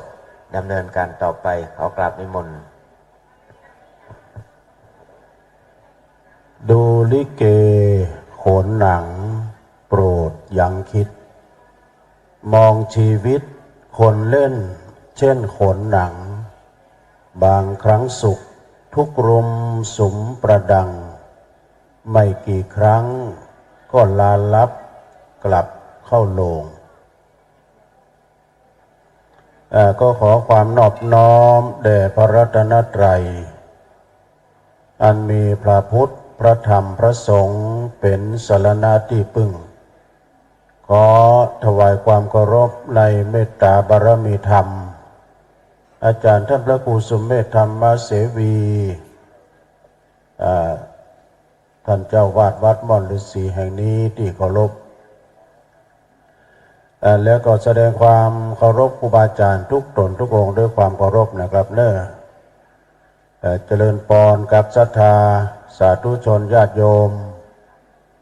ที่อยู่ในบริเวณวัดที่ในห่วงแก้วอารามทั้งสามอปัตเป็นอะไรเนี่ยแล้วก็เจริญพรพี่น้องศรัทธาที่อยู่ทางบ้านทางจองตุยนะขอบคุณเจ้ายินดีนะประกาศแหกมานเนี่ยก่อนเนาะนี้นางสาวออนอนงปัญญาวงศ์นี่เปิ้นมาทำบุญอุทิศบุญกุศลไปหาเทวบุตรเทวดารักษาตนตัวแล้วก็นางสาวออนอนงการหาเจ้ากรรมในเวรแถม1 2เน้อสาธุสาธุเดี๋ยวเอาแป๊บเห็นหน่อยนะอาจารย์ มันจะหอนหน่อย เพิ่นมาทุกวันมาปฏิบัติธรรมโดยนางสาวออนอนง เอาเชิญกันได้ญาติโยมตอนนี้ที่มาแล้วจะร่วมทำบุญทำกุศลแป๊ดลำโพงมอนิเตอร์นี่เอากันอาจารย์ไม่ต้องไปหลีมาละอาจารย์เชื่อแป๊ดลำโพงตัวนี้หน่อยนะมันจะหอนนะมันตรงไมค์แป๊ดหน่อยเดียวแต่เสียงจับแล้วนะอาจารย์เสียงมันจับแล้ว จับแปลว่าอะไรอีจ่ามันเติงแล้วนะแต่อะไรละอาจารย์อะไรละเพียงแต่แป๊ดมอนิเตอร์เท่านั้นเอง แต่ว่านี้ไม่ได้มาเพราะว่าวันพระนะแต่ได้เข้าวิหารแจ้งให้เตียงปิ้นนันเลิมฮับทราบแล้วแต่ว่าวันนี้ก็ได้มานะวันวานี้เป็นวันพระได้เข้าไปในวิหารปั่นปอนให้กับญาติโยมเพิ่นมาทำบุญที่วัดแล้วก็หลวงพ่อหมอนนัดพอดี แต่หมอนนัดแต่ถ้าหลวงพ่ออยู่ก็ยังจะได้มาอยู่แต่ว่าตุเจ้าน้อยนะเพิ่นเป็นมจรก็ไปปฏิบัติธรรมมจรที่ลำเปิงพุทธนะวัดลำเปิงแต่วันนี้ก็ปกติแล้วมาแล้วศรัทธาจะร่วมทำบุญมาเนื่อจะปูตัวนอนมาตอนนี้จะปูตัวนอนก็จัดสร้างถนนหนทางเนี่ยจะปูจายังขันบายสีปูจาหลวงพ่อทันใจเจริญพรเอากรรมการจดเพื่อกรรมไอ้เพื่อนจะหอมมันจดเพื่อกรรมวันนี้ซึ่งเป็นวันสุดท้ายนะคืนนี้นะคืนสุดท้ายคืนอำลาอาลัยไม่มีงานเลี้ยงใดที่ไม่เลิกลา วันนี้พระสงฆ์มาเข้าปริวัติกรรมก็จะออกกรรมกันวันนี้จะออกอาภานนะแล้วก็ญาติโยมวันพวกนี้เราจะมีการตานไส้ตานแตนอาจจะออกกรรมวันพวกนี้นะญาติโยมก็ปากันมาหลายๆนะวันพรุ่งนี้แล้วหนาเป็นวันสุดซอยเป็นวันสั่งถ้อยอำลาพระเนนเถรน้อยที่เคยไหว้สาจากกับวัดวาถิ่นเดิมเก่าเงาศรัทธาตั้งหลายยิงใจหนุ่มเท่าจักมองมัวเมาต่ำก้อยอัลลาม่อนฤาษีมองผ่านบ่น้อยบ่เหมือนก่อนอันเดิมอ่อนเคยกราบน้อมนบเคยฟังคำสอนฮับสินฮับปอนจุวันจ้องบอกว่ากลางวันกลางคืนเคยประกาศก้องเหมือนระฆังทองฟากฟ้าพอได้ยินเสียงเน็ดเหนื่อยเมื่อยล้าก็หายพลักหน้ากลาไกลวันพรุ่งนี้แล้วหนาต่างคนต่างไก่ต่างตนต่างไปม้วนศาสตร์ปิกวัดแล้ว พรุ่งนี้นะบางตนบางองค์ก็จะไปต่อที่อื่นแถมบางตนบางองค์ก็จะปิกวัดปิกวาเอียกันนะมาแถมแล้วศรัทธาปูตัวนอนมานะโยมเนอะแต่ว่าถ้าปูตัวนอนนะใส่หีบพี่เนอะบอกกรรมการเลย มีเพิ่มเติมนายเดชนางมาลีอินตปานแล้วก็พี่น้องบ้านวังผางลายปิงนี่บ่ได้นึมีนายแอนลี่อินตปานนางกันนิกาอินตปานนี่พี่น้องบ้านวังผางลายปิงอุทิศบุญกุศลตันขันเข้าไปหาแม่อุ้ยทำบุญเพ็งจำนวนปัจจัย200 บาทอนุโมทนานางบัวผันสิทธิสอนกินตันไปหาจิตะดวงวิญญาณของป้าอุ้ยดวงแม่อุ้ยอุบสิทธิสอนแล้วก็นายบุญส่งสิทธิสอนโดย200 บาทยินดีนักเนาะบุญกุศลได้ปกปักรักษามูระศรัทธาทั้งหลายเจริญพรแม่พี่น้องทั้งหลายปิงวังผางก็มาแล้ววันนี้ก็คงจะมากันจากหลากหลายที่ได้นี่ครับตัวนอนตอนนี้นะโยมครับตัวนอนนะตารางเมตรละ100 บาทนะเนาะเหมือนเดิมนะเนาะเอามาปูจากันได้อินดูอาจารย์เสือเป็นนี่ป่ะนะเนี่ยคิดอยู่แม่มือนี่ อินาตันนางทุกขังโลเก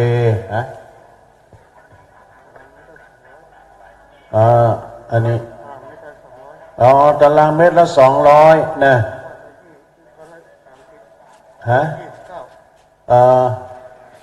ก้อนละ29 บาทนะอาจารย์เขียนนี่นะเดี๋ยวมันจะได้เข้าใจ ตารางเมตรละ200 บาทถ้าคิดเป็นก้อนละ39กัน29เอาเขียนใหม่ตัวลงความจำมันเสื่อมไปเดี๋ยวมันสลับไปสลับมาเรียกว่า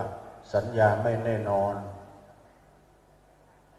อาจารย์อิฐเนี่ยนะศาสตราจารย์อิฐเนี่ยนะรากฐานของชีวิตคืออิฐด้วยกันรากฐานของตึกคืออิฐรากฐานของชีวิตคือการศึกษาถ้าจากการใช้ตามแตนนะฮะที่เรือสำเปาพินันหรือมัคคณายกตั้งไว้แล้วกรรมการเขาตั้งไว้แล้วนะโอ้กรรมการมาเดี๋ยวอ่านแล้วก็โอ้มาถึงวันวันนี้คิดงานอะไรจัดแม่รินแก้วอินทยศเด้อพร้อมด้วยครอบครัวสร้างถนนจำนวน100 บาทนะฮะขออนุโมทนานิยมเด้อนายเสกสรรนางพัชรินใจเมืองนี่พร้อมด้วยบุตรอุทิศบุญกุศลตานถนน100 บาทการใช้ตานแทน20 บาทรวมเป็น120 บาทเด้อขอบคุณเด้ออนุโมทนาอันนี้ตามถนนมาตอนนี้นะโยมเด้อก็จะตามถนนหนทางโยมเอามานี่อันนี้ตามอะไรนี่ตามถนนนะเดี๋ยวเขียนมาเรียบร้อยก่อนเขียนจำนวนเงินก่อนนะปากกาเขียนก่อนนะเดินถนนนั้นอาจารย์เชื้อเดินโยมจะตามถนนมีนายจรุนนางอัมพรปันมาเรือนนี้บรรลุทาน300 บาทดังต่อไปนี้อุทิศบุญกุศลทานขันเข้าไปหาพ่อจันแม่คำทรเทพ50 บาททานขันเข้าอุทิศบุญกุศลไปหาจิตตดวงวิญญาณของพ่อเฮือนแม่ป้อปันมาเรือน50 บาททานไปหาเจ้ากรรมในเวรเทวปุตเทวดา50 บาททานถวายทานไว้เสวยภายภาคหน้าของตัวเก่า100 บาทตานแซ่ตานแตน50 บาทรวมเป็น300 บาทยินดีได้ครอบครัวของไอ้จรูนพี่อัมพรปันมาเรือนนะขอบุญกุศลได้พบปักรักษาอยู่ดีมีสุขแล้วปัจจุบันเนื้อเครื่องสักการะบูชาหลวงพ่อทันใจนะเป็นขันใบสีงามแต่แล้วเพิ่นยังมาจ้างแปลงอันนี้แม่ทิศเขาเนี่ยอันนี้กั้นน้ำก็ไฟอย่างเดียวทุลุงมันมีจิตวิกบนน่ะมันเป็นนั้นดาวในประพันธ์นางวิลาวันก้อนสุรินอุทิศบุญกุศลตานขันเข้าไปหาก้อนนานคำแม่ปันก้อนสุรินจำนวน100 บาทตานไปหานายสมเด็จกินตะวงแล้วตะวันวงน่ะสุมาด้วยจำนวนปัจจัย100 บาทนี่แล้วก็นายปัญญาอินตาจำนวน100 บาทเนาะสาธุปีนี้ยังแควนน้อยนะแม่เนาะเมื่อไหร่ก็อยู่บ้านไหนก็พี่น้องเรายาวแต่ว่านี่มาก็จะหลายวันนี้มาน้ำเนาะเรายาวไต่เรายาวเนื้อเนาะตัวพี่แดงก็เนี่ยตัวพี่แอดเขาท่านเจ้าคณะตำบุญแม่กันเงินเข้ามากันเนาะใช้กันทาอันนี้เป็นพี่น้องตังบางหงแต่ว่านี่ได้ยินแม่น้อยเขานี่แต่ว่านี่ก็มากันหลายพี่น้องตังเหล่ายาวก็ขออนุโมทนาเนี่ยพี่น้องศรัทธาญาติโยมเนาะได้ร่วมทำบุญได้กินได้ทานปีใดเนี่ยปีนั้นนี่ไม่เจอปีนั้นไม่ฝนตกนะงานเข้ากรรมปริวาสเนี่ยมันมีอุปสรรคเหมือนกันนะงานเข้ากรรมเพราะว่ากรรมน้อยกรรมใหญ่นะมีอุปสรรค5 อย่าง1ฝนตก5 ใหญ่2มดง่ามไต3ไฟไม่ตูก4มาฮอนมาเฮา5ขี้เหล้าเดือด แต่ที่นี่มีนะที่ไหนก็มีนะขี้เหล้าเพิ่มจะมีแล้วเดี๋ยวนี้เนาะมีก็คนเฝ้ามันจะเดือดน้อย ไม่ใช่ขี้เหล้าแต่วันนั้นไปฟ้าคนโดเนี่ยว่าจะดังจะสาวแล้วน้ำมันรถผมมี น้ำมันคนก็หมายเนาะน้ำมันรถผมมีนะว่าจะสาวด้วยโ ทุลุงก็อีดูมาเนาะจะจกแล้วนะทุกปีตอบมาพี่อันทุลุงพี่อันว่าเพื่ออันเราเรียกว่าส่งเสริมมันนะแต่มันก็ดีเหมือนกันนะพอโดนเขายกเก้าอี้ยกอย่ามาจะดีอะนะมันได้ปึ้งมันเหมือนกันที่เล่านี่นะอันสุราเมรัยใช่น้ำเปล่าอย่ามัวเมาดื่มเล่นเช่นน้ำฝนไม่ว่าเหล้าหรือเบียร์พาเสียคนประสบผลกับความชั่วมัวหมองใจหมดค่าเหล้าเท่าไรไม่เคยหวั่นรอถึงวันชีพดับเพราะดับแข็งหากวันไหนไม่ได้กินแทบสิ้นแรงคอทองแดงออกอย่างฉันรอวันตายก็เอากระมอกพอให้บดีเนอะเอามอกพอให้บดีแต่บางคนนะตัดอกตัดใจตัดเหล้ามาบวชนี่เป็นแก้วเป็นกุลมาเนอะโอ้ตุ้ยปีดีงามเนี่ยกันยั้งอันนั้นแล้วนะไอ้น่ะเป็นคนเป็นแก้วเป็นคนมาเนาะแม่วันเพ็ญหลวงพี่นิมนต์นะครับหลวงพี่เพิ่นจะร่วมทำบุญนะฮะ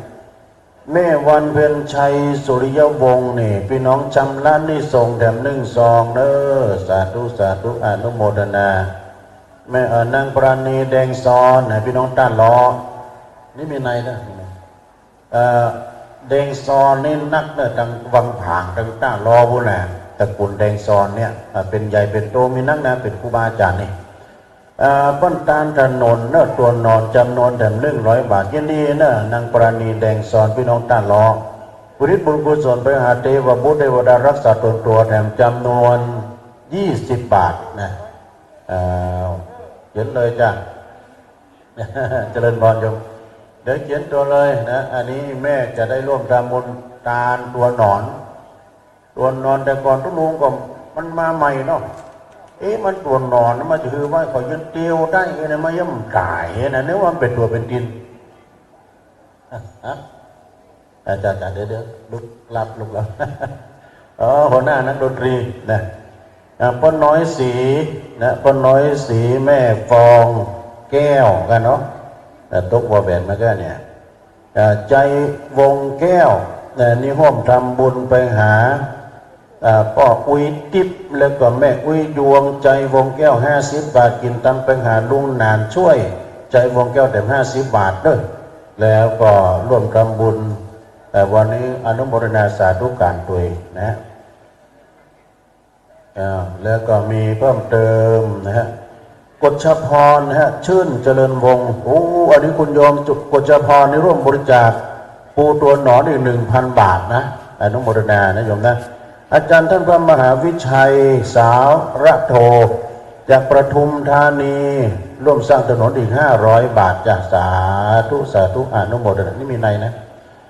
พระมหาวิชัยสารโทประทุมธานีอีก500 บาทจ้ะสาธุสาธุนะฮะเนี่ยเพิ่นอยู่ปทุมธานีเพิ่นน่ะเพิ่นอยู่ไกลนะเพิ่นมาทำบุญนะเพิ่นเจ้าว่าจะมาเอานะ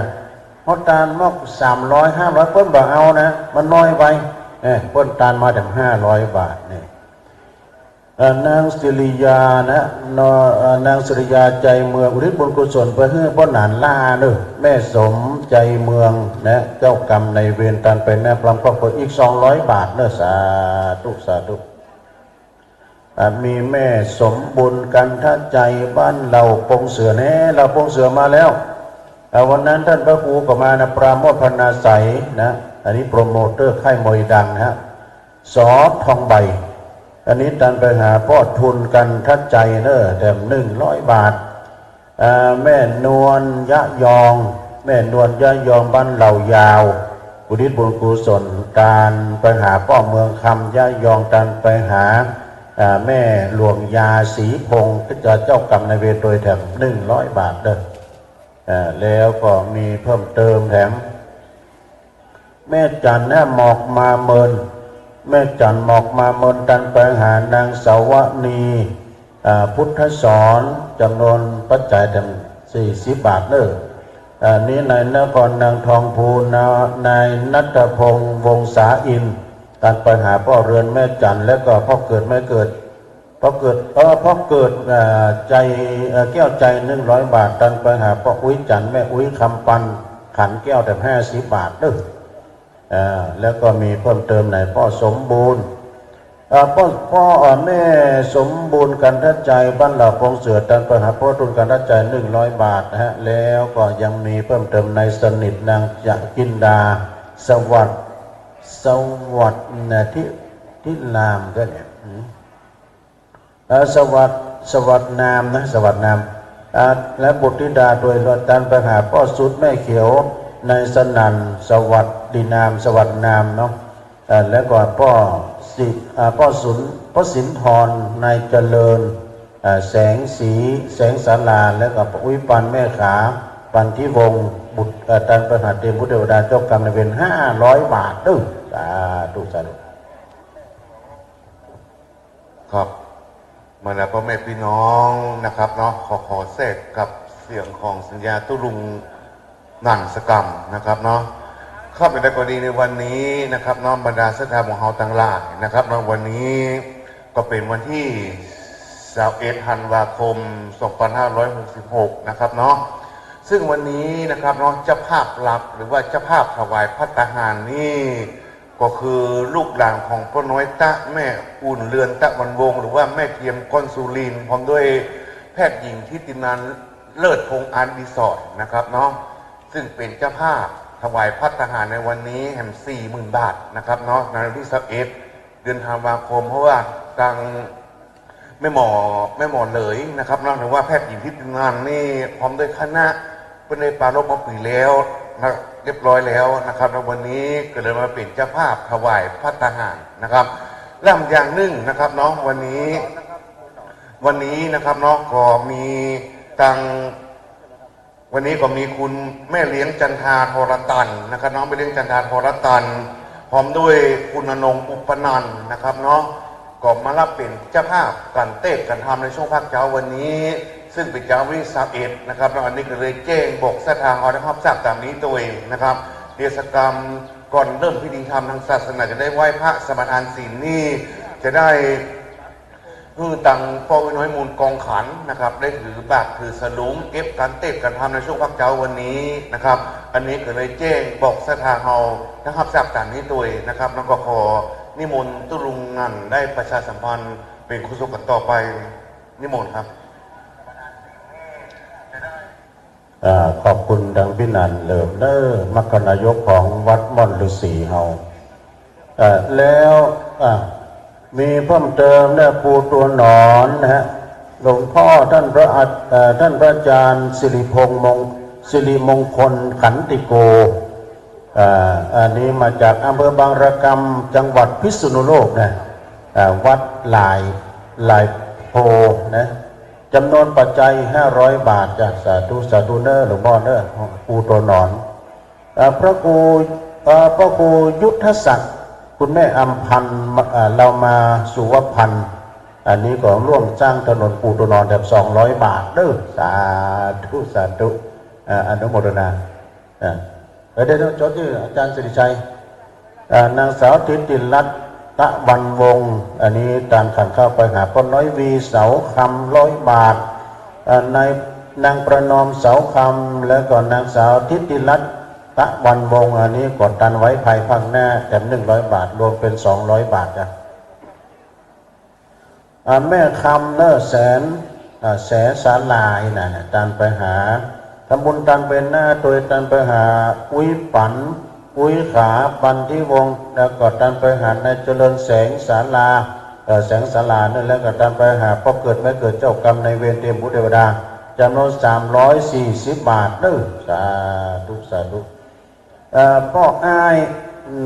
ยแม่เวทนะกันทับเป่งร่วมทำบุญเจ้ากรรมในเวรแถม20 บาทแล้วอันนี้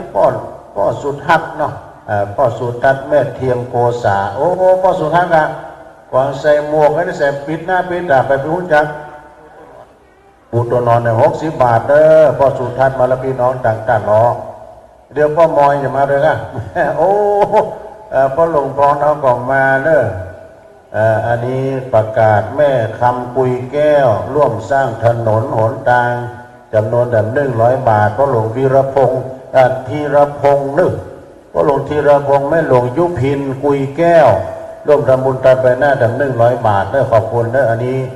พ่อหลวงบ้านดอยหล่อเฮาเนาะในสว่างนางสมพิษนะสุทธเสนอันนี้ตันไปหาป้อแสนแล้วก็แม่ล่าสุทธเสนดำ100 บาทนี่มีในกันนี่แล้วก็มีนะญาติโยมในสว่างนางสมพิษเนอแล้วก็ในสารวุฒิโดยสุทธเสนเจ้ากรรมนายเวรดำ100 บาทในจรูนนางอัมพรปันมาเรือนปู่ตัวนอนดำ100 บาทในอำนาจนางเพ็ญกันทวงนางสาวหัตถยากันทวังแล้วก็เด็กหญิงน้องธาราวรีเขื่อนสิริตันไปหน้าจำนวน100 บาทในสว่างนางสมพิษในสาราวุฒิสุทธเสนตันไปหน้าจำ100 บาทในอำนาจนางเพ็ญกันทวังตันไส้ตันแตนเจ้ากรรมในายเวร60 บาทแล้วก็มีไอป้อไอแม่เวทเลิกกันทับเป็งอุทิศบุญกุศลแล้วก็มีนายนพธนาดลนางสาวจิราพรการทับเป็งพร้อมครอบครัวเนอะตันไว้ภายภาคหน้าจำนวน100 บาทจากสาธุเอาละอันนี้เจ๊น้ำเพชรทรเทพนี่มาแล้วพร้อมพอมาถึงวันนะนางน้ำเพชรทรเทพมีเปิ้นตันไปหาป้อนเหล็กแม่ยศนะตุ้ยเป็งนายสุรพลชัยชนะนะแล้วก็นางนงนุชบุญเป็งโดยแต่100 บาทนี่มีในเลยพี่นะแล้วก็มีนายชุมนางน้ำเพชรทรเทพอุทิศบุญกุศลตามไปหาพ่อกลิ้งแม่ปันทรเทพเจ้ากรรมในายเวรเตรียมพุทธเทวดาโดยแต่100 บาทเด้อสาธุเอามาแถมอันนี้มีอาจารย์ท่านหลวงพี่วุฒิพงษ์นะฮะวุฒิพงษ์สุตตาคโม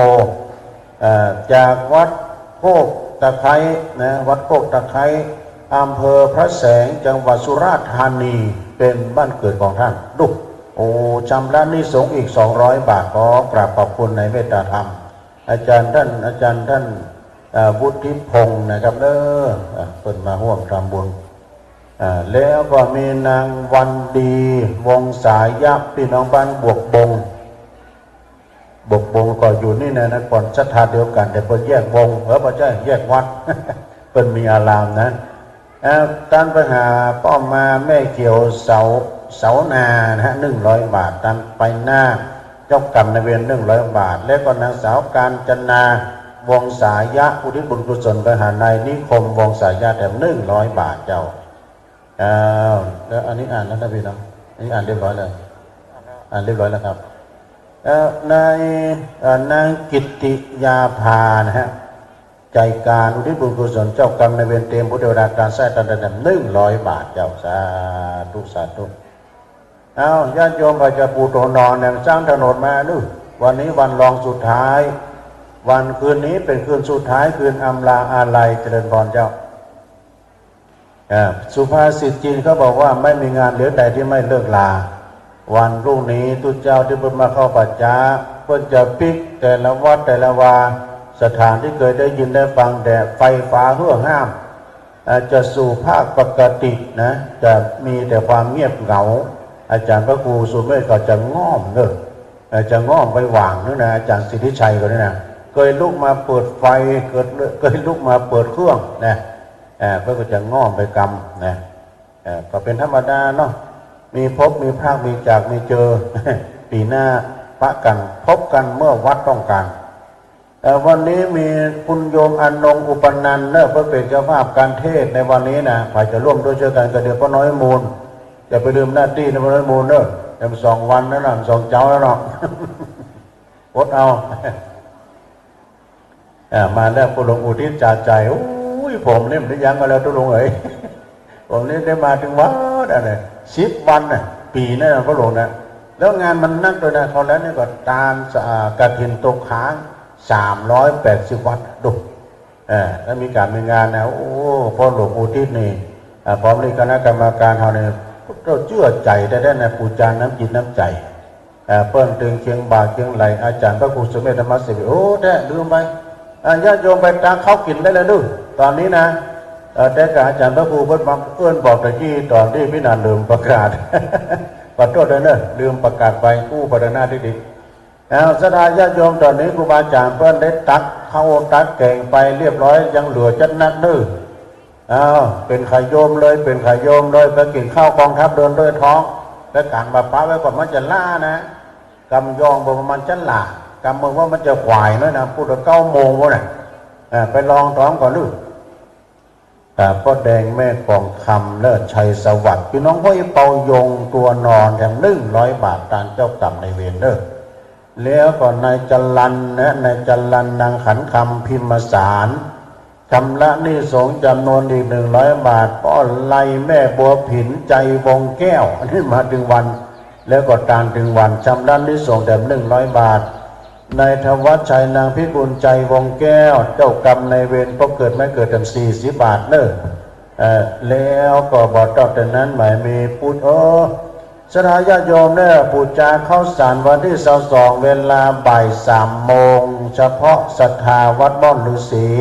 เท่านั้น2 ถัง500 บาทเนาะขอบคุณพระหลวงเด้อเพิ่นมาย้ำตื่นปูจาเข้าสารวันที่22คุณนะสถาญาติโยมนะโดยเฉพาะกับพี่น้องบ้านเฮานี่นะ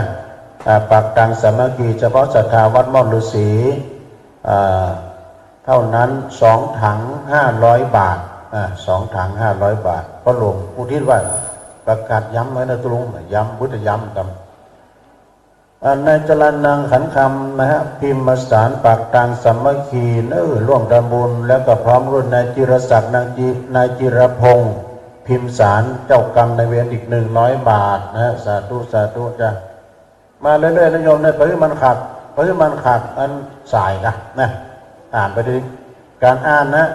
การห้อมตาในยกไปทางปุ่นที่วัดหนองเกิดนี่ตำบลท่าตุ้มนี่ตุลุงไปช่วยงานตึ้มได้พูดอื่นอ่านอย่างเดียวอ่านอย่างเดียวอ่านได้ชื่อนะตึ้มได้ไปอื่นธรรมะมันได้นะได้แยกเพราะว่าเพื่อนนั้นตานกันนักอ่านโดยความตันร่วมทำบุญนะนายอภัยนางวิลาพรดวงปัญญาพี่น้องดอยน้อยเฮาเด้อร่วมทำบุญจำนวน100 บาทนางยุพินพุทธชัยพร้อมด้วยครอบครัวรุ่นจันทร์ไปหน้า100 บาทการถนนปูตัวนอน100 บาทเด้อโอ้ยแม่กำลังมาได้พอเสร็จก็มาแล้วแม่นวลขอยุบแก้วพี่น้องสิริแม่อำพรก็มาเข้ามาสดามนทาทิพย์มาแล้วก็มีนายทวีนางแดงท่านหล่อเนตรบ้านปักตังเจริญรูปตามบุญตันไปหน้าแถม100 บาทเนาะ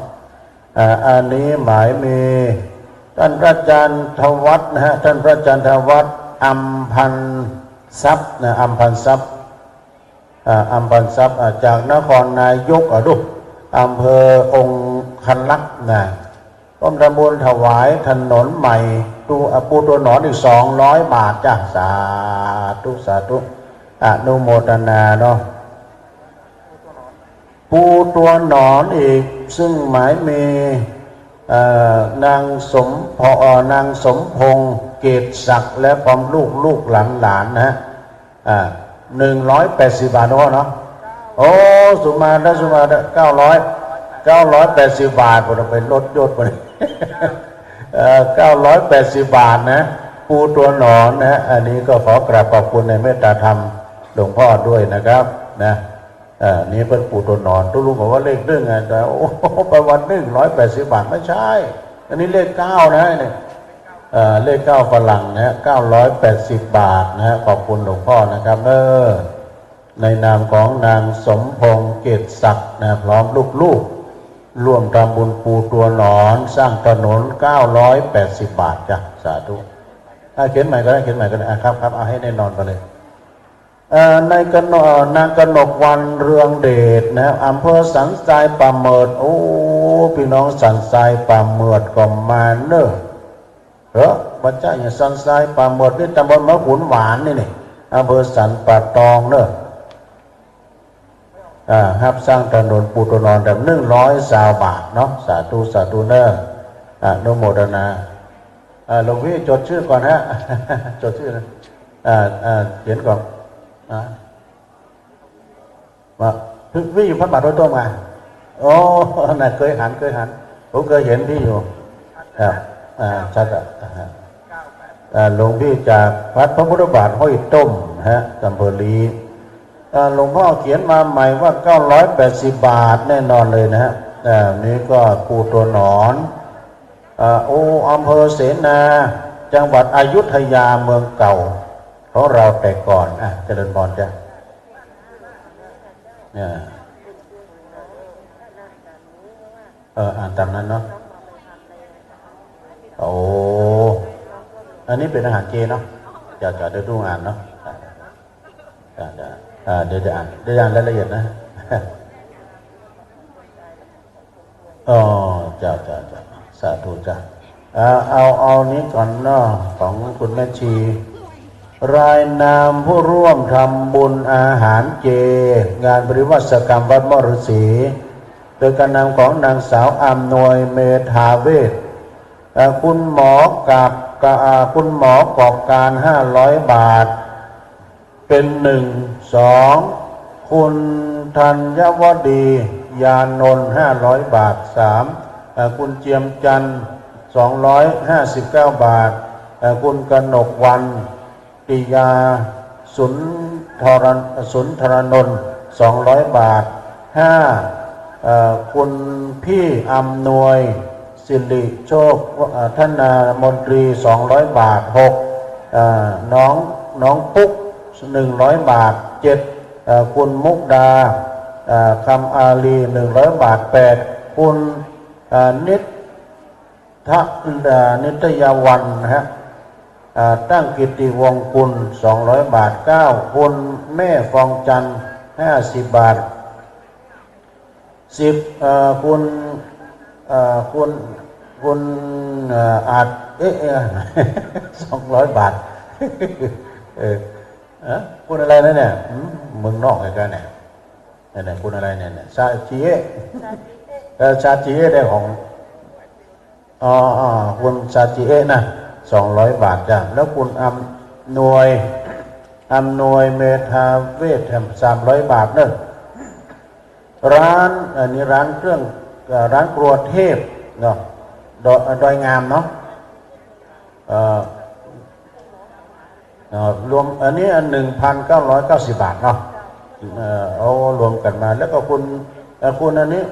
ปุนิกายเนาะปุนิกาหมื่นประจำจำนวน998 บาทนะอันนี้อุทิศบุญกุศลดับเน้นเจ้ากรรมนายเวรและก่อนหน้านี้ลานหมื่นประจำและก็ผู้ป่วยจิตเตียงด้วยนี่ดูอุทิศบุญกุศลไปหาเจ้ากรรมนายเวรแล้วก็นางลำดวนกันทะคนป่วยแล้วก็หายไวๆนี่นะแล้วคนที่ร่วงรับไปก่อนนางอุษานายบรรจงแล้วก็นายศรีวันเนาะหมื่นประจำนายเสนกันทะรวมปัจจัยทั้งหมด 5,597 บาทเนาะสาธุอนุโมทนาจ้าก็อ่านไปตามนั้นเนาะโยมเนาะก็เขียนมาเนี่ยเนาะเพิ่นฟังอยู่ทางบ้านนี่ว่าแม่ชีเพิ่นว่านี่ท่านใดจะร่วมรับเป็นเจ้าภาพอาหารงานปริวัติกรรมหลวงปีหน้านะฮะปี 2567 นะตั้งแต่12 ถึง 22 ธันวาติดต่อได้นะติดต่อจองได้ที่พระนานเหลิมที่พี่นานเหลิมนะมคณายกของวัดม่อนฤาษีได้นะในการแสดงยังบอกครบเด้อเนอะยังบอกครบเด้อนะพี่นานเพิ่นบอกว่าถ้าไปจะสั่งจองนี่นะปีหน้าบอกแค่ว่าเป็นหมื่นเป็นแสนเป็นพันก็ได้เนาะรวมกันอันนี้ปู่ตัวนอนเพิ่มเติมนางวันลาศรีวิกะนี่ก็มาจากบ้านเอื้ออาทรหนองหานสันทราย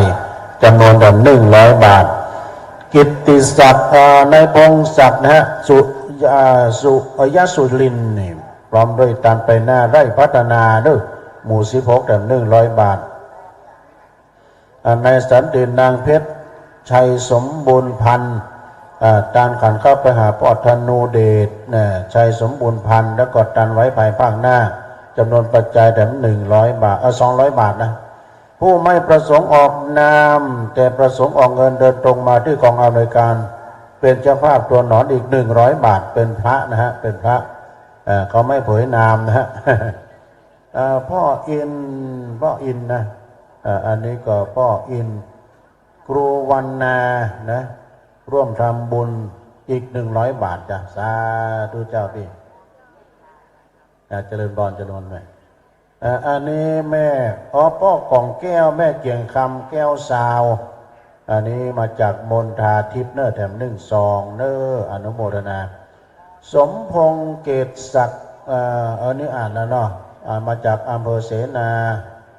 แล้วก็จังหวัดอยุธยาบาทร่วมทำบุญ980 บาทนะที่เมื่อกี้หลวงพ่อเขียนมาแล้วนางอัมพรเลขกุลนะบ้านห้วยเปายงปู่ตัวนอนเดิม50 บาทนางพานีตะวันวงบ้านห้วยเปายงตันแล้วก็แม่เฟยตะวันวงปู่ตัวนอนเดิม100 บาทเจ้าสาธุอนุโมทนาเด้อญาติโยมที่ร่วมทำบุญได้กินได้ทานร่วมกินร่วมทานโดยกันก็ขออนุโมทนาสาธุการโดยนะแล้วก็วันนี้สนายาติโยมพาจะปูตัวนอนนะอาจารย์สิริชัยเขาเขียนมานี่ว่าถ้าจะปูตัวนอนก็ตารางเมตรละ200 บาทแต่ถ้าเป็นก้อนก็ก้อนละ29 บาทนึก29 บาท หรือว่าตามแต่เจตนาเป็น100 บาทก็ได้นะโยมนะเป็น100 บาทก็ได้แจ้งความประสงค์จำนงหมายแต่ว่าวันก่อนนั้นนะเขามาทำบุญทุลุงก็กล่าวเปล่าพระคุณเจ้ามาร่วมบริจาคเป็นพันแต่ไม่รู้กันก็อาศัยที่หีบของของคณะกรรมการก็เอาไปนับไปนะก็เลยช่วยไปประมาณหลายพันอยู่เจริญพรจ้ะพี่น้องมณฑาทิพย์มาพี่เขียวเข้ามาแล้ว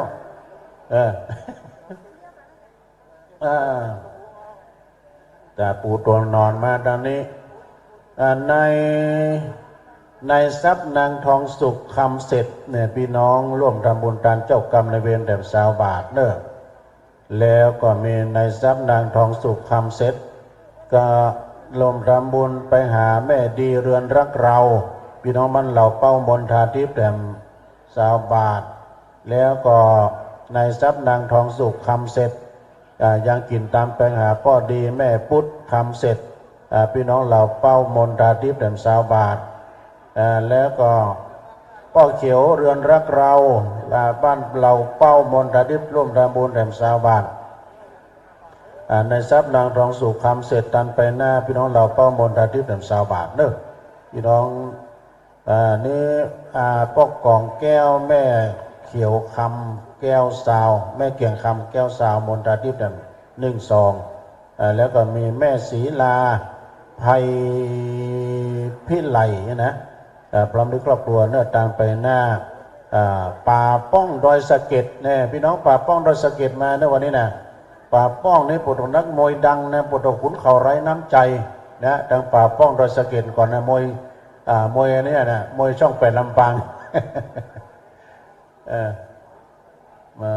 มาเลยนะพี่น้องสดาญาติโยมจะห้อมปูตัวนอนมากรรมการอันนี้มีในนะของมีในซองอันนี้เป็นคำภาษาเกาหลีวันละคำซองโนซองมีในซองมีเท่าใด มีขมุไปแล้วก็หลวงจรัญเนอร์แม่หลวงบัวขาวทรเทพนะขอบคุณพระหลวงจรัญเนอะพระหลวงจรัญนี่แหนบทองคำนะทกเสือร่วมทำบุญมา 1,000 บาทเนอะพระหลวงจรัญนะฮะแล้วก็แม่หลวงบัวขาวทรเทพ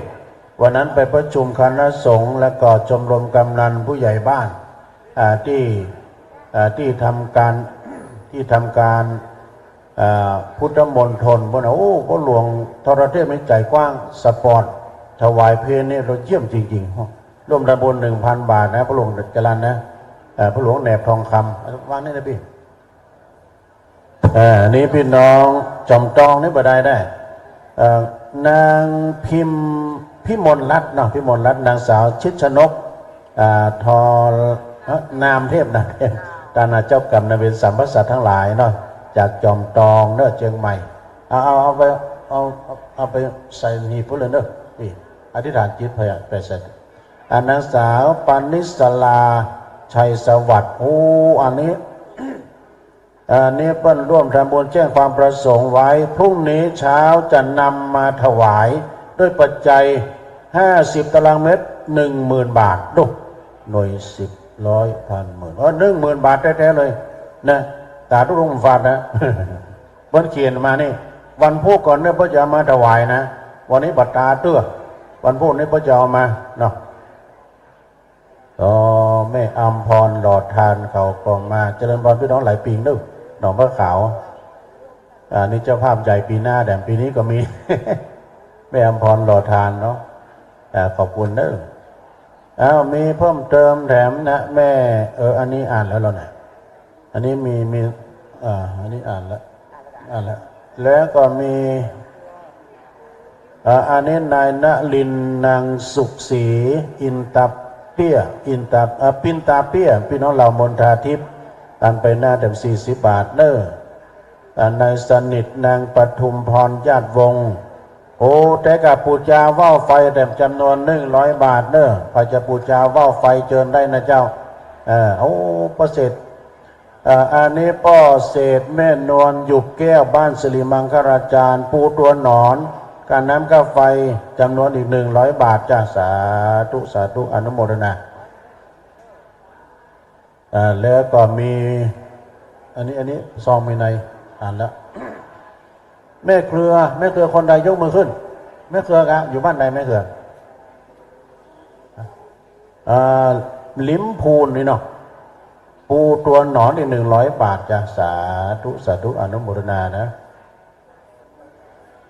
แม่เพ็ญศรีอุปทังอันนี้ก่อน100 บาทปูตัวหนอนถนนแล้วก็อันนี้ค่าน้ำค่าไฟสวัยประสานเสียงพี่น้องเหล่าเป้าร่วมทำบุญพร้อมด้วยครอบครัว1 ซองนะฮะแล้วก็พ่อทาแม่นงนุชขันแก้วบ้านเหล่ามนทาทิพย์100 บาทจะปูตัวหนอนนี่มีซองกันมีในแม่มาลีธรรมทิงนะฮะพร้อมด้วยครอบครัวสร้างถนน300 บาทเนอะอนุโมทนาเนาะแล้วก็มีแม่น้อยนะแม่น้อยแม่น้อยนี่ก็อนงวดีเกิดบุญมาเนี่ยปูตัวหนอนพี่น้องแม่ริมดอนแก้วว่าดูเอาตันไปหาพ่อปราโมทบุญเกิดบุญมาเนี่ยแต่100 บาทนะพี่น้องดอนแก้วแม่ริมบุญน่ะอนุโมทนาเนี่ยอันนี้ประกาศทำกรรมนอกสดาเนาะอนุโมทนากับนางสาวปานิสลาชัยสวัสดิ์อันนี้เปิ้นแจ้งความประสงค์ไว้นะฮะเปิ้นอยู่บ้านใดหมู่น่ะแจ้งความประสงค์ไว้พรุ่งนี้จะน้อมนำปัจจัยมาถวายปูตัวหนอนสร้างถนน50 ตารางเมตรเป็นจำนวนปัจจัย10,000 บาทนะเก็บไว้อาจารย์ก็ขออนุโมทนาล่วงหน้านะพรุ่งนี้จะเอาปัจจัยมาถวายประกาศทำกรรมด้วยพระหลวงอุทิศจาใจเพื่อบอกว่าวันพรุ่งนี้เสาร์2เนอะเสาร์2พี่น้องที่จะบูชาข้าวสารนะบูชาไปครบไปฉันไปกินนี่นะในวันที่เสาร์2เวลาก็พุ่นกันเนอะบ่าย3 โมงเมื่อก่อนเนอะบ่าย3 โมงเมื่อก่อนเฉพาะศรัทธาพี่น้องบ้านเราบ้านเนี่ยนะบ้านเฮาเนี่ยนะปักตางสามัคคีเนอะเฉพาะบ้านเฮาเท่านั้น2 ถัง500 บาทเอาบุญด้วยกันนะเอาบุญด้วยกันเนอะบาถูกบาแปงอย่างสักอย่างแล้วก็จะไปกินพระหลวงว่าถูกก็ไปถูกน้ำไปแปงก็จะไปแปงแล้วไปเอาบุญด้วยกันเพิ่นก็เอาไปกินนะเพิ่นจะเอาไปคว้าง2 ถังละ500 บาทนะ2 ถัง500 บาทที่นั่นเดิมทุกลุงสั่งจองสัก2 ถังเนอะนายวันชัยนางนงรักพร้อมพัฒนครูอีกกันเนาะ เรามนทาทิพย์เนอะร่วมทำบุญจำนวนแต่100 บาทเนาะเข้าใจไหมครับแม่เขียนเลยนางวราพรประทุมทาเนอะตามไปหาพ่อสุขประทุมทานแล้วก็ตามไปหาแม่สุขจันดงไม่บอกจำนวนเงินนะอนุโมทนาเนอะแล้วก็วราพรประทุมทานเหล่ามนทาทิพย์ตามไปหน้าก็ไม่บอกจำนวนเงินแล้วก็อันนี้ตานหาเจ้ากรรมนายเวรก็ไม่บอกจำนวนเงินไม่เป็นไรนะแต่ถ้าเขาจะว่า50 บาทคือเพิ่มมา100อ่ะแล้วก็มีนางวราพรประทุมทาปูตัวหนอนอีก20 บาทอนุโมทนาเด้อขอบคุณมาแล้วกันอันนี้พี่นันเหลิมเขาเขียนมาว่าท่านใดที่จะร่วมเป็นเจ้าภาพภัตตาหารหรือว่าอาหารแต่ละมื้อแต่ละวันนะฮะงานปริวัติกรรมในปีหน้าปี 2567 ตั้งแต่ 12 ถึง 22 ธันวาคม 67 นะติดต่อจองได้ที่อาจารย์พี่นันเหลิมเนอะมรรคนายกวัดม่อนฤาษีจองไว้ก่อนนะจองไว้ก่อนเนาะญาติโยมที่เขาจะได้ร่วมทำบุญกินตามด้วยกันอนุโมทนาอันนั้นมันลูกปืนรถถังนี่ไม่เอายกผมแพ้นะไอ้ยางทุลงลูกปืนรถถังอ่ะฟังบนเนี่ยฟังบนขึ้นแล้วขึ้นบนเรือแล้ววังเนื้อเรือแต่ล่มนะฟังบนนี่ก็ลำนะเขาแก่งก็มันก็คืนฝืดวันนี้จะมีพกลกปักลักอย่างน้อยคืนหม้อไว้แม่นอนนะอินทจักรปูตัวนอนเดิม200 บาทเนิ่น1 ตารางเมตรแม่นอนอยู่บ้านใดคนนี้บอกบ้านเลยกันเนาะจะได้ว่าปีกัดพี่น้องทางเรายาวกว่าแม่รุ่มเจ้าเนาะพี่น้องเรายาวนี่มนทาทิพย์พี่น้องทางบันยองอันถ้าจะตานแท้ตานแตนจะอันเน็บที่เหือก็ได้จะมาเขียนชื่อตอนนี้ก็ได้ในแม่เด้อเขียนชื่อเสียงเรียงนามเนาะในวันนี้ก็เป็นวันรองวันสุดท้ายจะห้างครัวดาครัวนะพี่นันเลยว่าวันนี้ไผ่มีพักไม้ใส่เกลือไม้เกลือหัวดังมีขิงมีข่ามีจักไข่นะ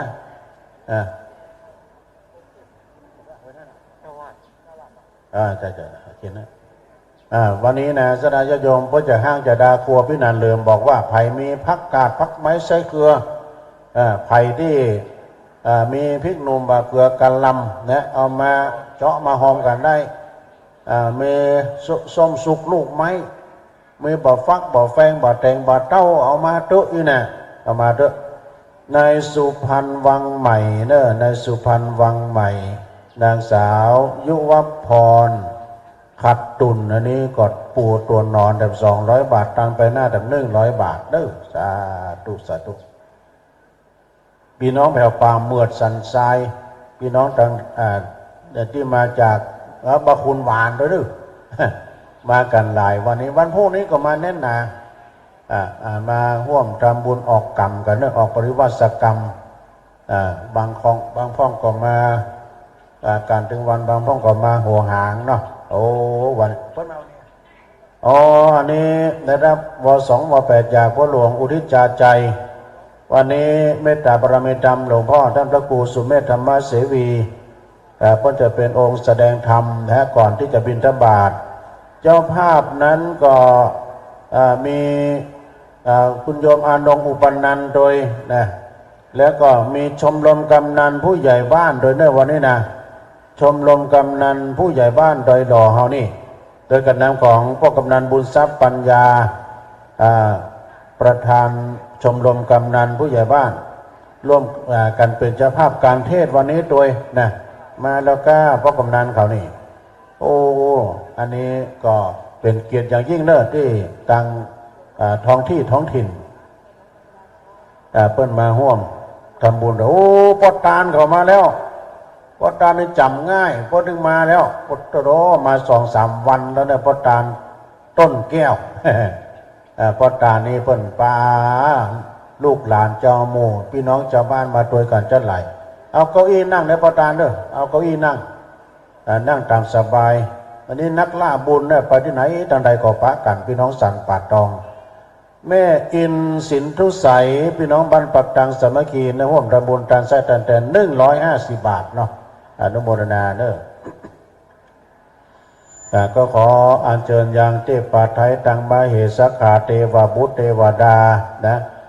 ตังพญาอินทร์พญาพรหมพญายมมาราชเวสสุวรรณพุทธลักน้ำปรมัยไอสวนตลอดถึงนางนาถไทยธรณีสลีกุตตาอามาตย์ตนจำบุญตนจำบาปตนจิตจำน้ำหยาดหมายตาเจิญมาปัตตาโมทนาไมอับเอาส่วนบุญกุศลที่พ่อที่แม่ที่พี่ที่น้องที่ญาติที่โยมได้ห่วงทำบุญทำกุศลในวันนี้นะแล้วก็นำเอาข่าวสารบุญข่าวสารกุศลอันนี้ขึ้นไปสู่สวงสวรรค์ไปกราบดาวมัตตวานตนเป็นใหญ่อยู่ในสวงสวรรค์แห่งห้องขอให้พญาอินทราตันไทยจงได้มาโจทย์เอาลายมาหมายเอาชื่อของญาติของโยมสาธุชนทั้งหลายขึ้นไปไว้ในสุวรรณปัปปตหลับเงินหลับคำสนามจำชื่อไว้เนื้อตกน้ำจะได้ไหลไฟลามจะได้ไหมมัดแม้นว่าเกิดมาภาวะใดจาติใดก็ตามแต่ก็ขอเฮานะเกิดมาพบใส่ร่มเงาของพระพุทธศาสนาได้อยู่กินอยู่ตานไปใจเพิ่มเติมมามีแม่แก้วสุรีมณีโตเนี่ยแม่แก้วสุรีมาละมณีโตครอบครัวแมคคาดามเมียเนาะแมคคาดามเมียแม่เนี่ยสร้างถนนเนี่ยจำนวนปัจจัย200 บาทเนี่ยแม่แก้วสุรีนะฮะยกขอบคุณนะแม่เนอะขอให้ท่านพ้นทุกข์สนุกสุขแสนสมบัติเมืองแมนเขตแคว้นแห่งห้องคุณแก้วทั้ง3ติดตามปกป้องสมดังกำปอน4ครบพี่น้องหมู่เฮาจงได้ประพบประสบสิ่งอันอำไพขอให้มีอายุยืนยาวเข่าใสมีผิวพรรณวัยสดใสตัวหน้าภาระขันแข็งบ่อยแห่งแข็งกล้าสติปัญญาเปลืองวิทย์ให้สมพระสงฆ์จำนงดังคิดอย่าวิทย์ขาดอันการเงิน ขอให้มีลาภยศปรากฏสรรเสริญรุ่งเรืองจำเริญรับเงินยิ่งขึ้นแม้นว่าค้าขายลงเหือน้ำตื้นก็ขอให้ได้เงินหมื่นอันล้านปัน มีในศักดิ์ชายนางเกสุดานะฮะดอกลันเนี่ยนี่ก็ร่วมตามบุญตามขันเข้าไปหาพ่อปั่นแม่จันกุณาศรีนายสราวุธดอกจันดอกสนเนาะดอกสนนะสุมาเนี่ยดอกสนกามันดอกจันที่ไหนน่ะดอกสนนะสุมาเนี่ยเป็นเปลี่ยนนามสกุลบ้างนี่500 บาทเนี่ยเจ้ากรรมนายเวรโดยนะนายศักดิ์ชายนางเกสุดาดอกดอกสนนะดอกสนดอกสนนะเนาะถูกต้องกันถ้าพี่พระประกันใดมาบอกด้วยหนึ่ง ญาติโยมทั้งหลายปีนั้นเพิ่งเข้ากรรมเนอะที่วัดมะครับทองไร่ดงในวันที่18ถึง24ถึงวันนี้เพิ่งกดสาเข้ากรรมกันเนอะที่วัดมะครับทองไร่ดงคณะสงฆ์ตำบลน้ำดิบไปอยู่ละแวกใกล้เคียงนั้นก็ไปใส่บาตรสาเข้าจังหันกันเนอะจะออกกรรมวันที่24นะโยมเนาะ24พระจะออกกรรมกันหน้าที่วัดมะครับทองไร่ดงนะคณะสงฆ์ตำบลน้ำดิบแล้วคณะสงฆ์ตำบลนครเจดีย์เพื่อก็เข้ากรรมจะเริ่มวันนี้เนอะที่วัดบ้านใหม่กระหม่อมทองวัดบ้านใหม่กระหม่อมทองหรือว่าโบกขยอมเริ่มตั้งแต่วันที่21ถึงวันที่28ธันวาเนี่ยเข้าวันนี้ละโยมนะจะจุครัวกันวันนี้ละนะในเมตตาบารมีธรรมอาจารย์ท่านพระครูพิสุทธธรรมสุนทรนะวัดลายแก้วก็จะออกกรรมวันที่23เนอะเดือนธันวานะเข้ามาตั้งแต่วันที่18ลายแก้วตำบลเหล่ายาวอำเภอบ้านโฮกจะออกกรรมกันวันที่23ธันวานะฮะอันนี้พ่อสะอิ่งเปิ้นก็ฝากประกาศมาแล้วก็วันที่24งานพระราชทานเพลิงศพของท่านครูบาเจ้าอินตากตาปุญโยอดีตที่ปรึกษาเจ้าคณะตำบลน้ำแพร่อดีตเจ้าวาดวัดศาลาตำบลน้ำแพร่นะฮะเพิ่นจะพระราชทานวันที่24เพิ่นเปิดศพตะวาตะคืนแล้วท่านพระครูอภิวัตรไปเทศถึงวันนี้เพิ่นจะมีการทำบุญถึงวันนะตั้งแต่9 โมง 10 โมงนี่สวดธรรมนิยามความกาอาทิตตะกานี่ในวันที่24นั้นก็จะมีการพระราชทานตุลุงก็จะได้ไปได้รับนิมนต์เพิ่นนะวันที่ เสาสี่นั้นเป็นวันพระราชทานเพลิงศพพ่อบุญทัดแม่ทัดดาวจันทองพี่น้องบ้านหนองโยพี่น้องหนองโยงก็มาเนอะโฮมทำบุญทำเป็นน่ะแถม1 ซองนะแล้วก็เพิ่นก็ยังตามไปหาจิตดวงวิญญาณของนายนิตวิวัฒน์นะจันทองญาติพี่น้องทุกดวงวิญญาณเนาะขอบคุณนะพี่น้องทางบ้านหนองโยงปอบุญทัดแม่ทัดดาวจันทองนะอันนี้มีนางศรีนวลตันประมาบรรดาพี่น้องปากตังสามัคคีร่วมทำบุญแบบ40 บาทสาธุสาธุเอาไปจะปูตัวนอนอันนี้ปุ๊กมาแล้วโอ้ยมนิด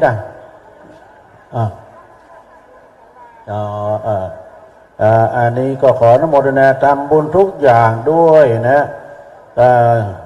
อันนี้งานปริวัติกรรมคุณพัทราพรโชควานิชและก็คุณสิริพรโชควานิชเนาะจากจังหวัดสระบุรีร่วมทำบุญทุกอย่างในวัดอีก500 บาทจ้ะสาธุสาธุแล้วก็คุณวารีมงคลกิจเจริญสระบุรีนะอีก200 บาทจ้ะแล้วก็คุณเยาวมานนะคุณเยาวมานบุญยรัตน์กลินบางนากรุงเทพอีก300 บาทจ้าสาธุสาธุอนุโมทนาโยมนะร่วมด้วยช่วยกันที่ได้ร่วมกันเพราะเขามาเป็นกุ๊กด้วยทำอาหารแล้วก็มาปฏิบัติธรรมด้วยนะแล้วก็มีศรัทธาจ่าสิบเอกอุทิศเนอร์นางนงเยาเชื้อเมืองพานโอ้อันนี้ถ้าอยากเกิดเมืองพานบุญนะเนี่ยพร้อมด้วยครอบครัวไร่บก ไร่บกบงเนอะจ่าสิบเอกอุทิศนางนงเยาเชื้อเมืองพานอันนี้ตระกูลดังนะเนี่ยตระกูลดังร่วมทำบุญ200 บาทเนอะสาธุสาธุอนุโมทนาเนาะเอามาแต่มีแม่พระเจ้าร่วมทำบุญปูตัวนอนมาดังเพะใครก็ได้ของดีมาเลยแม่พี่น้องท่านใดมาเดี๋ยวนี้มา ยังไม่สายเกินแก้อย่ามาแย่เกินไปนะไปจะปูจาเนอะจังขันบายสีของแม่อุทิศก่อนนี่ก็เจิญกันได้เนาะพระเจ้าปูจาเข้าก่อนทางพุ่นเนอะทางนอกพุ่นนะพี่น้องชะตาต่างบ้านต่างจองวันนี้มากันหลวงหลายพรุ่งนี้เป็นวันสุดท้ายวันอำลาอาลัยจะได้ตานไส้ตานแตนตานเข้าตอกเต็มเกวียนตานเตียนเล่มหมื่นนะบรรว่าเนาะเจริญพรแม่ที่ต่อที่ท่านอาจารย์สิริชัยญาติโยมที่จะร่วมกินร่วมตานเนาะตานไส้ตานแตนตานเข้าตอกเต็มเกวียนตานเตียนเล่มหมื่นแต่เจ้าฟังท่านพระมหาสมชาติชาตปัญโยเปิ้นได้อู้ถึงเรื่องเกี่ยวกับงานปฏิวัติกรรมเนี่ยเปิ้นมีพิธีขั้นตอนหลายอย่างนะโยมเลิกขุดต้มใช่ธรรมดานะโอ้อันนี้เปิ้นว่าประพฤติวุฒานวิธีนะที่เปิ้นว่าเอายศเอาฐานนี่เอาไว้วัดบ่เปิ้นมาตัวว่ายศถาบรรดาศักดิ์ไม่เอามาด้วยเป็นพระ227เหมือนกันเปิ้นมาจำละโสปัญจำละโสสินตัวเปิ้นเปิดเผยนามอย่างทุกองค์ว่านะบางตนบางองค์เป็นเจ้าอาวาสเป็นเจ้าคณะตำบลอำเภอเป็นปริญธรรมเป็นนักเทศน์ ในนิคมนางกุลพัชชากันเนี่ยสุตาแต่เพิ่นทำบุญตามไปหาพ่อปั่นแม่จันนอกุณศรีแล้วก็ในนครกุณศรีจำนวนปัจจัย200 บาทนะโยมเนาะสตังค์200 บาทนะพระยาบาให้บดีนะจ๊ะดานะโอ้สตังค์มอก100-200นี่นะถ้าหากว่าบัตรใจ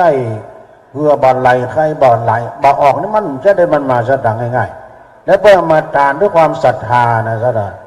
นะเพราะว่าเพิ่นในศรัทธาในพระพุทธพระธรรมพระสงฆ์มากินมาทานเนี่ยนะถ้าหากว่าเพิ่นมีศรัทธาเพิ่นมาทานหรอกถ้ามาคิดว่าอย่างพ่อกาเมตไอเนี่ยลองทองชัดดังในการนะพิษกันเนี่ยปุตโรทองชัดดังพิษกันเดือนนะปุตโรพิษกันหัวการทางการนะแค่แต่บอกสีบอกสาวเนาะทุกปีวันใหม่ว่าอะไร นี่มีซองมีเพิ่มเติมนะหลวงพี่วันใหม่จะเอาอะไรจ๊ะ โอ้ขอบคุณ ในนางชนิดการนะฮะพิเชษสมบูรณ์ร่วมทำบุญไปหาพ่อสนันเวียนรอบแม่ปุ๊เวียนรอบ50 บาทแล้วก็มีแม่สีสันน้อยสปุง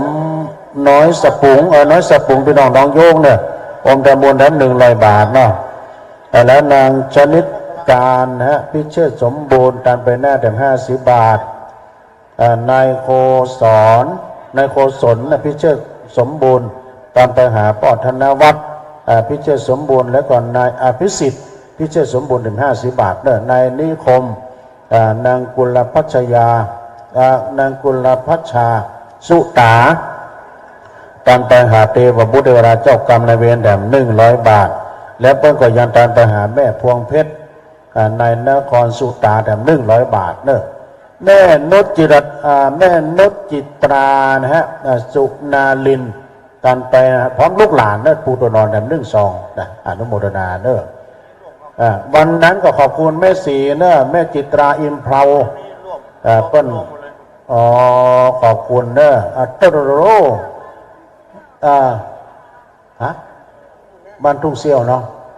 พี่น้องทุ่งเซี่ยวไหนไม่ไหนอะไรใบนี้ใบใดนุจิลาเนี่ยนุจิตราพี่น้องทุ่งเซี่ยวเนาะแม่นุจิตราปีแล้วก็มาแล้วได้ปีแล้วก็มาได้กันปีที่11แล้วนะขอบคุณนะโยมนะ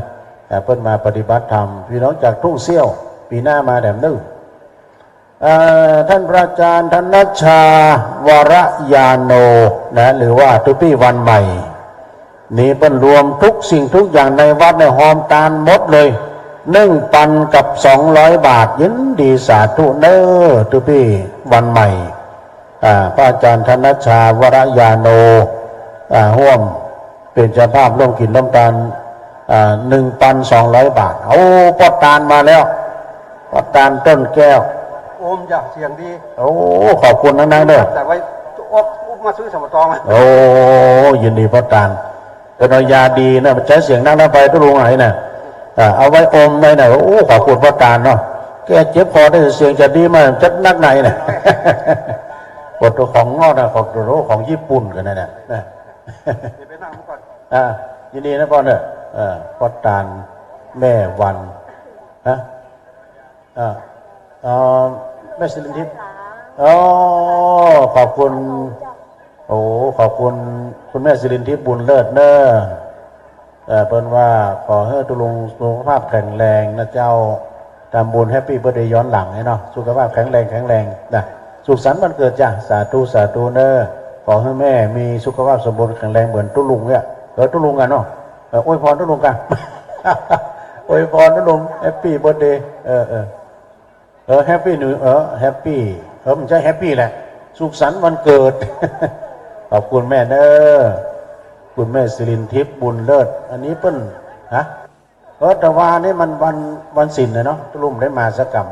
หลวงพ่อก็หมอนนัดเนี่ยตุเจ้าน้อยก็ไปปฏิธรรมมจรพวกน่ะล่ำเปิงพวกตุลุงก็เลยเข้าไปปั่นปอนโยมในศาลาเนาะสดามาหลายเนาะขอบคุณเนอพ่อตาลแม่วันแล้วก็พ่อบุญตันโดยแม่สีวันโดยแสงคำนึกทำบุญปู่ตัวหนอนแล้วก็บ้านต้นแก้วลงบัวสันปะตอง100 บาทขอบคุณพ่อตาลมาถึงวันพ่อทองเมืองแม่ผ่องพันทิพล่าบ้านหนองยวงร่วมทำบุญตันไปหน้าจำนวน100 บาทพ่อบุญศรีแม่พ่อในบุญศรีขันล่าพร้อมด้วยครอบครัวอุทิศบุญกุศลปู่ตัวหนอนทำบุญตามไปหาส่วนกุศลไปหน้าโดยพี่น้องบ้านดอนตันสันปะตอง100 บาทนะฮะแล้วก็มีสกุลลักษณ์สกุลลักษณ์ไหวพริบพร้อมด้วยครอบครัวปู่ตัวนอนพี่น้องกิ่วแลหลวงสันปะตองจำนวน100 บาทนี่ในนามของพ่อตาล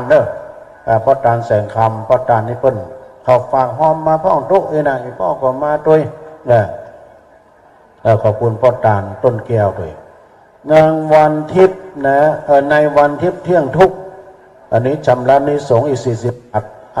นายอานันต์นางบัวบานแสนสุขชำระนิสงส์40 บาทอุทิศบุญกุศลไปหาป้าอุ้ยปันแม่อุ้ยทาแสนสุข50 บาทกินตามไปหาป้าอุ้ยนานปันป้าอุ้ยปันนะฮะนายลบปัญญาเรืองแด่ม50 บาทเนอสาธุสาธุอนุโมทนาเนาะเอาพอจะปูจุมปูจาเนอขันแก้วทั้ง3อันนั้นใส่ขันดอกเนาะแต่อันนี้จะปูจาขันใบสีนะก็เชิญได้นะโยมเนอะด้วยเดชบุญกุศลที่พี่น้องศรัทธาญาติโยมเมนาแม่มุกดาวันปันทสมพี่น้องบ้านน้องโยงเนอเจ้ากรรมในเวรได้50 บาทน้องโยงมาหลายหรอพี่น้องน้องโยงนะท่านพระครูเมธานันทกิจด็อกเตอร์ตัวปีเฮา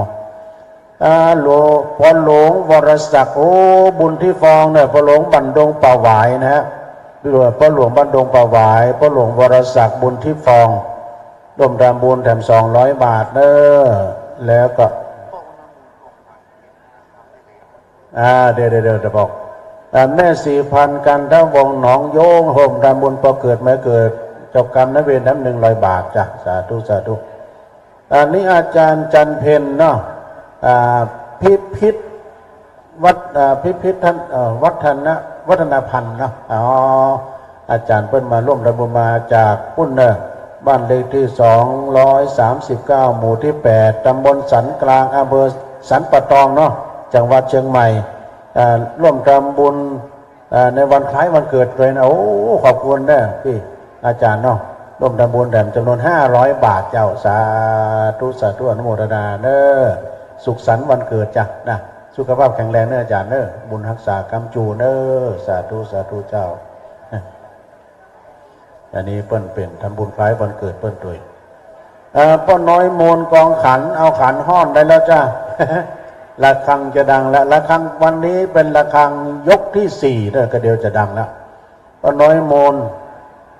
ป้าน้อยโมนทองขันเอาขันห้อน เปิ้นจะได้แต่เมื่อได้ยินข่าวอาจารย์เชื่อว่าจะมีดนตรีพื้นเมืองในคืนนี้นะของละอ่อนนักเรียนนะอาจารย์สิทธิชัยบอกมีดนตรีนักเรียนด้วยแล้วก็มีดนตรีพื้นเมืองด้วยนะดนตรีพื้นเมืองด้วยแล้วก็มีการโชว์ความสามารถของนักเรียนตัวเนอวันนี้นะคืนสุดท้ายจะมีวัฒนธรรมบ้านทางโรงเรียนตัวเนอแล้วก็จะจุดพลุดาวกระจายอีก10 ลูกนะจะจุดพลุโดยพร้อมกันพี่นันเลยว่าจะจุดแบบกระทงหลงทางเนี่ยแล้วเพิ่นจะปล่อยโคมไฟแต่จัดหลายเนอะปล่อยโคมไฟนี่นะคือว่าวไฟนะปล่อยว่าวไฟโดยหลวงพี่นิมนต์นี่นะเอาซองเป่าระฆังยกที่4ดังขึ้นพี่เลี้ยงลงอันรายชื่อนี้ถ้าอ่านบัตรเต๋าบัตรตันก็จะอ่านตอนต้นบิณฑบาตด้วยจันทร์บิณฑบาตเดี๋ยวจะมอบเวียนตะเคียนไม้แปรตังบนเวทีตังบนเนี่ยอาจารย์เชื้อนะอาจารย์พงศกรตอนนี้ป้าน้อยมูลขันห้องได้แล้วจ้ะวันนี้คุณโยมอนงอุปนันท์ฮะเป็นเจ้าภาพการเทศแล้วก็ชมรมกำนันผู้ใหญ่บ้านโดยการนำของพวกกำนันบุญทรัพย์ปัญญาประธานชมรมกำนันผู้ใหญ่บ้านในตำบลไดหลอกเดี๋ยวนี้พ่อจะมาหมดอาหารที่นั่งได้แต่งเก้าอี้ให้ท่านนั่งโดยพ่อครูพ่อจะปูจาพ่อครูพ่อปูจานะบอกนะไปขึ้นไปเลยนะฮะขึ้นไปเลยแล้วก็ตังพูนนี่ไปจะใส่การเทศก็เจอนะที่รับรองของพ่อหลวงกำนันมีตังใดผ่อนเนอพ่อหลวงอุทิศจัดไว้ตังใดโอ้ตอนนั้นน่ะหึงได้อุ่นบ่ดีพ่อหลวงอุทิศจ่าใจนี่เป็นเจ้าภาพเก่าเป็นเจ้าของพื้นที่ผู้ช่วยช่วยกันยกเก้าอี้ช่วยพ่อหลวงเลยเนอะผู้ช่วยกันยกเก้าอี้ช่วยพ่อหลวงเลยเก้าอี้นัวมาพวกกำนันกับวันนี้ก็เป็นเจ้าภาพนะชมรมกำนันผู้ใหญ่บ้านโดยการนำของพวกกำนันบุญทรัพย์ปัญญานะฮะประธานชมรมของเรานะ วันนี้เพิ่นมาเป็นเจ้าภาพการเทศโดยแล้วปน้อยมูลกำขันห้อนแล้วไปย่ำได้ใส่การเทศเจิญได้วันนี้เป็นการเทศเป็นกรณีพิเศษ เป็นการเทศกันหลวงได้วันนี้นะเพราะว่าประธานชมรมเพิ่นมานั่งตะพี่เลยฮะเจริญพรนั่งตะพี่เลยเนอะโอ้พ่อหลวงมากันหมดโดตอนนี้นะพ่อหลวงแหนบทองคำก็มาเนี่ยพ่อหลวงจรัญทรเทพพ่อหลวงจรัญเนี่ยโอ้แต่ลุงไปทางพูดเนี่ยเพิ่นต้อนรับดีแต่วายการต้อนรับจะดีคือเราจะมาฉันเพลวันนั้นนะพ่อหลวงนะฉันอย่างก็บอกผมนี่กันทุกลุงพระหลวงวัชระพรหมเสนใจเจริญพรพระหลวงเนอะจนนั่งกันตามสบายนะ มากันโมดพระหลวงบ้านเฮาวันนี้นะเพิ่นเป็นเจ้าภาพเนาะเป็นเจ้าภาพกันในวันนี้ตัวเดี๋ยวจะมอบเวรประเคนไม้ประดังท่านพระครูสังฆรักษ์วิระฐานิสโรได้ใช้ไม้ทางปกอาจารย์กรรมนะครับเนาะอาจารย์เชื้อบอกว่าพูดไปเรื่อยๆถ้าพร้อมก็ปุ๊กไม้นะครับระฆังก็ดังกลางวานแล้วระฆังหัวลูกปืนนี่ดังดีนะ หัวลูกจะโหลดนี่นะ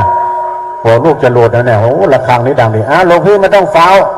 ไม่ต้องฟ้าวใช่ครับผมไปเอาบาทผมนะเตียวมาจะล็อกกันนึกว่าจะมาแต่ว่ามาได้เฮ้ยเอาแต่เฮ้ย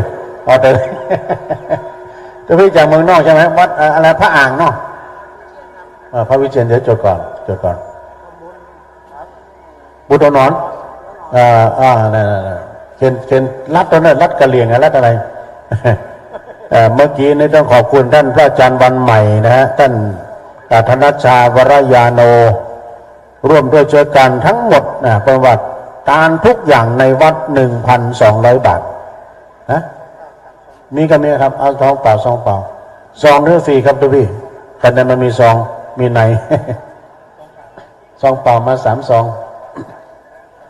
อันพวกนี้เกมซองมานั่นเนอะพวกหลวงอุทิศเนอะแต่ให้หมดนั่นแน่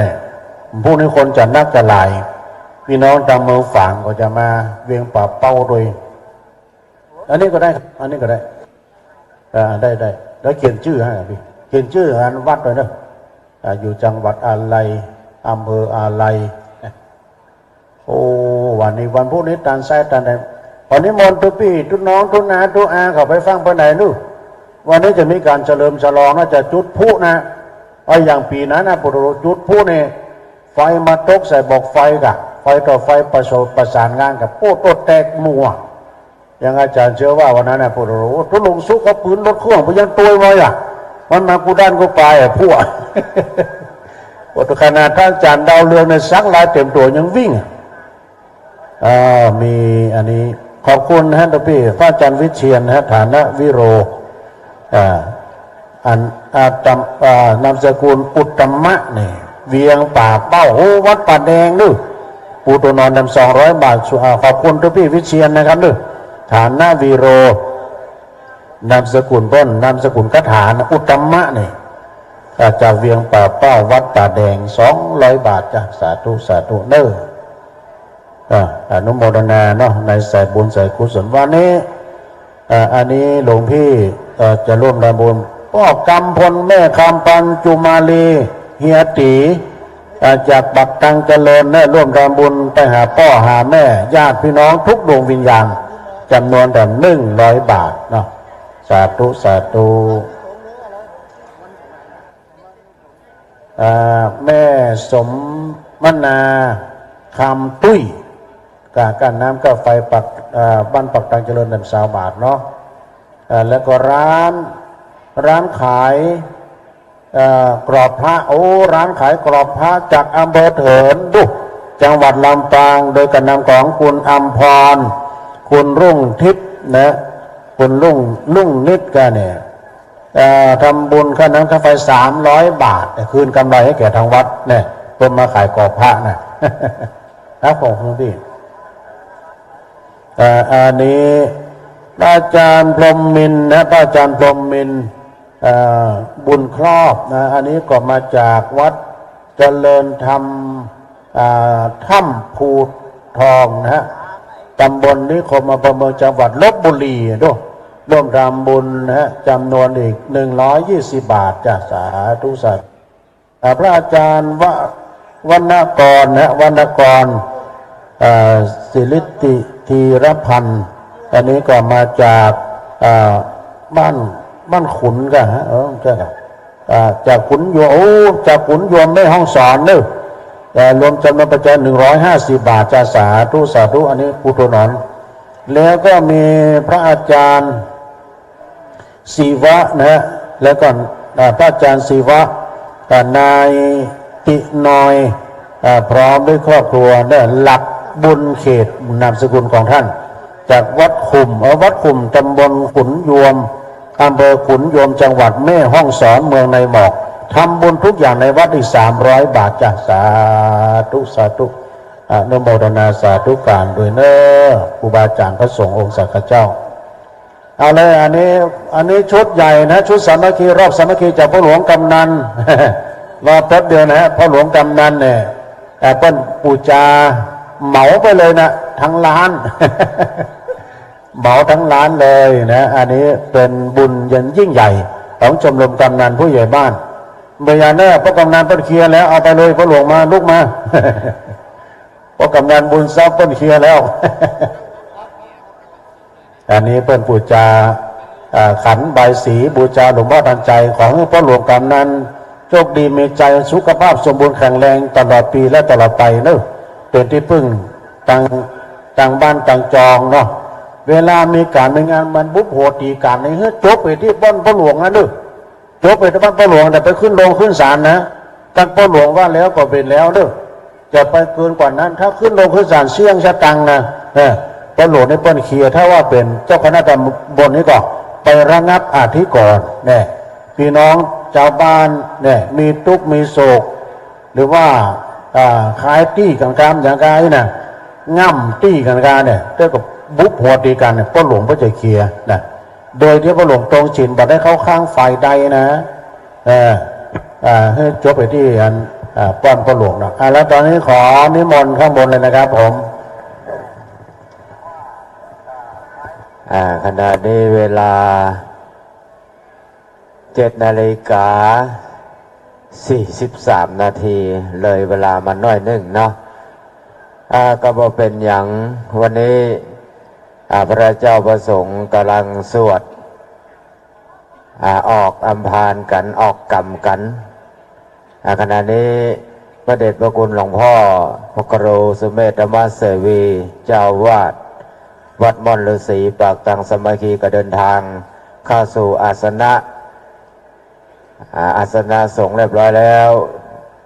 ตอนนี้ไปก็ก่อนที่พระเจ้าประสงค์จะได้สมทานกรรมฐานช่วงนี้ก็ขอเรียนเชิญเจริญพรผู้มีรายนามดังต่อไปนี้ขึ้นมานั่งข้างบนเพื่อจะจุดธูปเทียนบูชาพระรัตนตรัยพร้อมโดยจุดเทียนสัตพันธ์จำนวน7 เล่มแล้วก็ประเคนขอขันขอศีลจุดเทียนส่องธรรมเป็นระดับไปเจริญพรเรียนเชิญแม่เฟยตะวันวงศ์แม่ประนอมตะวันวงศ์แม่อัมพรตะวันวงศ์นายประพันธ์นางวิราวัลย์ก้อนสุรินทร์ทันตแพทย์หญิงทิตินันตะวันวงศ์พ่อกำนันบุญทรัพย์ปัญญาเป็นตัวแทนของชมรมกำนันผู้ใหญ่บ้านอำเภอดอยหล่อขึ้นมานั่งข้างบนเจริญพรเด้อวันนี้ครอบครัว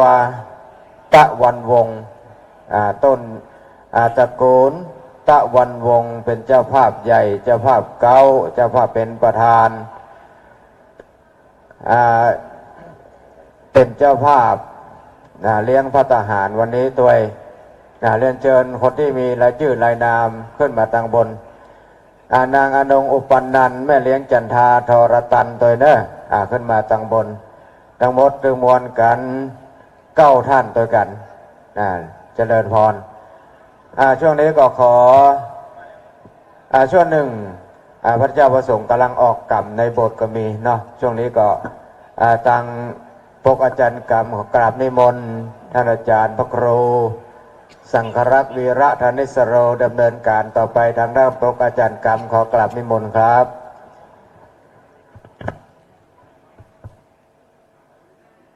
พระกาพรมบรรทมสถานทิพย์สูงลิบลิบลิ้วลิ้วพยมหนเห็นผิดผิดคิดว่าตนอยู่คงทนดุจพิษร้ายทำลายตนสามปัญญาจอมมุนีกรุณารักษาพิษด้วยตัวยา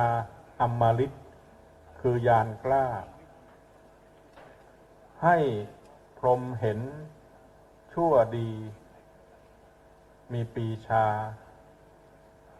ให้รู้ว่าสังขาราไม่ยืนนานนึกไม่ออกแล้วขึ้นกรรมฐานกันอีกท่อนหนึ่งนึกไม่ออกไม่ได้ท่องนานขึ้นกรรมฐานกันครับ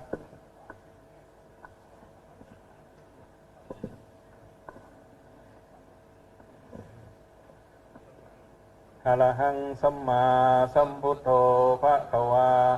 พุทธังเดี๋ยวครูบาอาจารย์ประทำพิธีกันนะคุณก่อนเนาะพวกเขานั่งไหว้ปัจจัยก่อนบ่โอดเด้อสวาขาโตภะคะวะตาธัมโมธัมมังนัมมัสสามิสุปฏิปันโนภะคะวะโตสาวกสังโฆสังฆังนามามิทันธรรมยังพุทธะภะคะวะโตปุปภาคณะมะการังกะโรมาเสเอ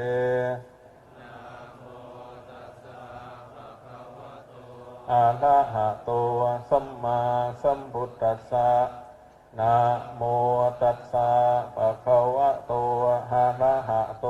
สัมมาสัมพุทธัสสะนะโมตัสสะ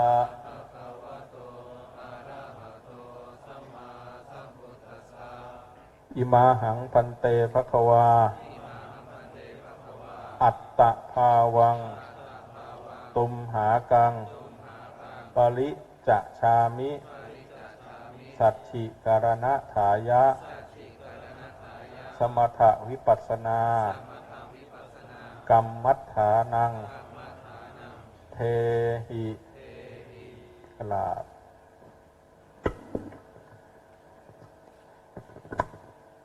ต่อนนี้ไปจะได้ดำเนินการทำพิธีทางศาสนาต่อไปขอให้บรรดาคณะสัตยาทั้งหลายสงบกายสงบวาจาสงบใจใจดีคือพระพุทธใจบริสุทธิ์คือพระธรรมใจน้อมนำคือพระสงฆ์เจริญพรเรียนเชิญแม่เฟยตะวันวงศ์เป็นประธานจุด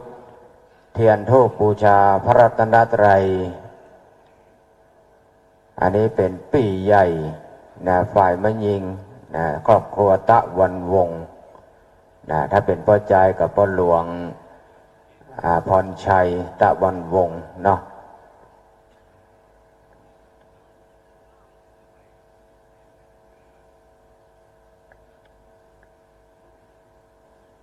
เมื่อจุดเทียนบูชาพระรัตนตรัยแล้วก็จุดเทียนส่องธรรมเล่มที่หนึ่งต่อไปเลย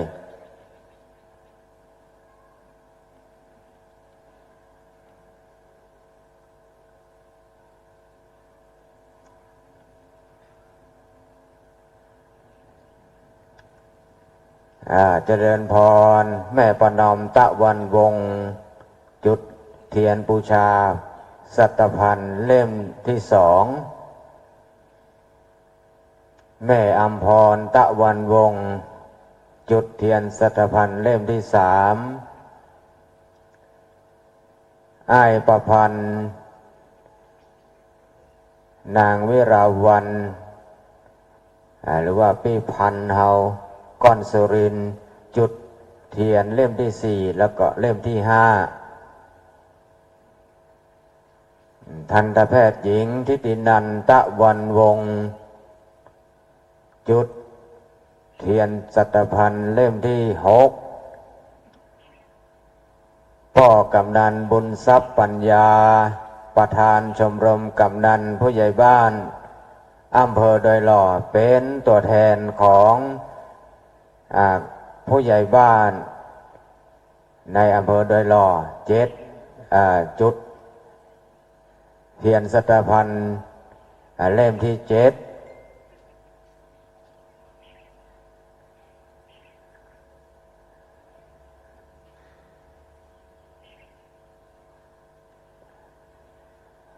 คุณโยมอนงอุปนันท์กับแม่เลี้ยงจันทาทรตันจุดเทียนส่องธรรมตัวกันพร้อมกันนั้นก็จุดเทียนส่องธรรมเสร็จแล้วก็ประเคนขันศีลเพื่อพระเดชพระคุณหลวงพ่อพระครูสุเมธธรรมเสวีพร้อมกันเลย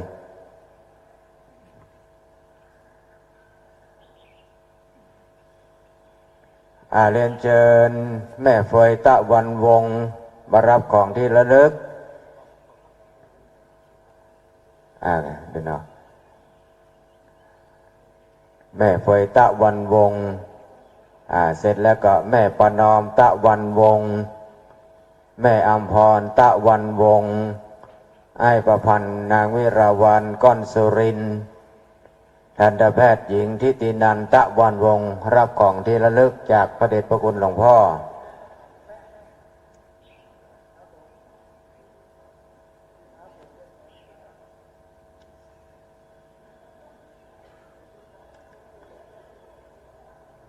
ปีหน้าไผท่านใดมีความประสงค์มีศรัทธาจะเป็นเจ้าภาพก็มาติดต่อ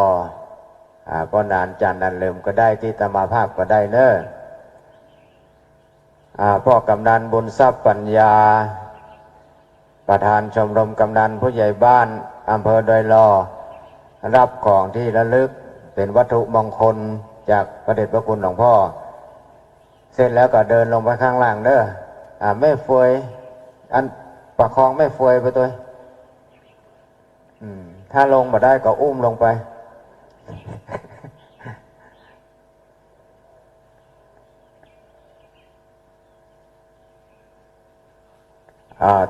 ต่อจากนี้ไปได้เวลาแล้วขอเจริญพรพ่ออานานทวัชชัยสุขสีทองหรือว่าพ่อนานเหลิม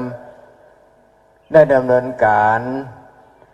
ไหว้พระสมาทานศีลอาราธนาธรรมฟังบรรยายธรรมจากพระเดชพระคุณหลวงพ่อพระครูสุเมธธรรมเสวีจากนั้นก็กล่าวคำถวายอุปโลกภัตตาหารพระสงฆ์เพื่อพรอนุโมทนากล่าวคำแผ่เมตตากับลาพระรัตนตรัยแล้วก็ไปใส่บาตรอันนี้เป็นลำดับต่อไปขอเจริญพรพ่ออาจารย์ครับเมื่อพร้อมแล้วสุดท้ายคุณพนมมือกันทุกคนนะครับเนาะพนมมือกันก่อนนะครับเด้อรอเจ้าภาพซึ่งจุดเทียนธูปบูชาพระรัตนตรัยนั่งให้เรียบร้อยก่อนนะครับ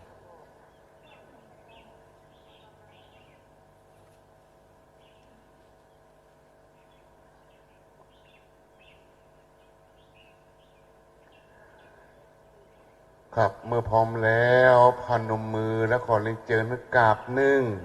1กราบ2กราบ3อิมินาสกาเลนะพุทธังอภิปูชยามาอิมินาสกาเลนะธัมมังอภิปูชยามาอิมินาสกาเลนะสังฆังอภิปูชยามาอะระหังสัมมาสัมพุทโธภะคะวาพุทธังภะคะวันตังอภิวาเทมิ สวังคาโตภะคะวะตาธัมโมธัมมังนามัสสามิสุปฏิปันโนภะคะวะโตสาวกสังโฆสังฆังนะมามิครับพ่นน้อยพ่นนั้นขึ้นกรรมฐาน5กูทักเด้อ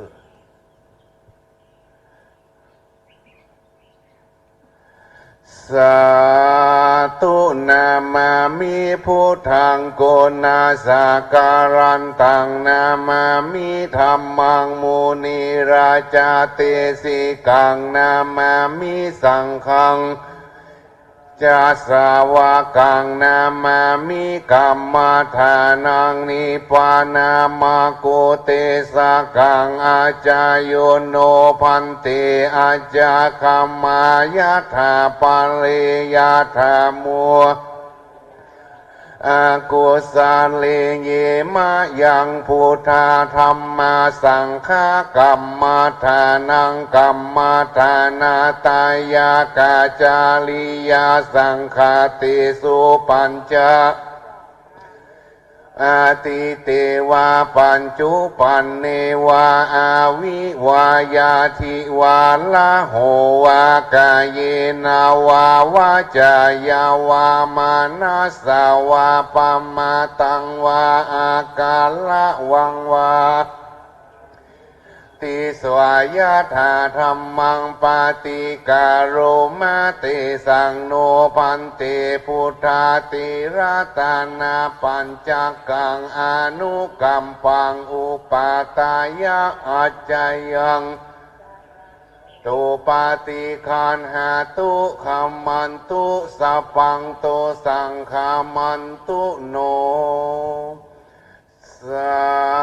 ธุมายังพันเต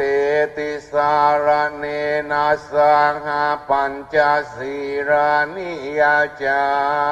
มะตุติยัมปิมายังพันเตติสารเนนะสังหาปัญจศีจามะตาติยัมปิมายังพันเตติสารเนนะสหปัญจศีรานิยาจามะนะโมตัสสะภะคะวะโตอะระหะโตสัมมาสัมพุทธัสสะนะโมตัสสะภะคะวะโตอะระหะโตสัมมาสัมพุทธัสสะนะโมตัสสะภะคะวะโตอะระหะโตสัมมาสัมพุทธัสสะนะโมตัสสะภะคะวะโตอะระหะโตสัมมาสัมพุทธัสสะนะโมตัสสะภะคะวะโตอะระหะโตสัมมาสัมพุทธัสสะนะโมตัสสะภะคะวะโตอะระหะโตสัมมาสัมพุทธัสสะพุทธังสรณังคัจฉามิพุทธังสรณังคัจฉามิธัมมังสรณังคัจฉามิธัมมังสรณังคัจฉามิสังฆังสรณังคัจฉามิสังฆังสรณังคัจฉามิตุติยัมปิพุทธังสรณังคัจฉามิตุติยัมปิพุทธังสรณังคัจฉามิตุติยัมปิธัมมังสรณังคัจฉามิตุติยัมปิธัมมังสรณังคัจฉามิตุติยัมปิสังฆังสรณังคัจฉามิตุติยัมปิสังฆังสรณังคัจฉามิตติยัมปิพุทธังสรณังคัจฉามิตติยัมปิพุทธังสรณังคัจฉามิตติยัมปิธัมมังสรณังคัจฉามิตติยัมปิธัมมังสรณังคัจฉามิตติยัมปิสังฆังสรณังคัจฉามิตติยัมปิสังฆังสรณังคัจฉามิติสรณะขะมานังนิติตาอามะพันเต ปานาติปาตาเวรมณีสิกขาปตังสมาธิยามิ ปานาติปาตาเวรมณีสิกขาปตังสมาธิยามิ อตินนาตานาเวรมณีสิกขาปตังสมาธิยามิ อตินนาตานาเวรมณีสิกขาปตังสมาธิยามิ กาเมสุมิจฉาจาราเวรมณีสิกขาปตังสมาธิยามิ กาเมสุมิชาจาราเวรมณีสิกขาปตังสมาธิยามิ มุสาวาตาเวรมณีสิกขาปตังสมาธิยามิ มุสาวาตาเวรมณีสิกขาปตังสมาธิยามิ สุราเมรยะมัจจปมาตฐานาเวรมณีสิกขาปตังสมาธิยามิ สุราเมรยมัชฌะปมาตฐานาเวรมณีสิกขาปตังสมาธิยามิ อิมานิปัญจสิกขาปตานิสีเลนะสุขติงยันติสีเลนะโภคสัมปทาสีเลนะนิพุติงยันติตัสมาสีลังวิโสตะเย สาธุสาธุสาธุโหมมูเลยอันว่าพระศาสดาตนยศยิ่งหูแจ้งสิ่งในยธรรมบุพกรรมมีมากสั่งวิภาคนานาทำอันใดอันตัดอันสอนเป็นกองแห่งนักปราชญ์ธาผู้ฆ่าทั้งหลายก็ขออาราธนาฟังสาธุอนุกรรมปิมังประชังอาราธนังกะโลมานะโมตัสสะภะคะวะโตอะระหะโตสัมมาสัมพุทธัสสะนะโมตัสสะภะคะวะโตอะระหะโตสัมมาสัมพุทธัสสะนะโมตัสสะภะคะวะโต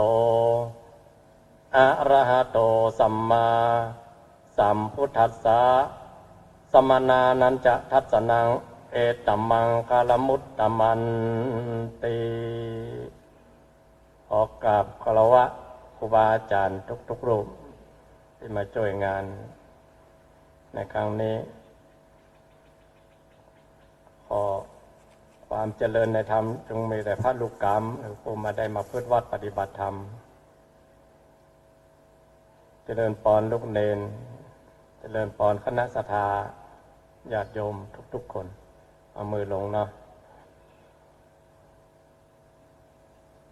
ง่วนใจหันศรัทธามากันวันนี้ที่จริงขึ้นมากล่าวสัมโมท่านนี้ยกถาเนี่ยครูบาอาจารย์หลายตั้งตนเป็นครูบาอาจารย์มหาเถรเจ้า30-40-50 ภาษามีหลายตนก็เป็นนักเทศน์นักสอนเผยแพร่กันไปทั่วประเทศมีนักแต่ว่าอันนั้นเป็นไปต่างเทศเนาะกล่าวสัมโมท่านนิยกถาได้ยอกุลเจ้าภาพยอกุลสถานที่จริงเอาได้กินได้ตาลอย่างนี้ก็บุญบารมีเรื่องตานะบาลีมันเต็มเปี่ยมอยู่แล้วแหละแต่มาโอ้ให้คนอื่นได้โห่วาดได้เป็นเจ้าภาพเนี่ยได้ไม่ห้อมกินห้อมตาลเนี่ยครูบาอาจารย์ตนที่เพิ่นมาช่วยงานเนี่ยเพิ่นอาจจะมาหู้จักศรัทธามาได้คุ้นเคยกันก็เลยมาโหจะเล่าไปนะก็เป็นธรรมะไปการกล่าวสัมโมทนิยกถาความหมายก็คือชื่นชมกล่าวยินดีในการคุณทำคุณงามความดีหรือแต่ถ้าเป็นเจ้าภาพก็ดีคือเกิดความยินดีปราโมทย์ในการกินการทานมีธรรมเนียมตั้งแต่สมัยพุทธเจ้าเวลาพุทธเจ้าไปที่ไหนพระองค์กล่าวธรรมีกถาโปรดคนทั้งหลายทั่วบ้านทั่วเมืองเอาแบบมาอย่างนั้น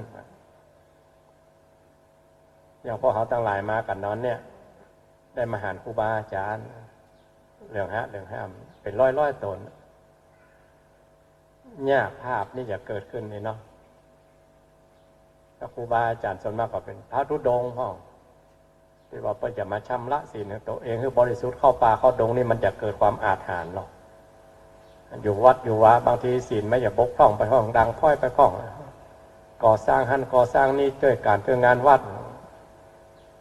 ก็มาชำระศีลตัวเก่าให้บริสุทธิ์พุทธองแล้วเดินทุดงเข้าไปในป่าในดงนี่มันจะอาถรรพ์มันบอกกลัวภัยเอาศีลของพระพุทธเจ้าเป็นเกราะป้องกันเอาในฐานะเป็นเจ้าตี้เนาะเจ้าภาพครูบาอาจารย์ขึ้นมาจูตี้วัดเฮาเงินทองตาใดเครื่องใจไม่สอยอันใดกำลังกายกำลังสติปัญญาก็ทุ่มเพื่อบูชาคุณครูบาอาจารย์บัดต้องอย่างนักหนาอย่างแค่เขามาหันตะอันนั้นยกภาษิตนี้ไว้เป็นเบื้องต้นตั้งแต่วันแรกเหมือนกันแค่ได้หันครูบาอาจารย์สมานานันจทัศนังนุ่งเหลืองห่มเหลืองอย่างเนี้ยมาเป็นเนื้อนาบุญเขายังบัดต้องทำอย่างนั้นนะแค่เขาหันพระองค์ยังบอกว่าเนี่ยเป็นภาพที่เป็นมงคลเอตัมมังคารมุตตัมมังเป็นมังคละเป็นมงคลสูงสุดในชีวิตของเขาเลยภาพอย่างนี้เหมือนกับภาพทรงท้ายปีเก่าต้อนรับปีใหม่เขาเนาะมันใกล้จะสิ้นปีแล้วหรอกเลยเกินเดือนหลังมาแล้วเนี่ยวันนี้วันที่21 7-8 วัน9 วันจะสิ้นปีแล้ว2566จะจากเขาไปชั่วอนันตการแล้วประมาณซ้ำเลยนะยิ่งไก่ไปติ๊กๆตั้งหน้าไปบวกไปติ๊กๆเนาะจะตอนรับ2567อย่างได้ก็อาศัยบุญกุศลเนี่ยส่งยู่ไปเทียบกับนักวิ่งนักกีฬาไปอย่าโล่นไปจะกระโดดไก่นี่ไปอย่าถอยหลังกันหรอกกระโดดไก่กระโดดสูงเนี่ยถอยหลังคือถ้ามาอยู่ใกล้ๆโดนแล้วไปมันมีแหงมันหรือมีแหงก็มีแหงน้อยเพราะนั้นเวลาเอาพอนักที่กระโดดไก่กันหรือคนที่เป็นกำไม่ยาวๆเดี๋ยวกระโดดสูงเนี่ยกระโดดไม่ข้ามทอเนี่ยหรือกระโดดสูงที่มีหาวปากกลางไปถอยหลังกันหรอกถอยหลังก็เหมือนกับทรงท้ายให้มันแหงๆหน่อยน่าจะไปตั้งหน้าได้ไกลในชีวิตเราจะเจริญรุ่งเรืองต่อไปตั้งหน้าเนี่ยคือได้แหงคือได้ไปไกลการกรุงรุ่งเรืองต่อไปตั้งหน้าก็ใส่บุญเก่าขึ้นอย่าง5 ปีหน้าเขาว่าปีเนี้ย2566เนี่ยเป็นบุญเก่าของปีแล้วที่ทรงยู่เขาขึ้นมาเบื้องแรกเขาก็ได้มากินมาตานกับครูบาอาจารย์ทรงท้ายปีเก่าอย่างเนี้ยคำว่ามังคละมงคลเอตัมมังคละมุตตัมมังสิ่งตรงข้ามคืออย่างคืออัปปมงคลเมื่อสิ่งที่เป็นมงคลดีๆงามๆอันเป็นมงคลของชีวิตเขามาจูตี้มาถึงหน้าบ้านหน้าเฮือนมาถึงครอบครัวมาถึงจิตถึงใจของพระเขาทั้งหลายสิ่งอัปมงคลทั้งหลายมันก็หลีกทั้งหมดบารมีพระพุทธพระธรรมพระสงฆ์หลีกน้ำสิ่งที่บดีประดับไปสิ่งที่ดีๆงามๆก็ไหลมาเทมาครูบาอาจารย์กว่าจะเดินทางมาได้โอ้บางตนก็มีภาระธุระนักเนาะอย่าเขาได้ไปหันทางภาคกลางวัดเป็นใหญ่เป็นโตนเป็นวันนาปากตั้งมันนะทรัพย์สินสมบัติของวัดพระศาสนาเขาอยู่นาปากตั้งนะจะหลีกมาก็ยากกิจนิมนต์บ้านใต้บ้านเหนือมันอุดมสมบูรณ์มาได้ยากอยู่กับศรัทธาอยู่กับวัดกวาได้สร้างได้แปลงบางทีใกล้เข้าพรรษาเพราะก็มีงานบวชตามประเพณีภาคกลางอายุสาวก็บวชจะหลีกออกมาตั้งบ้านอื่นบ้านไกลมันก็ยากไปประพฤติปฏิบัติธรรมก็ยาก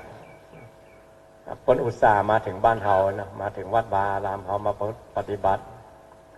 บางตนก็มาได้กรรมฐานเนี่ยเนาะกรรมฐานกับท่านพระอาจารย์ธงชัยเพิ่นมาสอนเรื่องพระกรรมฐานขันเลิกก็ไปติดก็ได้ความรู้อย่างปิดวัดปิดวาไปประพฤติปฏิบัติแล้วเขาเป็นเจ้าตี้เนาะมันจะปลื้มขนาดไหนเนาะว่าอย่าว่าสมัยเขาสมัยพุทธเจ้าแม้แต่พระอริยเจ้าทั้งหลายที่พระองค์ยกย่องว่าเป็นพระอริยเจ้าเป็นนิยตะบุคคลที่ไปปณิพานอย่างแท้แน่นอนเปิ้นยังมาละเรื่องตาลจนพระองค์ยกย่องแล้วอย่างนางวิสาขาก็อนาถบิณฑิกะเศรษฐีมันเนี่ยเป็นพระอริยเจ้าแต่นะเป็นลูกของพระพุทธเจ้าอย่าโตยพระพุทธเจ้าไปอยู่แล้วก็ยังมาละเรื่องกินเรื่องตาลสั่งสมคือเก่าตัวเก่าหลังจากนั้นประกอบไปตัวพระพุทธเจ้าไว้คุณงามความดีนี่ฝากไปให้กับโลกนี่อย่างพวกเขาทั้งหลายเขาบัดตั้งถึงกับขนาดนั้นเลยเนาะบัดถึงกับขั้นที่จะเจอพระพุทธเจ้า เขายังจะเวียนว่ายแต่เกิดในโลกวัฏสงสารต่อไปทั้งหน้าในปัจจุบันชาตินี่ก็อาศัยบุญก้ามบุญจูบุญรักษาหิมากล้าคืนเงินจุ่มเงินเย็นได้มาแล้วมันโกนมันหมอหัวมันออกก็ออกยากได้ก็มาได้มาโวยขออนุโมทนาบุญกับเจ้าภาพวันนี้เนาะอันมีโยมแม่เฟยเป็นปีเก้าพร้อมกับน้องๆและปาปีเป็นน้องๆหนึ่งญาติทั้งหลายมาฮับเป็นเจ้าภาพแม่เฟยตะวันวงแม่ปนอมเสาคำแม่อัมพรตะวันวงแม่ปอพันธ์วิลาวันกรสุรินทร์ทันตแพทย์หญิงทิตินันตะวันวงอุทิศทานไปหาอย่างบรรพบุรุษเนาะอันมีปน้อยตะแม่เฮือนตะวันวงปน้อยตะนี่อาตมาหรือตู้นี่บัดได้หันเพิ่นเนาะหันก็แม่เฮือนยังได้ตันหันปออุ่นตะวันวงปอหลวงอดุลตะวันวงนายสมเพชรตะวันวงน้องกันนิกากรสุรินทร์ได้พร้อมใจกันเพราะกันนี้ก็มีคณะศรัทธาปกำนันทรัพย์ปัญญาได้ปลาผู้ใหญ่บ้านในอำเภอเขาเนี่ยตำบลดอยหล่อนี่มาร่วมกินร่วมตานกันอย่างพวกเขาทั้งหลายที่นั่งในศาลาเต็มนี่ก็เหมือนกันถึงแม้เขาบ่ได้เป็นเจ้าภาพใหญ่เขาก็ของกินของต้านตามกำลังของเขาโบราณว่าเข้ากรกล้วยโนยเหมือนว่าคือสิ่งที่มีค่าที่น้อยที่สุดละคนโบราณเพิ่นกินเป็นอยู่เป็นใจกันนะกินยันได้ก็ต้านยังอันเขาได้มาตานกับครูบาอาจารย์อันนี้สงมันก็เป็นหน้ากระดานนะคือเฮือด้วยกันนี่ครับเฮือสำเปาหลวงด้วยกันอย่าโดยผู้ใดเจ้าไปหรอกคนเป็นต้นโหนคนเป็นจุมโพคนเป็นภาษาฝรั่งก็เชฟเนี่ยนะคนปอกหัวแม่ครัวคนกะลาสีสปะอยู่ในที่เฮือเนี่ยถ้าอย่าไปก็ไปตัวกันถึงหมู่ได้ขึ้นฟังด้วยกันได้โดยพระพุทธเจ้าไปนั่นสูงสุดละแต่ถ้าเขายังมาถึงเตื้อจะเดินทางในโลกวัฏสงสารก็เป็นหอเข้าเดินทางไปอย่างปลอดภัยเป็นที่อุ่นใจบัดตกละกรรมลำบากในโลกวัฏสงสารไกลๆในโลกปัจจุบันนี่บุญนี่มันเผื่อไปถึงลูกถึงหลานด้วยหรอกลูกหลานก็เฮียนเก่งบัดดื้อบุญนี่ไปกั้มปัจจุนี่เขาหิมากล้าขึ้นมียศมีลาภมีความสุขตามอัตภาพของเมืองมนุษย์นี่แหละมันสิ่งเบื้องหลังความสำเร็จมูนี่อยู่ที่ไหนอยู่ที่บุญที่พวกเขาทั้งหลายสั่งสมนี่แหละเอามาถึงขนาดนี้เหมือนกับเขานับ1 2 3 4 5ไปถึงเลข8เลข9เนี่ยบอกไปเห็น1 2 3ก็ได้โดยพุทธเจ้าไปแล้วแต่เขาก็บอกประมาทกันนะเนาะมาเข้าวัดเข้าวามาประพฤติธรรมบางคนถึงกับขั้นประพฤติธรรมประพฤติพรหมจรรย์โดยครูบาอาจารย์10 วันนี้ครูบาอาจารย์มาเข้ากรรมปาลูกศิษย์มาหลายคนโยมมาอย่างไรเนี่ยบอกเคยหันหน้ามาด้วยอาจารย์เพิ่นมาเข้ากรรมเอาลดเอาลาจนศรัทธามาประพฤติธรรมด้วยกันก็อย่างที่บอกเบื้องต้นว่าขนาดยังมาทำอะไรอย่างแต่นะพวกองค์ยังยกย่องในมังคละสูตรที่ท่านอาจารย์โพธิรัตนโชติกำแรกก่อนที่สวดมังคละมงคลว่าพระหูเทวดาทั้งหลายหมื่นโลกธาตุแสนโกฏจักรวาลอนันตจักรวาลนับประมาณบดยังพระเชตวันให้สว่างสวัยมาถามพระองค์ว่าอันอย่างมันเป็นมังคละอันอย่างมันเป็นมงคลแก่ชีวิตหลายข้อนะแต่ว่าตอนกลางๆพระองค์ตรัสว่าสมานานันจะทัศนังการได้หันครูบาอาจารย์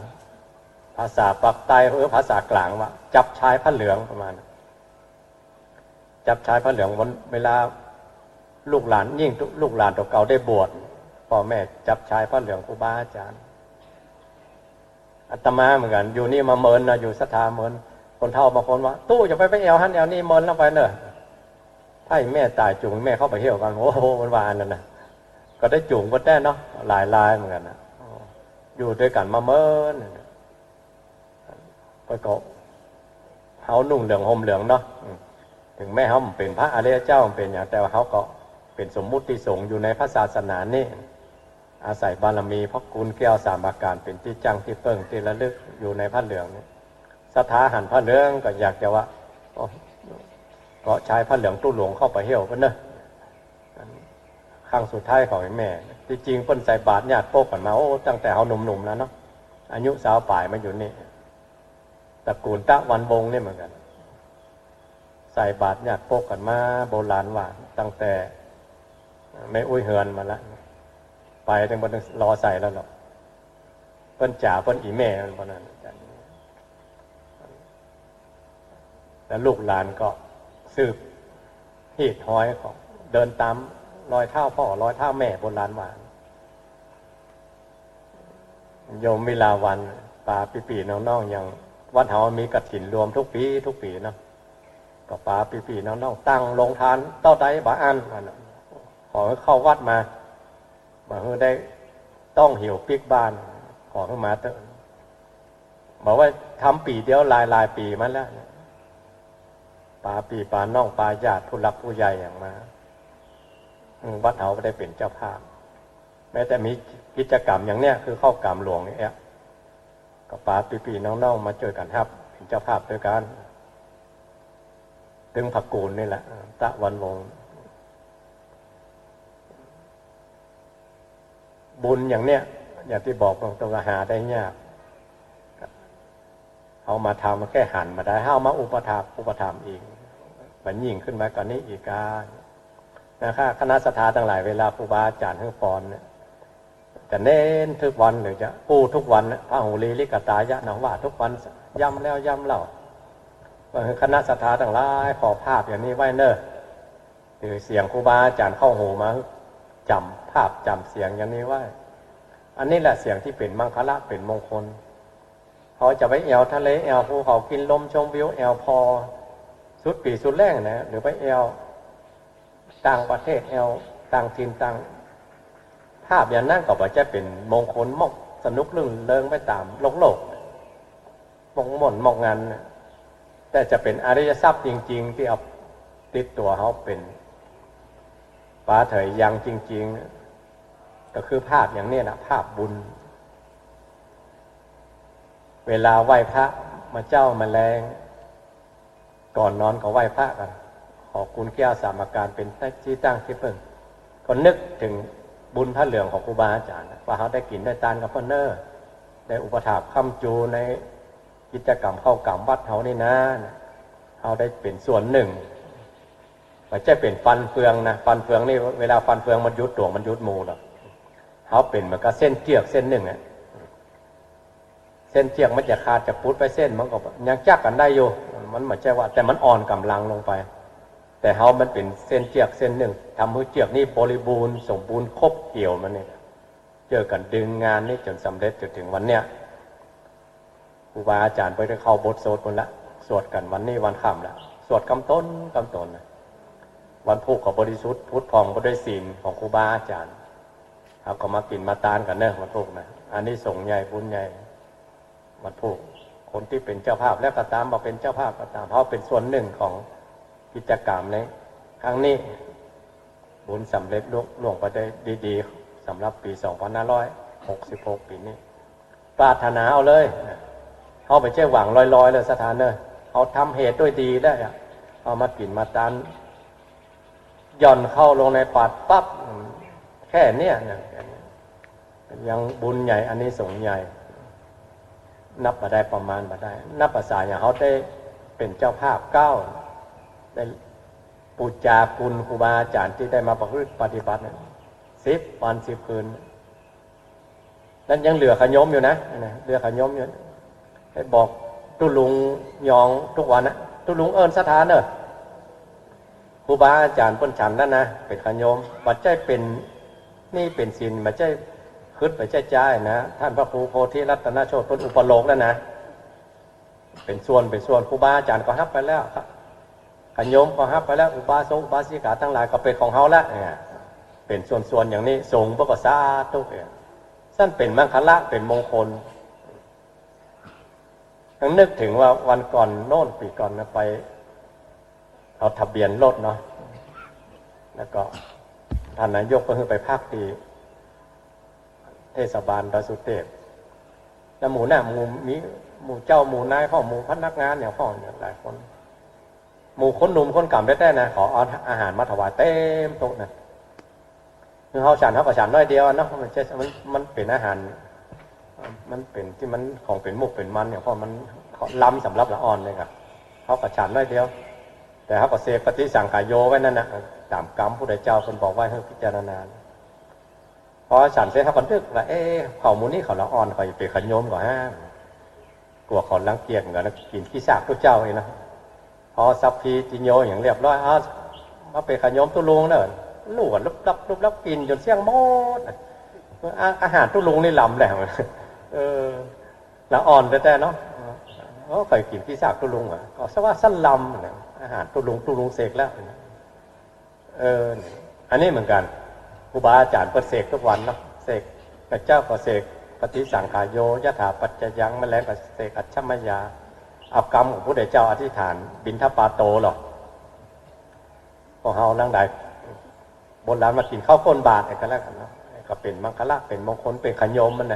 นอะก็เป็นขยมกับทุกคน วันนี้ก็ขออนุโมทนากับเจ้าภาพทุกๆคนอันมีโยมแม่เปยพร้อมโดยน้องๆของแม่เปยทุกๆคนพร้อมกันเป็นเจ้าภาพวันนี้พร้อมพ่อกำนันแต่ปลาพ่อหลวงหลายๆหมู่บ้านมาร่วมบุญกินบุญตาลด้วยกันพร้อมคณะศรัทธากันทุกคนเนาะแต่มาร่วมกินร่วมตาลวันนี้อย่างที่บอกบางตนวันยังบัดตันอย่างเตื้อแค่หันผ้าเหลืองครูบาอาจารย์พระองค์ยังยกย่องว่าเป็นมังคละเป็นมงคลแล้วอันไหนที่เป็นมงคลดีแล้วนะสิ่งดีๆงามๆก็ไหลมาเทมาคำเดียวกันได้รอฮับปอนกับตุเจ้าพันนายมันจะม่วนขนาดไหนม่วนโหม่วนกับบุญเนี่ยเนาะก็ขออนุโมทนาทุกคนเนอะบุญกรรมบุญจูบุญรักษาสัพพะพุทธานุภาเวนะโดยอนุภาพของพระพุทธเจ้าสัพพะธรรมานุภาเวนะโดยอนุภาพของพระธรรมเจ้าสัพพะสังฆานุภาเวนะโดยอนุภาพของพระสงฆ์เจ้าสัทธาโสถีพ่อวันตุเตก็ขอความสุขสวัสดีทั้งหลายจงมีแก่เจ้าภาพพ่อกำนันพ่อมพ่อหลวงพ่อคณะศรัทธาทั้งหลายผู้คนเทสาธุสาธุสาธุเอาต่อไปได้โอกาสยงข้าพเจ้านะครับเลิกเอาป้อนน้อยป้อนนานมาถือข้าวตัดข้าพเจ้านะครับเลิกสาธุอิมังโอตานาปินดาตานังติราตานานังสักกะจังเตมาปูเจมาตุติยัมปิอิมังติราตานานังสักกะจังเตมาปูเจมาตาติยัมปิอิมังโอตานาปินดาตานังติราตานานังเตมาปูเจมาทิคาลาตังอาทายาหิตายาสุขายายาวะนิปานายาสังวตันตุโนนิมนต์หลวงพี่หลวงพ่อพระอภาลาโหทุกรูปหันหน้ามาทางซ้ายมือเนาะศรัทธาหันหน้าไปทางขวามือเนอะอย่างที่บอกตะกี้เนาะพอภาพผ้าเหลืองห้ามผ้าเหลืองบาอาจารย์เกาะชายผ้าเหลืองสื่อไปถึงพระพุทธพระธรรมพระสงฆ์เอามาเป็นที่จังที่เปิงยกของกินของตานของพวกเขาทั้งหลายเนอะอันไหนที่เขาจะตานยกขึ้นเก้าขึ้นหัวปูจาของตานเขาก่อนก็นานได้นำเนาะครับต่อไปนี้จะได้ยงเข้าบักถวายพระปริวาสกรรมเข้ากรรมหลวงบุกใหญ่นะครับเนาะก่อนจะได้กล่าวตามถวายนี้ก๋วยขอแจ้งถวายนำเรียนให้กับพระปริวาสกรรมนะครับเนาะว่าปีหน้าปี2567นี่ในวันที่16ธันวาคมก็ได้มีพ่อคำตันแม่น้อยสุขใสนะครับภาวนาเป็นเจ้าภาพอาหารปริวาสกรรมปีหน้าวันที่16 1,000 บาทนะครับ10,000 บาทนะครับแล้วก็วันที่21ธันวาคม2567นี่ ก็มีลุงก้าลงกร10,000 บาท แล้วก็มีนายหน่วยลุงดุลแห่ง10,000 บาทนะครับอันนี้ก็นำฝากนำเรียนถวายพระปริวัติกรรมมูยายตัวนะครับเอาต่อไปนี้จะได้ยงเข้าบาทนะครับเด้อสาธุโอกาสาโอตานาปินดีปาตังตานังนิปานาปัจจยโยหนตุโนนิจังโอตานาตังตานังนิปานาปัจจยโยหนตุโนนิจังโอตานาปินดีปาตังตานังนิปานาปัจจยโยหนตุโนนิจังครับต่อไปนี้จะได้กล่าวคำถวายพระทหารถวายพระปริวัติกรรมเข้ากรรมหลวงนะครับสถามุเฮาทั้งหลายตั้งนะโมพร้อมกัน3 จบนะครับเด้อนะโมตัสสะภะคะวะโตอะระหะโตสัมมาสัมพุทธัสสะนะโมตัสสะภะคะวะโตอะระหะโตสัมมาสัมพุทธัสสะนะโมตัสสะภะคะวะโตอะระหะโตสัมมาอิมานิมะยังพันเตภัตตานิสัปาริวารานิภิกขุสังฆัสสะโอโนชยามะสาธุโนพันเตภิกขุสังโฆอิมานิภัตตานิสัปาริวารานิปฏิคานหาตุอัมหากังทีฆลตังหิตายะสุขายะข้าเดพระภิกษุสงฆ์ผู้เจริญข้าพระเจ้าทั้งหลายขอน้อมถวายภัตตาหารพร้อมทั้งของอันเป็นบริวารทานตั้งหลายเหล่านี้แด่พระภิกษุสงฆ์ขอพระภิกษุสงฆ์จงรับภัตตาหารพร้อมทั้งของอันเป็นบริวารทานตั้งหลายเหล่านี้ของข้าพระเจ้าทั้งหลายเพื่อประโยชน์และความสุขความเจริญแก่ข้าพเจ้าทั้งหลายแก่ญาติทั้งหลายแก่ปิยชนทั้งหลายมีบิดามารดาเป็นต้นตลอดกาลนานเทินสาธุตอนที่พ้นพระครูโพธิรัตนโชติกล่าวคำอุปโลกจบขอครูบาอาจารย์ทั้งหลายได้สาธุดังๆหน่อยเนาะนิมนต์ท่านอาจารย์ท่านพระครูโมตัสสะภะคะวะโตอะระหะโตสัมมาสัมพุทธัสสะนะโมตัสสะภะคะวะโตอะระหะโตสัมมาสัมพุทธัสสะนะโมตัสสะภะคะวะโตอะระหะโตสัมมาสัมพุทธัสสะ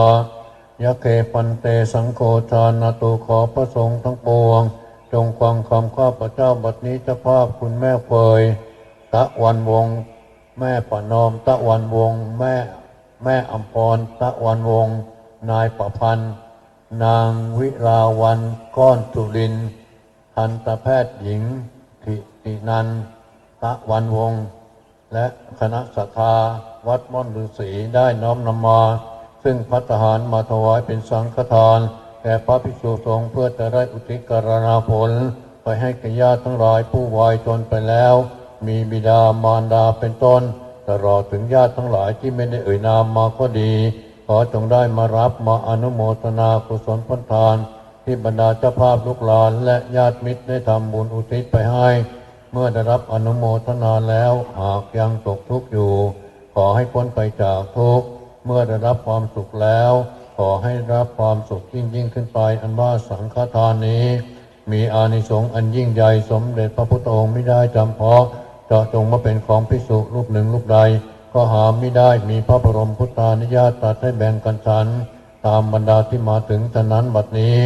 ข้าพเจ้าจะขอสมมติตนเป็นผู้แจกของสงฆ์พระสงฆ์ทั้งปวงจะเห็นสมควรหรือไม่เห็นสมควรหากเห็นว่าเป็นการไม่สมควรขอจงทักท้วงขึ้นในท่ามกลางละวางสงฆ์อย่าได้เกรงใจ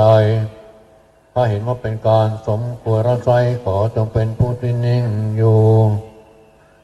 บัดนี้พระสงฆ์ทั้งปวงนิ่งอยู่ข้าพเจ้าจะรู้ได้ว่าเป็นการสมควรแล้วจะได้ทำการแจกของสงฆ์ต่อไปณการบัดนี้อายังปัตมภาโกมหาเถรสาปาปุนาติส่วนที่หนึ่งย่อมถึงแก่พระมหาเถระผู้ใหญ่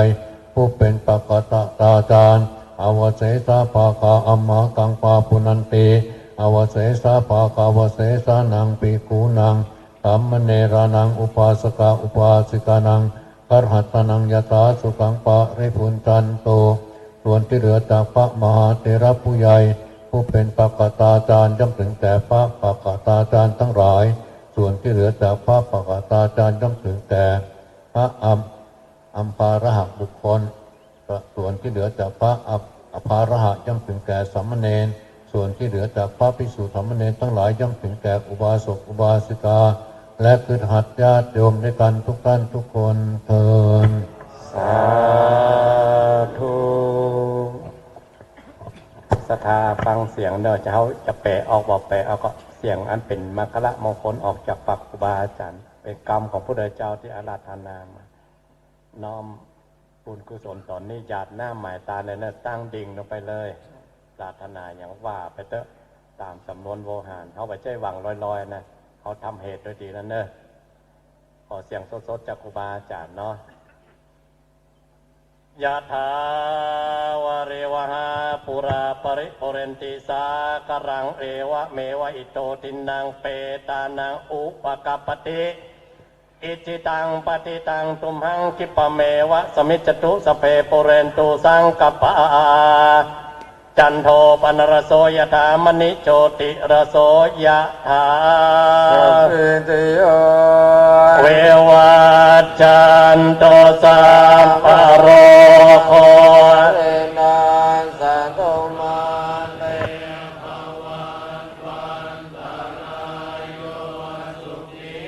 เทกายโยโกติโยเววัน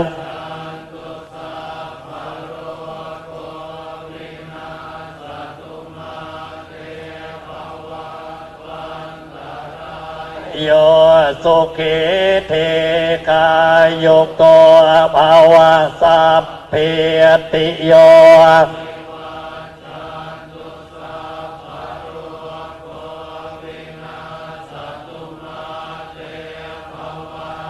วันตารายโยสุขิเทกาย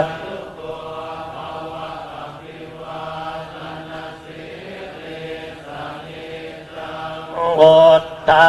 ปัจจายโน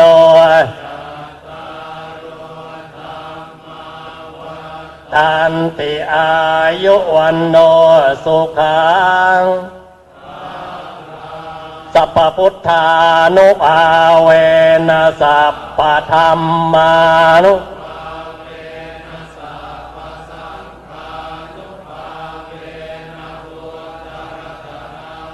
ธรรมรัตนัง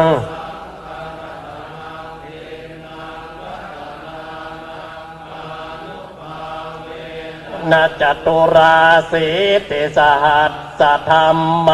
ขันธานุ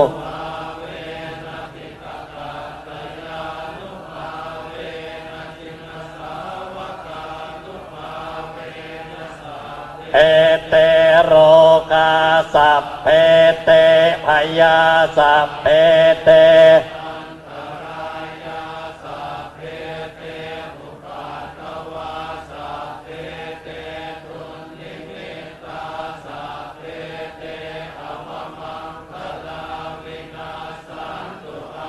โยวัตตโกธนวัตตโกสิริวัตตโก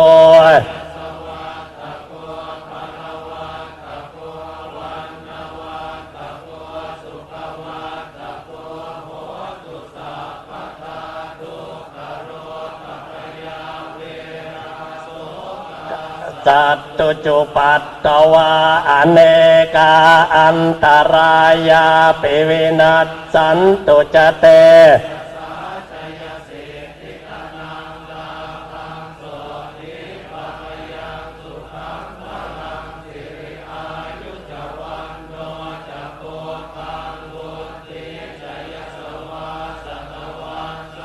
จะอายุจะชีวสิทธิภวันตุเต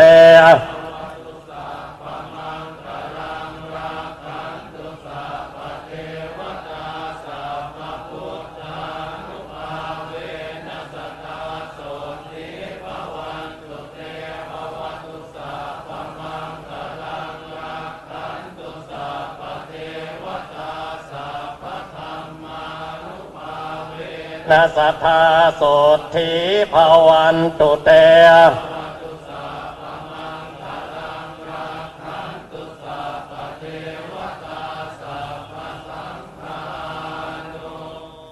อาเวนะสัทธาโสสาธุสาธุสาธุ สัทธาเอามือวางบนตักเนี่ยเนอะพอครูบาอาจารย์เบื้องหน้าเขาเนี่ยเขาได้อุปถากอุปถัมภ์ได้ทำบุญกับครูบาอาจารย์กันปิดเปลือกตาลงน้อมนึกรับตาอย่างนึกหันภาพพระเหลืองเหลืองห้ามตัดกับสีใบไม้เกี่ยวๆทั้งบนน้อมนึกเสียงอาตีตาลมคือเสียงครูบาอาจารย์ที่เขาปอนแต่เที่ยกำโบราณมันแม้กล้องอยู่ในหัวอยู่นี่นะเสียงครูบาอาจารย์เพิ่มมาหันภาพอย่างนี้เสียงอย่างนี้อันเป็นมรรคละเป็นมงคลเวลาเขาอยู่บ้านอยู่จองเขาก่อนรับก่อนนอนก็ไหว้พระไหว้เจ้าโบราณว่าน้อมนึกถึงเสียงน้อมนึกถึงภาพอันนี้รับก็รับฝันดีครับบอกฝันให้ตื่นก็เป็นสุขรับก็เป็นสุขแจ้งมาฝ่ายดีฝ่ายงามมากราบพระกราบเจ้าอย่างนึกถึงภาพพระเหลืองนึกถึงเขาได้กินได้ตานวันนี้ออกไปทำงานก็จะหิมากล้าคืนสติปัญญาไปจะเป็นเลิศพอห้อมใดมันก็จะหลงเรื่องโมดที่บอกว่าเฮงคือทำมากล้าขายขึ้นหน้าที่อย่างก็จะเริญรุ่งเรืองก็เพราะว่าบุญก้ามบุญจูบุญอุนหนุนโดยเขาได้นึกก่อนไปนั่นแหละก่อนไปทำการทำงานก่อนรับก่อนนอนน้อมนึกคือตอนนี้คือจำไว้ในจิตในใจเนอะบันทึกไว้ในสัญญาความจำของพวกเขาไว้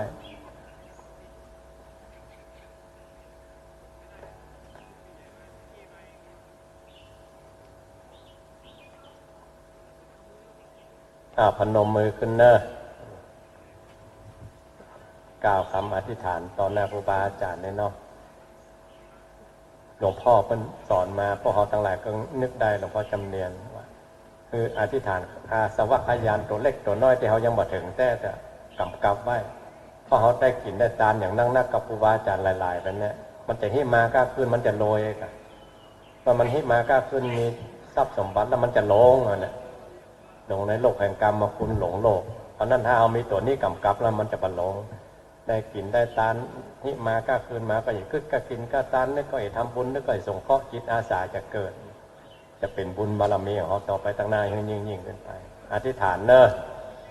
อีทางเมธานังอีทางเมธานังอาสาวะอาสาวะขยวหังโหนตุขยวหังโหนตุนิพพานะนิพพานะปัจจโยปัจจโยโหตุโนนิจังโหตุโนนิจังผลทานอันนี้ผลทานอันนี้ที่ข้าพเจ้าได้น้อมถวายได้น้อมถวายขอให้เป็นปัจจัยขอให้เป็นปัจจัยนำมา มา ซึ่งสติปัญญา ซึ่งสติปัญญา และมรรคผลอันวิเศษ และมรรคผลอันวิเศษ ตัดกิเลสอาสาวะ ตัดกิเลสอาสาวะ เครื่องดองในสันดาน เครื่องดองในสันดาน ให้หมดไปสิ้นไป ให้หมดไปสิ้นไป เป็นปัจจัย เป็นปัจจัย ให้ถึงพระนิพพาน ให้ถึงพระนิพพาน อิทังเมปุญญัง อิทังเมปุญญัง มาตาปิตุนัง มาตาปิตุนัง ญาติกานังโหนตุ ญาติกานังหนตุ ผลบุญอันนี้ ผลบุญอันนี้ ที่ข้าพเจ้า ที่ข้าพระเจ้า ได้กระทำแล้ว ได้กระทำแล้ว ได้บำเพ็ญแล้ว ได้บำเพ็ญแล้ว ขอให้ถึง ขอให้ถึง ซึ่งบิดามารดา ซึ่งบิดามารดาว งศาคณาญาติ วงศาคณาญาติ และมิตรสหาย และมิตรสหาย อีทางเมทานัง อีทังเมทานัง อีทางเมปุญญัง อีทังเมปุญญัง เป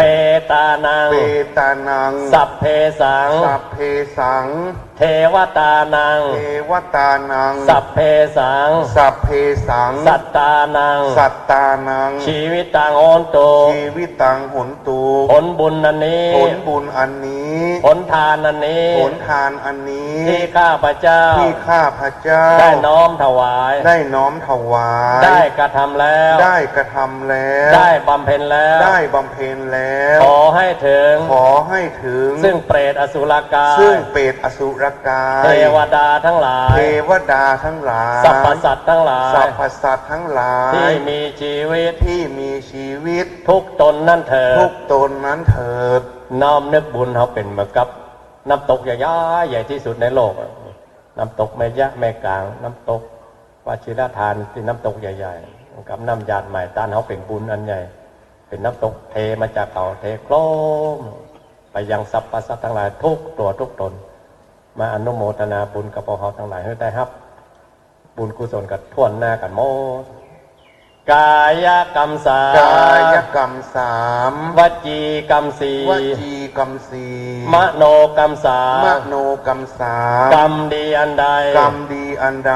เป็นบุญกุศล เป็นบุญกุศล ที่ข้าพเจ้า ที่ข้าพระเจ้า ได้กระทำแล้ว ได้กระทำแล้ว ด้วยกายวาจาใจ ด้วยกายวาจาใจ ในอดีตชาติก็ดี ในอดีตชาติก็ดี ปัจจุบันชาติก็ดี ปัจจุบันชาติก็ดี วันนี้ก็ดี วันนี้ก็ดี เดี๋ยวนี้ก็ดี เดี๋ยวนี้ก็ดี ขอให้ถึง ขอให้ถึง แก่ท่านทั้งหลาย แก่ท่านทั้งหลาย ที่มีภพมีภูมิ ที่มีภพมีภูมิ มีชาติเป็นแดนเกิ มี ด ชาติเป็นแดนเกิด มีชรามีมรณะ มีชรามีมรณะ มีชีวิต มีชีวิต มีจิต มีจิต มีวิญญาณ มีวิญญาณ มีขันธสันดาน มีขันธสันดาน มีวิบากแห่งกรรม มีวิบากแห่งกรรม มีการกระท มีการกระทำ ำเจ้ากรรมนายเวร เจ้ากรรมนายเวร เจ้าการบัญชี เจ้าการบัญชี ท้าวจตุโลกบาลทั้งสี่ เท้าจตุโลกบาลทั้งสี่ ยมมาบาล ยมมาบาล มนุษย์หนึ่ง มนุษย์หนึ่ง สวรรค์หก สวรรค์หก พรหม20 พรหม20 อบายภูมิทั้งสี่ อบายภูมิทั้งสี่ บัดนี้ บัดนี้ ข้าพเจ้า ข้าพระเจ้า สร้างกองการกุศล สร้างกองการกุศล ผลอานิสงส์ฟังธรรม ผลอานิสงส์ฟังธรรม ผลเจริญ ผลเจริญ สังขานุสติ สังขานุสติ ผลเจริญ ผลเจริญ จาคานุสติ จาคานุสติ ผลแผ่เมตตา ผลแห่เมตตา ผลอุทิศบุญ ผลอุทิศบุญ ผลถวายมหาสังฆทาน ผลถวายมหาสังฆทาน ขอให้ถึง ขอให้ถึง แก่ท่านทั้งหลาย แก่ท่านทั้งหลาย ที่ข้าพเจ้า ที่ข้าพระเจ้า ได้เอ่ยนามมาแล้วนั้น ได้เอ่ยนามมาแล้วนั้น ไม่ได้เอ่ยนามก็ดี ไม่ได้เอ่ยนามก็ดี ตลอดกาลนานเธอ ตลอดกาลนานเทินอีตังตานากรรมังนิปานาปัจจยโยโนนิจังนิตังศีรากรรมังนิปานาปัจจยโยโหนตุโนนิจังยังกินเจ กาตาพังกัมมังสัพเพหิกาเตหิกาตังปุญญังโนอนุโมตันตุสุนันตุเยเตวาสามิงธาเนอาทิคาตาทิขายุกาสัทธาหนตุสัพพะนังสุขีอัตตานังปาลิหารันตุมาตาปิตาสุขิตาหนตุตุขาปามุนสัพเพยาติกาสุขิตาหนตุตุขาปามุนจันตุสัพเพอยาติกาสุขิตาหนตุจันตุสัพเพปิสาสัพเพยัคขาสัพเพเปตาสุขิตาหนตุตุขาปามุนจันตุสัพเพนาคาตาสุตุขาปามุนจันตุสัพเพเตวาสุขิตาหนตุตุขาปามุนจันตุสัพเพอาจาริโยปัชฌายยะตุขาปามุนจันตุสัพพะสัมปตินังสามิชันตุโววันตามิพุทธังสัพพังเมโตสังฆามาพันเตวันตามิธัมมังสัพพังเมโตสังฆามาถ้ามิพันเตวันตามิสังฆังสัพพังเมโตสังฆามาวันตามิคุรูปัชฌาจาริโยสัพพังเมโตสังฆามาถ้ามิพันเตวันตามิกัมมัฏฐานังโตสังฆามันถ้ามีพันติวันตามีอารามมีภัทธาสีมายังสัพพังเมโตสังถ้ามีพันติวันตามีจิติยังสัพพังสัพพะทาเนสุปาติทิตาสารีราธาตุมหาปุถิงสักการังสัทธานาคะโลเกเทวะโลเกพัมมะโลเกชมพูติเปลังกาติเปสาลีราธาตุโยเกอาระหันตาธาตุโยเจติยังคันทากุติงจาตุราสีติสาเสธรรมะหันเตสัพเพถ้าจิติยังอาหังวันตามีสัพพะโสกราบหนึ่งกราบสองกราบสามคาถาหมอบลงไปเนอะ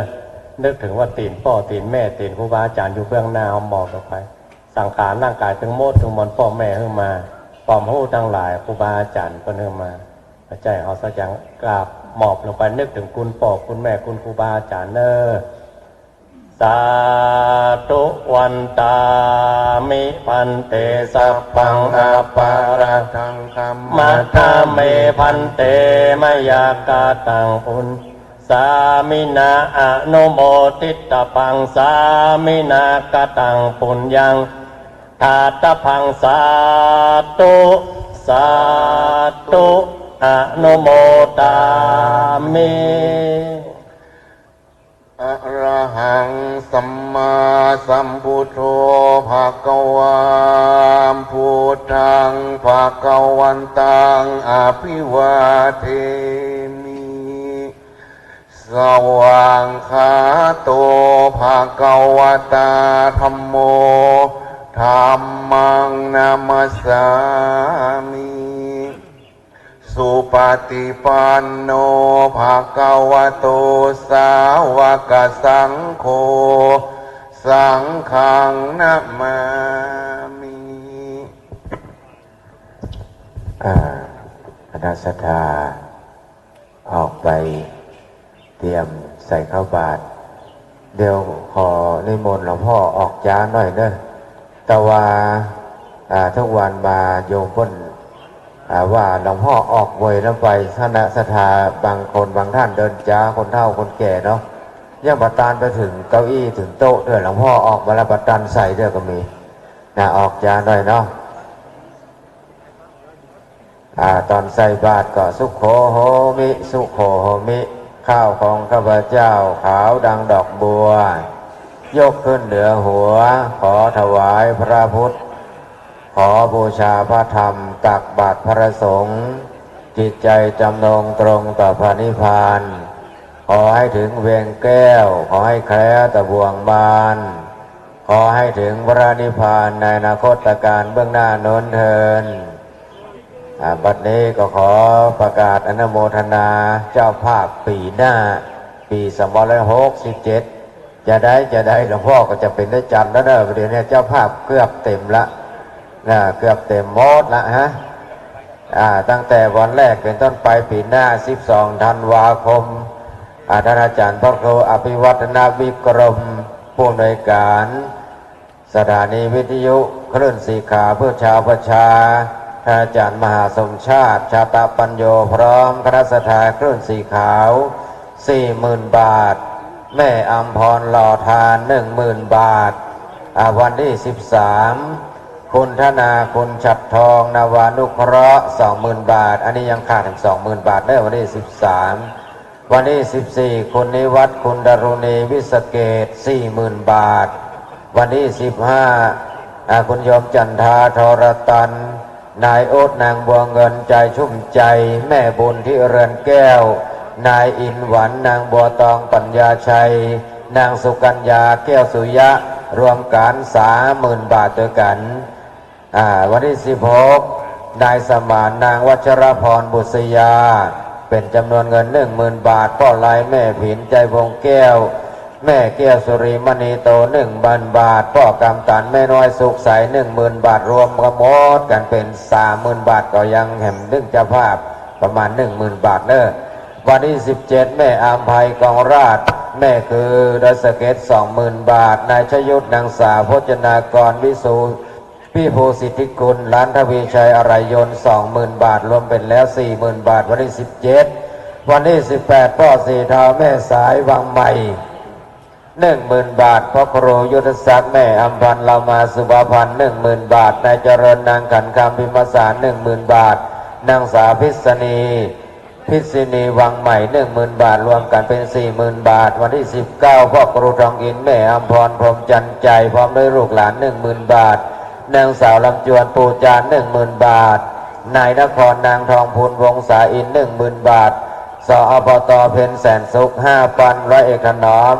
นางวราพรหรือว่าหมอต๋อมกันนี่มา 5,000 บาทแม่นงยาวเขียวอ่อนโกดังลำไยอัมภัยพันธ์ 20,000 บาทเพราะคุณโยมจรุนคุณครูยุพินสิงห์แก้ว 20,000 บาทวันที่20 ธันวาคมคุณวารุณีเตชะวุฒิพัฒน์ 20,000 บาทอันนี้ก็ยังขาดแหม2-3 เจ้าภาพด้วยแหม 20,000 บาทวันที่21ป่อกาลุงกร 10,000 บาทนายหนุ่ยลุงดูน10,000 บาทเป็นเงิน 20,000 บาทกันนี้ก็ขาดแถม 20,000 22 ธันวาคมคุณโยมกนกพิชัยนาร้านนานาพันธ์เบอร์ฝางแม่พิมพาสุยพลครบเรียบร้อยก็ยังขาดแถมพ่องเป็นจำนวน1นิมนต์ทาง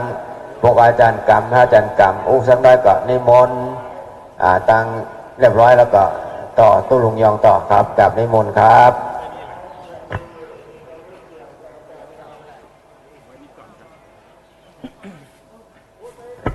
ตุลงชัยวัฒน์นาคเสโนโซโลครับขอบคุณท่านอาจารย์เชื้อพงศกรธรรมติโปผู้ช่วยเจ้าวัดวัดม่อนฤาษีตอนนี้ปล่อยแถวแล้วนะฮะบัตรนำหน้า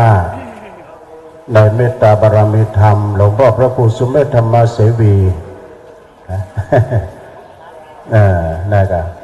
บัตรแรกบัตรปัจจัยนะโยมนะใส่เข้าไปปัจจัยเงินทองทีละเล็กทีละน้อยนะทำกันไปบุญกุศลอันนี้ก็ปกปักรักษาญาติโยมให้มีแต่ความสุขความเจริญวันนี้วันรองสุดท้ายแล้วโยม ประเสริฐสุภาษิตจีนเนี่ยเขาบอกว่าไม่มีงานเลี้ยงใดที่ไม่เลิกลาวันนี้เป็นวันสุดเป็นวันห้างวันดานะโยมเด้อ ปวดต่างทรายต่างแดนเหงื่อสำเปาที่บางทุกมาฟังมนปักไม้ใส่เกลือไม้เกลือเหงื่อดังต่างๆนานาให้กับศรัทธาญาติโยมที่วันนี้จะเป็นห้างดานะโยมเด้อภายมีฟักแฟงแต่งเต้าออกมาเจาะมาหอมกันได้นะแล้วก็วันนี้เมื่อคืนบุญนี้จะมีการจุดพลุนะที่นั้นเหลิมบอกว่าจะจุดพลุแบบชุมทางคนเด่นจุดเป็นพลุเป็นชุดไปปล่อยว่าวไฟปล่อยปูจาว่าวไฟเพราะว่าปล่อยเคาะปล่อยนามเนี่ยพอ13นาม15แล้วก็ปล่อยไปปูจาพระเกศแก้วจุฬามณีบนสวงสวรรค์ด้วยนะแต่กี้เจริญพรนะศรัทธาขอบคุณดังพระหลวงอุทิศจากใจโดยตุลุงกับบ่ฮู้เนาะชมรมกำนันผู้ใหญ่บ้านอำเภอตำบลดอยหล่อนี่รับตำแหน่งแหนบทองคำนั้นมีอยู่3ท่านด้วยกัน3ท่านดังนี้พ่อกำนันบุญทรัพย์ปัญญานี่กำนันแหนบทองคำนะประธานชมรมกำนันผู้ใหญ่บ้านแล้วก็2พระหลวงจรัญทรเทพพระหลวงโทกเสือนึนี่ที่ตั้งสำนักงานพุทธมณฑลจังหวัดเชียงใหม่นะโทกเสือแล้วก็3พระหลวงวัชรพรหมเสนใจพระหลวงวัชรพรหมเสนใจนี้อยู่ที่บ้านสิริมังคลาจารย์3ท่านนี้เป็นพระหลวงกำนันแหนบทองคำนะฮะนำความชื่นชมให้กับวงตระกูลด้วยนะขอบคุณต่อไปขอประกาศรายนามเพิ่มเติมแม่ประภัยพิริยมาสกุลพิริยมาสกุลแล้วก็นายสุชาติสาลีกงชัยร่วมสร้างทำบุญบริเวณวัดพอเกิดไม่เกิด500นะเป็นกระเบื้องปูถนนด้วยนะอาจารย์ปูถนนด้วยนะแล้วก็มีเพิ่มเติมแม่กรกำมลเขยกลางนี่นะพร้อมด้วยครอบครัวจากบ้านดอยน้อยพัฒนาตำบลหนองหานอำเภอสันทรายได้ชำระนิสงฆ์100 บาทนี่แล้วก็แม่กรกำมลเขยกลางพร้อมด้วยครอบครัวบ้านดอยน้อยพัฒนาตำบลหนองหานอำเภอสันทรายร่วมสร้างถนนปูตัวหนอนอีก200 บาทสาธุสาธุเนอร์แล้วก็มีเมตตาบารมีธรรมท่านพระครูศรีวชิรกิตติคุณนะอันนี้ก็อำเภอดอนบ้านไผ่จังหวัดขอนแก่นชำระนิสงฆ์500 บาททำบุญทั่วไปอีก500 บาทเป็นจำนวนปัจจัยอยู่ 1,000 บาทเบอร์86เลขงามอาจารย์ท่านพระมหาอาทิตย์กิติวันโนนะจากจังหวัดปทุมธานีร่วมชำระหนี้สงฆ์และก็ค่าน้ำค่าไฟวัดม่อนฤาษีอีก 1,000 บาทจะสาธุอนุโมทนาแล้วก็ไม่ต้องประกาศนั่นนี่ใครไม่รู้แล้วก็ มีนะฮะนายการนิธินางสุปวีนะฮะนารินวัดชำระหนี้สงฆ์แล้วก็ทำบุญอุทิศให้กับ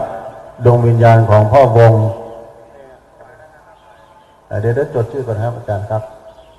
ทำบุญอุทิศให้พ่อวงตาลังสีอุทิศบุญกุศลให้พ่อบุญมาบัวใสอุทิศบุญกุศลให้นายณรงค์ตาลังสีญาติพี่น้องที่ล่วงลับทุกดวงวิญญาณเพราะเกิดไม่เกิดเจ้ากรรมในเวรเทวบุตรเทวดา400 บาทเนอะสาธุแม่นางอัมพรใจพันนาทองทำบุญตังไปให้ปอดทิพย์แม่กอบเนื้อวงสายยากตังไปหานายพุทธใจพันนาทองตังไปหานายบุญส่งแก้วกล้าทำบุญตังไปหานางสุรสดวงแก้วแล้วก็ตามไปหาเจ้ากรรมนายเวรชำระนิสงฆ์200 บาทเด้อสาธุท่านพระมหาวชิรพงศ์ท่านพระมหาวชิรพงศ์ปัญญาวชิโลจังหวัดบุรีรัมย์ร่วมทำบุญชำระนิสงฆ์อีกจำนวน 1,000 บาทโอ้ครูเจ้านี่เปิ้นมัดหนักเลยศาลาทำมีดโอ้พี่น้องลำปางนะอันนี้ มีดดีมีดดังเนี่ยทำจากแหนบรถทำจากแหนบเล็บแหนบรถนะพุทธุคมเด้อสลาทำมีดนี่นะ100 บาทเด้อขอบคุณเด้ออันนี้เป็นโออาจารย์ท่านพระมหานี่อ่านว่าอะไร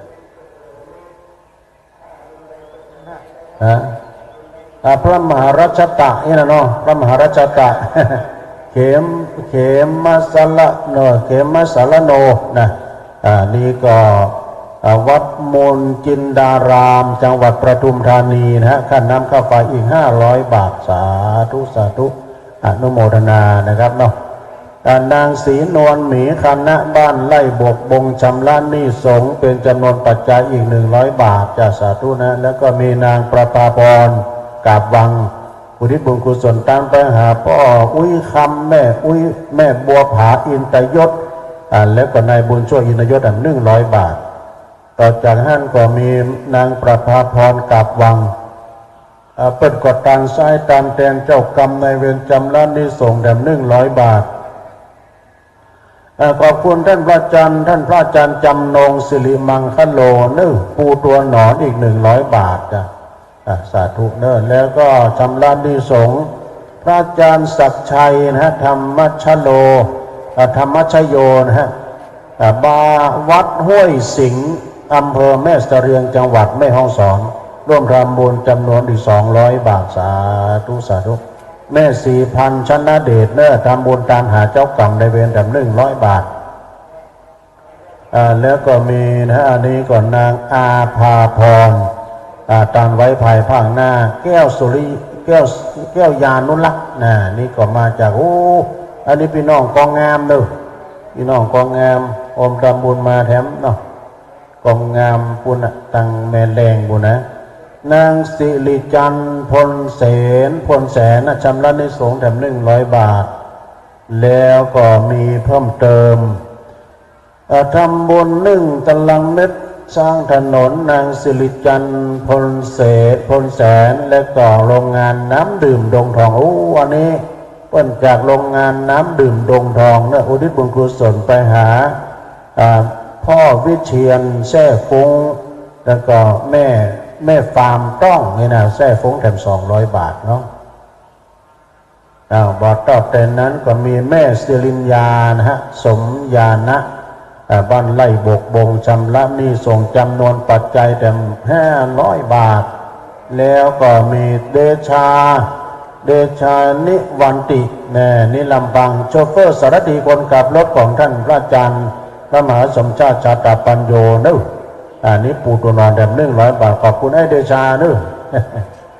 ขอบคุณไอ้เดชาโดยนะโชเฟอร์สารดีคนขับรถของท่านอาจารย์ท่านพระมหาสมชาติชาตปัญโยสนาจะร่วมเป็นเจ้าภาพยังมีเวลาแห่งวันนึงด้วยวันพรุ่งนี้อาจารย์สิริชัยก็บอกว่าจะทำบุญถวายทานแล้วจัดการแล้วตารางเมตรละ200 บาทถ้าเป็นก้อนก็ก้อนละ29 บาทก้อนละ29 บาทนะฮะแล้วก็ศรัทธาญาติโยมเนี่ยพอจะปูชาข้าวสารวันพรุ่งวันที่22ข้าวที่เราเอาวันใส่บาทนี่นะแล้ววันพรุ่งนี้ก็จะประมูลขายแล้ววันที่22วันพวกเวลาบ่าย3 โมงพุ่นเวลาบ่าย3 โมงนี่ก็มาปูชาเอาไปกินได้เป็นอย่างนะพระอุปโลกเป็นข้าวเสกนะเป็นพุทธาพิเศษเรียบร้อยกินแล้วได้บุญโดยเป็นยศลดราคาโดยเพราะหลวงอุทิศจาใจบอกว่าถ้าพระจะปรับปูชาเนาะ2 ถัง500 บาทปุถุ2 ถังนี่กุ้มเป็นเดือนพุ่นนะเข้าบุญก็กินน้อยเดียวนะอิ่มเลยอิ่มทิพย์ถ้าปัจจุบูชาวันพุธที่3 โมงนะบ่าย3 โมงติดต่อที่พี่นันเลิมคอนเนอร์แล้วก็ชมรมกำนันผู้ใหญ่บ้านชมรมกำนันผู้ใหญ่บ้านนี่ในตำบลไรดอกนี้เปิ้นก็โดยการนำของพระกำนันบุญทรัพย์ปัญญาเปิ้นก็จะมีกำนันแนบทองคำอยู่3 ท่านด้วยกันคือ1 กำนันบุญทรัพย์ปัญญานี่เป็นกำนันแนบทองคำ2 พระหลวงจันลันทรเทพพระหลวงบ้านทกเสือ3 พระหลวงวัชรพรหมเสนใจพระหลวงบ้านสิริมังคลาจารย์ต้องขออนุโมทนาขอบคุณเพื่อนมีผลงานเนาะ มีผลงานนะปกป้องดูแลคุ้มครองวันนี้เปิ้นก็ชมรมกำนันผู้ใหญ่บ้านเพิ่มมาเป็นเจ้าภาพโดยนะเป็นเจ้าภาพการเทศการทำวันนี้โดยอย่างตุลงเคยว่านะพ่อกำนันก็ดีพ่อหลวงก็ดีเป็นซองใส่เยื่อเหมือนกันเรื่องหายก็ไม่ห้าเนาะดีก็ไม่ห้าเนาะโดนเดือดโดนด่าโดนชมเชยมันมีห้านหมดเรียกว่าโลกธรรมทั้ง8นะมีสรรเสริญมีนินทามันก็มีที่ห้านหมดแต่พ่อหลวงพ่อโอดใดนะพ่อเป็นที่เป็นที่รับใจของนายหลวงนะเป็นคนหลวงนะผู้ลงกำนันเนี่ยเป็นคนหลวงนะเป็นคนของรัฐบาลสนองงานในหลวงครับตัวแต่มีอย่างพิษพ้องมองใจกันโลกที่ให้ที่นาการบุ้มโหดตีตากันเพื่อแล้วเหตุที่บ้านพ่อหลวงฮะลูกนะแต่พ่อหลวงว่าแล้วก็แล้วถ้าขึ้นลงขึ้นสั่งซ้ำจะเสี่ยงหนักหนาแต่บางคนนี่เป็นปรปักษ์กับพ่อหลวงนี่แต่เวลาจะเป็นจะตายก็ไปหาพ่อหลวงนะขอเซ็นกรรมนี่อันนี้พ่อหลวงนี่รองรับได้หมดเลยพ่อหลวงเนี่ยใกล้ชิดกับผู้ช่วยคณะไม่ใช่นะผู้ช่วยผู้ใหญ่บ้านเนาะพ่อหลวงนี่ใกล้กับพี่น้องศรัทธาเจ้าบ้านเต๊ะๆเลยเนาะเวลาเพื่อนพัฒนายังบ่ตันทั่วถึงการเป็นการจมการสร้างแต่เหมาะอย่างพ่อหลวงย่ำพัฒนาพ้องอบตพ้องแต่เพื่อนช่วยได้เนาะกันเดียวเนอะญาติโยมเนอะหลังจากที่ครูบาอาจารย์เพิ่นเสกแล้วนะเดี๋ยวเป็นไข่โยมเนอะวันนี้ก็พ่อหลวงกำนันเพิ่นก็จะรับประทานอาหารด้วยกันเนี่ยนะโอ้พี่หลายน้องนักแต่วันนี้มากพวงหลวงหลายไปฟังปิกบ้านนะโยมแล้ววันนี้บรรยากาศเป็นใจเหลือเกินมันบ่ฮ้อนเนาะขอให้เราได้กินข้าวด้วยกันเนี่ยได้บุญด้วยนะอาจารย์พระครูสุเมธธรรมเสวีเพิ่นก็บอกว่าครูบาอาจารย์ท่านพระโพธิรัตนโชติเพิ่นเสกแล้วนะเพิ่นอัปโลกละตั้งแต่มหาเถระอนุเถระมัชฌิมเถระพระภิกษุสามเณรอุบาสกอุบาสิกาจอดถึงผู้หนักนะสัตว์สิ่งหิ่งห้อยกินวันนี้ได้บุญนะไม่มีบาปกินแล้วมันเหลือจะเอาปิกบ้านก็ได้นะเอาไปให้คนทางบ้านก็ได้ไม่มีปัญหาได้กินได้ตามเลยกันเด้อเนี่ยแม่ทิศว่าเดี๋ยวจัดให้พ่อกำนันชมรมเป็นพิเศษเลยนะเนาะเป็นพิเศษเลยนะก็เชิญพ่อกำนันกินข้าวกินน้ำกันเด้อวันนี้พี่หนันเหลือว่าจะได้เป็นวันห้างครัวดาครัวจะได้ยัดแจงแต่งดาเนี่ยใครมีพักไม้ใส่เกลือไม้เกลือหัวดังเคยว่าไปวัดไปแต่ไปก็ได้น้ำมนต์นึกไปก็ได้น้ำมนต์อาจารย์สิริชัยบอกว่าไปเอาได้เอาขวดขาวไปมุดเอาเลยโยมนะเพิ่นปุกเสกถึงวันเนี่ยเอาไปเอาเลยนะที่หน้าปกอาจารย์กรรมมุดอะไรไหมนะเอาไปหดต้นลำไยกันลมหลวงบ้องไปก็ได้น้ำมนต์เนี่ยที่ครูบาอาจารย์ได้พุทโธสวดธรรมจักรเนี่ยโยมนะสวดพุทธมนต์สวดมนต์หลวงถึงวันถึงเจ้าถึงแรงเนี่ยเอาไปได้ละอ่อนที่มันมีพยาปัญญาปึกเอามาลูบหัวมันเอามาอาบมันมีพยาหม้ออีแม่เจ็บแข้งเจ็บขาก็เอาไปอาบด้วยเอาไปผสมกับน้ำธรรมดาเนี่ยไปอาบน้ำมนต์เนาะปกป้องคุ้มครองป้องกันขอให้แคล้วคลาดปลอดภัยความเจ็บอย่าได้มาใกล้ความใกล้จะได้มากายให้มีสรีทีคาอายุมั่นยืนยาวนะร้อยสาวกเข้าวาสาเป็นแดนเด้อแล้วก็ถ้าปอกกาแม่ขายเอาไปพรมของกาของขายก็เรียกว่าหิมากาขึ้นเงินไหลนองทองไหลมามั่งมีสีสุขเอาตะกี้พระจะแลกชะตังย้อยแลกชะตังย่อยมาด้วยตอนนี้กรรมการตีแล้วใบสาวมันแลกบ่เดียวไปมีอย่างทุลุงเพิ่นเอาใส่ตักบากตะกี้แม่มาถามแลกทุลุงเอาชะตังใบปันมาทุลุงมีนี่20 บาทขอบคุณเจ้าพี่นายน้องศรัทธาสาธุชนญาติโยมในค่ำคืนนี้มีกิจกรรมนักเรียนโรงเรียน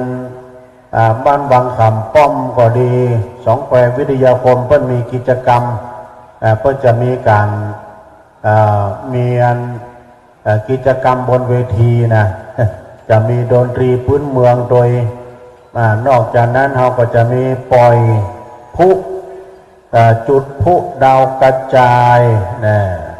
ที่เราได้รับเป็นเจ้าภาพลูกละ199จะจุดวันนี้พี่น้องอยู่ไกลอยู่ใกล้อยู่หลายปีก็ถึงหันนะอยู่กลางต้นกลางนาก็หันแล้วเมื่อคืนนะปุ๊บโตท้องฟ้าจะแจ้งอลาม จะแจ้งไปหมดสว่างไสวแล้วก็จะปล่อยว่าวไฟโดยนี่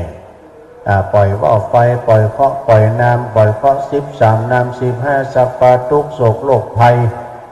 สัพพะเสน่ห์จังไรตังหลายวิวันใจเย็นเมื่อมันแก้วมันกาดเมื่อมันหอมมันหายนะเพิ่นว่าหายพ้นเสียจากยังป่าประเคาะไฟโดนไล่ตังหลายเคาะปีเคาะเดือนเคาะวันเคาะยามนางสมหวังอุปนันท์ตามไส้ตามแตนแถม40 บาทนึของสมหวังนะดังใจนึก ให้สมหวังนางสาวสิรินทิพย์ใจเมืองอีก100 บาทอันนี้ตามอย่างวันเกิดโอ้อันนี้เบิร์ธเดย์เนอะแฮปปี้เบิร์ธเดย์เนาะแถม100 บาทเบิร์ธจะกินเลี้ยงอยู่ก้ากินเลี้ยงน้อยเลี้ยงอันนี้อย่างแลกพุ่นเลยละพี่แลกพุ่นเลยมาแล้วขันโตกพิเศษขอบคุณทางแม่บ้านแม่ครัวด้วยนึกแม่ครัวตัวแล้วก็ขอบคุณพี่นันเดิมผู้ประสานงานวันนี้สาบเหมือนบอกแขวนไว้แค่มีพักกาดปุ๊บตัวอย่างนี้อันนี้เหรอมาแล้วครับมาแล้วจะสาธุอนุโมทนาเอาวันนี้ก่อนศรัทธาญาติโยมขอบคุณพี่น้องศรัทธาที่มาร่วมกินยอมจดชื่อไหมนิรนามอยู่แล้วเนี่ยผู้ไม่ประสงค์ออกนามแต่ประสงค์ออกเงินเดินตรงมาที่กองอำนวยการร่วมบริจาคปัจจัยได้ร่วมกินร่วมทานกันอันนี้เปิ้นไล่อันนี้ไปอันนี้เปิ้นมาหอมนี่นี่เปิ้นมาหอมกินหอมทานแม่จดชื่อก็ได้นะโอ้พี่นันเริ่มเล่นแค่ธรรมดาในมีส่วนร่วมนะฮะเจ้าภาพเกือบครบแล้วพี่นันเนาะปีหน้านี่นะโอ้โหถ้าคิดเป็นเงิน500,000 ปลายดูปีหน้าได้ยินข่าวว่าทุกเจ้าจะมาเป็น500พวกเราทุกเจ้าจะมานักนะนั่นก็ก็เต้าสุกกับข้าวนะครับเต้าสุกเนี่ยแกงงูเนี่ยแกงงูนี่กินเล่นเลยกินเล่นแกงงูเนี่ยกินเล่นกินเล่นเหลือก็ลงมาเดี๋ยวเป็นขยมนะเดี๋ยวเป็นกกตเดี๋ยวกินกับตุ๊ขอบคุณแล้วเอามาแด่มนอกศรัทธาญาติโยมถ้ามีตะกี้ท่านอาจารย์สิริชัยเอาน้ำพริกหามาจะดีไม่ไหนน้ำพริกหนุ่มน้ำพริกปลาเอามาโศกกันนะอาจารย์สิริชัย น้ำพริกปลาโอ้กินม่วนตาลหวานกินหวานตาลต้อมก็เลี้ยงดีนะพี่นันเลยว่ามันค่อยออกกำสักน้อยวะ จากนี้ไปก็มีข้าวกำน้อยหลายที่หลายทางนะวัดวังขามป้อมนะกวงแก้วอารามวังขามป้อมบนจะเข้ากำเดือนหน้ามกราตั้งแต่5 ถึง 10 มกราคมนะคณะสงฆ์ตำบลดอยหล่อเขต 1 เขต 2เพื่อจะไปเข้ากำที่นั่นแล้วก็เขต 1นี้เพื่อจะเข้ากำที่วัดดอนชื่นวันที่28 มกราถึง3 กุมภาเดือนในพวกนะเดือนหน้าเดือนในพวกแล้วก็ได้มากินมาตามด้วยอาจารย์เชื้อนิมนต์มาว15หน่อยครับอาจารย์เชื้อแล้วก็นิมนต์ด้วยพี่แสงตะวันครับด้วยพี่แสงตะวันนิมนต์ฉันนะครับเดี๋ยวน้ำพริกหาไม่ไหนมาหน่อยเอามาพระทายาติโยมกินจะไปกัวบานการจะไปกัวเสียงถ้ามีเมี่ยงเอามาเพ่ เมี่ยงตุลุงลูกวัดมาแล้วขอบคุณกับศรัทธาญาติโยมภายมีอาหารเสริมจะเอามาแหมก็เอามาหรอเอามาเสริมทางตุลุงพี่ กดที่นี่กดจัดนักแล้วรู้ตุลุงน่ะอีแม่เขามาเนี่ยเตมาสังอ้าวโหตุลุงเอี้ยก็เดี๋ยวถึงเป็นขยมหมดคณะกรรมการแม่บ้านไอ้เบิ้มเดี๋ยวกินข้าวด้วยกันนะเดี๋ยวไอ้เดชาเนาะเดี๋ยวท่านมหาไปไหนเดี๋ยวนิมนต์ท่านมหามานี่มาฉันด้วยตุลุงนี่ไปนิมนต์ท่านมหาครับนิมนต์ท่านพระมหาสมชาติเดี๋ยวมีเรื่องปรึกษาด้วยนะครับอาจารย์มาเดี๋ยวตุลุงขอตุ๊ปี้ห้องตุ๊ปี้ก็ได้ตุ๊ปี้จะปรึกษาตู้น้องเดี๋ยวนิมนต์ท่านพระมหาสมชาติมาตอนนี้ตัวเองนะครับแล้วก็ท่านตุ๊ปี้เสียงตะวันนิมนต์มาฉันนะอาจารย์เชื้อมาขั้นเวลาหน่อยมาขั้นรายการหน่อยอาจารย์เชื้อนี่เราวานนี้มาราธอนกันนะแต่ว่าตุลุงได้มาจัดหนักขึ้นเลยนะอาจารย์เชื้อเนี่ยเดี๋ยวได้เป็นขยมด้วยขยมอันนี้มันต้องเทละอันนี้เอาไว้เพราะว่ามันเป็นตำส้มมีเพิ่มเติมแถมนะอันนี้หมายมีนะกันหนกทานนะกันหนกทิศตาอย่างมงคลกิจเจริญจำนวนอีก100 บาทชำระหนี้สงฆ์เนาะชำระหนี้สงฆ์นะจะเป็นนิมนต์นะจะเป็นแสงตะวันเดี๋ยวอาจารย์เชื้อจะได้สโลดต่อเลยนะครับนะจะได้อู้เรื่องเกี่ยวกับปูตัวนอนตัวครับนิมนต์ครับผม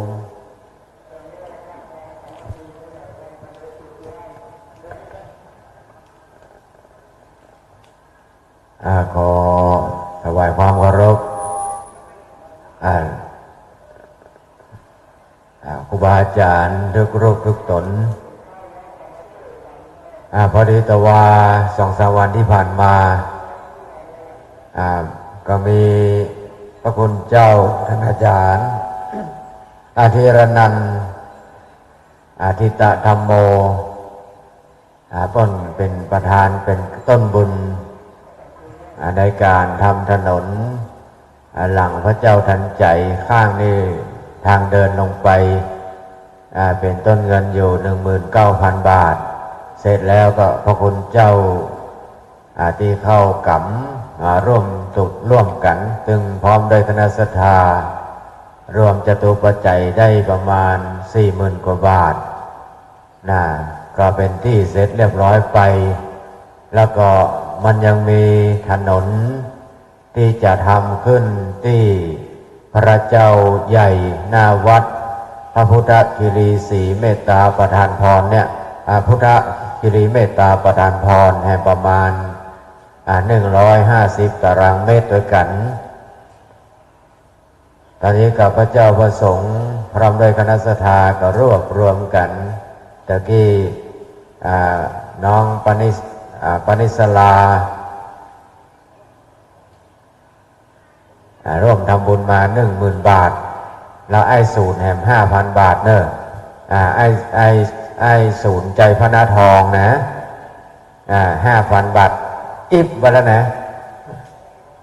เอาแบงค์มาเต้อย่างนี้ตู้ครูบาศรีชัยเป็น500 บาทละแต่ตะกี้ได้มาวันนี้ให้ได้หลายหมื่นอยู่เที่ยงหั่นประมาณสัก 40,000นะประมวลแล้วนะประมาณ 40,000 บาทไอ้ศูนย์ใจพระนาทองแหม 5,000 บาทน้องปริศราหรือว่าน้องเก 10,000 บาทแล้วก็พระเจ้าประสงค์แล้วก็ญาติโยมที่อยู่ต่างบ้านก็ดีที่อยู่ต่างบ้านเนาะวันนี้จะได้แต่ใดยังโอ้โหเตื้อกระเดียวครูบาศรีชัยเป็นคนรับผิดชอบในส่วนนี้เก็บสตางค์คนเดียวสร้างคนเดียวเนอะเอาโอ้โหเรื่องตัวนะ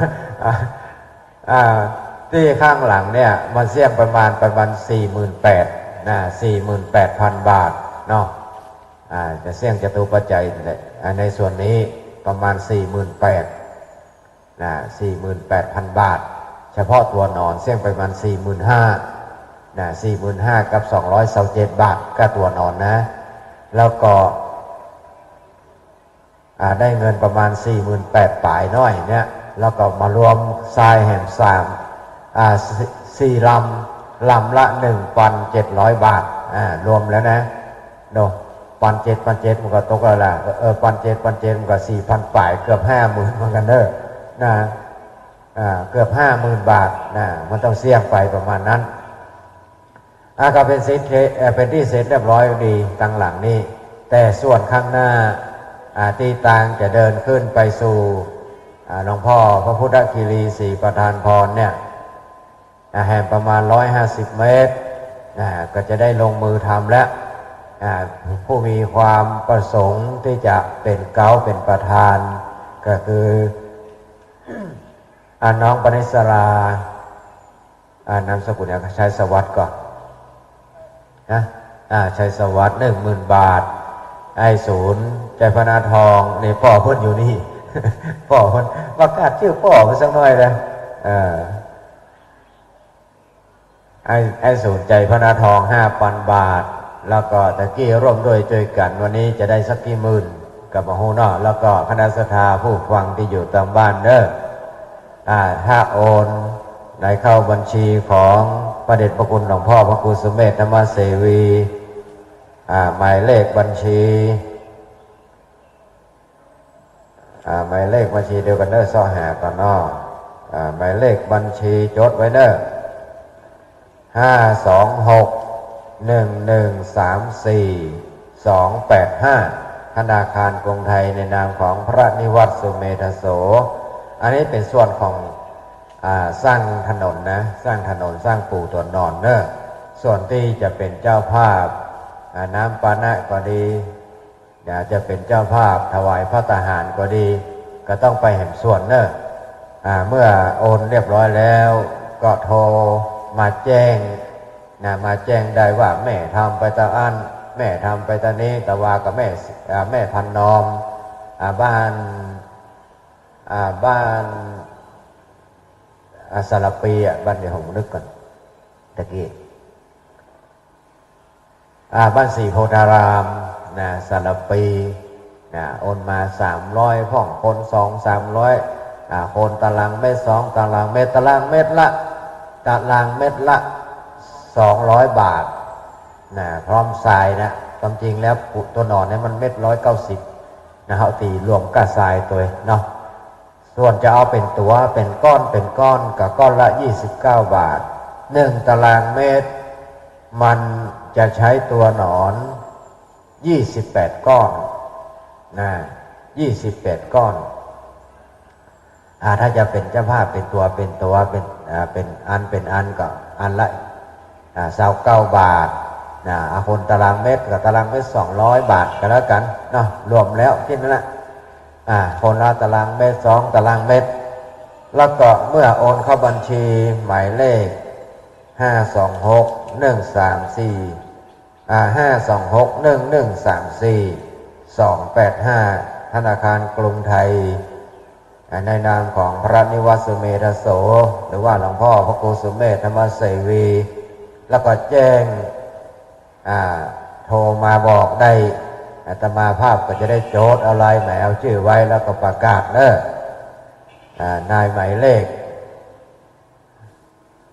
064-986-3355ชื่อของพระพงศกรหรือว่าอาจารย์เชื้อตุลุงเชื้อ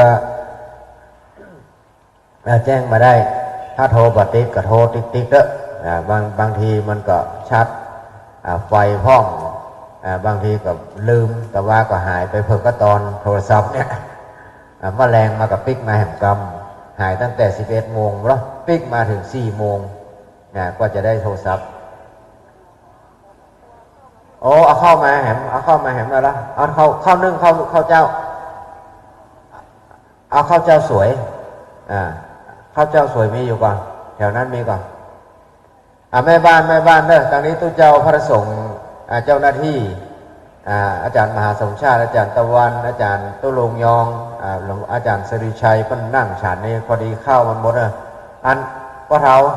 เอาเข้ามาตู้เจ้าสักหม้อเหรอลูกใจลูกหลานได้ก่อนน้องอิ๋วไปเข้าไปถวายอาจารย์สิริชัยสักหม้อนึงข้าวหุงฟังไปเถอะเป็นขยมตู้เจ้าก่อนแล้วก็ไปน้องอีพิษุณีเพิ่งก็เป็นเจ้าภาพเหมือนกันเป็นลูกสาวของพ่อเฒ่าวังใหม่อุปถัมภ์อุปถากวัดมอฤาษีปีก่อนปีที่แล้ว2 ปีที่ผ่านมาก็เป็นเจ้าภาพ ครอบครัวของพ่อเทาวังใหม่เป็นเจ้าภาพกฐินได้ยอดกฐินอยู่ประมาณ1,400,000 กว่าบาทอนุโมทนาสาธุก็ไปสร้างเมนเผาที่ข้างหลังวัดก็เป็นเสร็จที่เรียบร้อยแล้วก็ถวายทานไปเรียบร้อยแล้วก็มาถึงวันเหมือนกันครอบครัวพ่อเฒ่าแม่สายวังใหม่บ้านปากกลางสามัคคีนี้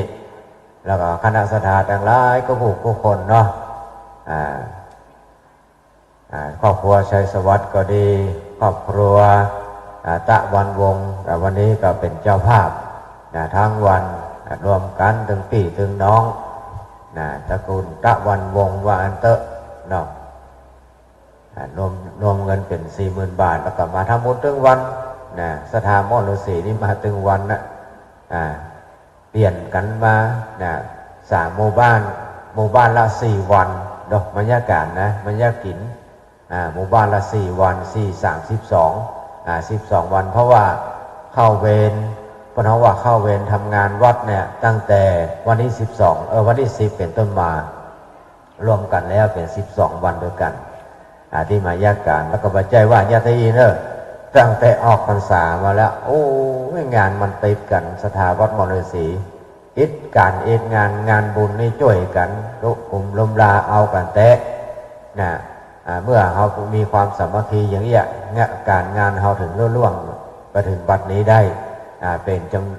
เวลา30 กว่าปีแล้วช่วยกันอย่างนี้มาตลอดตั้งในที่2 รุ่น 3เป็นรุ่นที่ 2 รุ่นที่ 3แล้วนะช่วยกันมานี่เนาะมาปัตตาอนุโมทนากับคณะศรัทธาทั้งหลายผู้ฟังก็ดีที่อยู่ทางบ้านคณะศรัทธาที่อยู่บ้านใกล้เรือนเคียงบอกว่าจะเป็น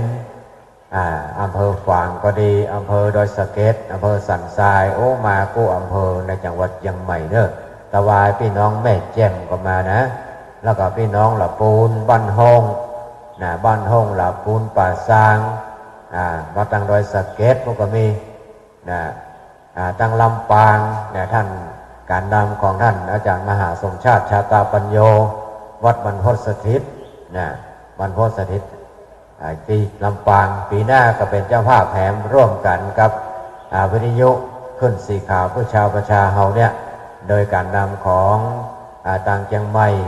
ก็นำโดยท่านพระครูอภิวัฒนวิกรมผู้อำนวยการคลื่นสีขาวเพื่อชาวประชาแล้วก็ตั้งลำปางก็นำโดยท่านอาจารย์มหาสมชาติชาตาปัญโย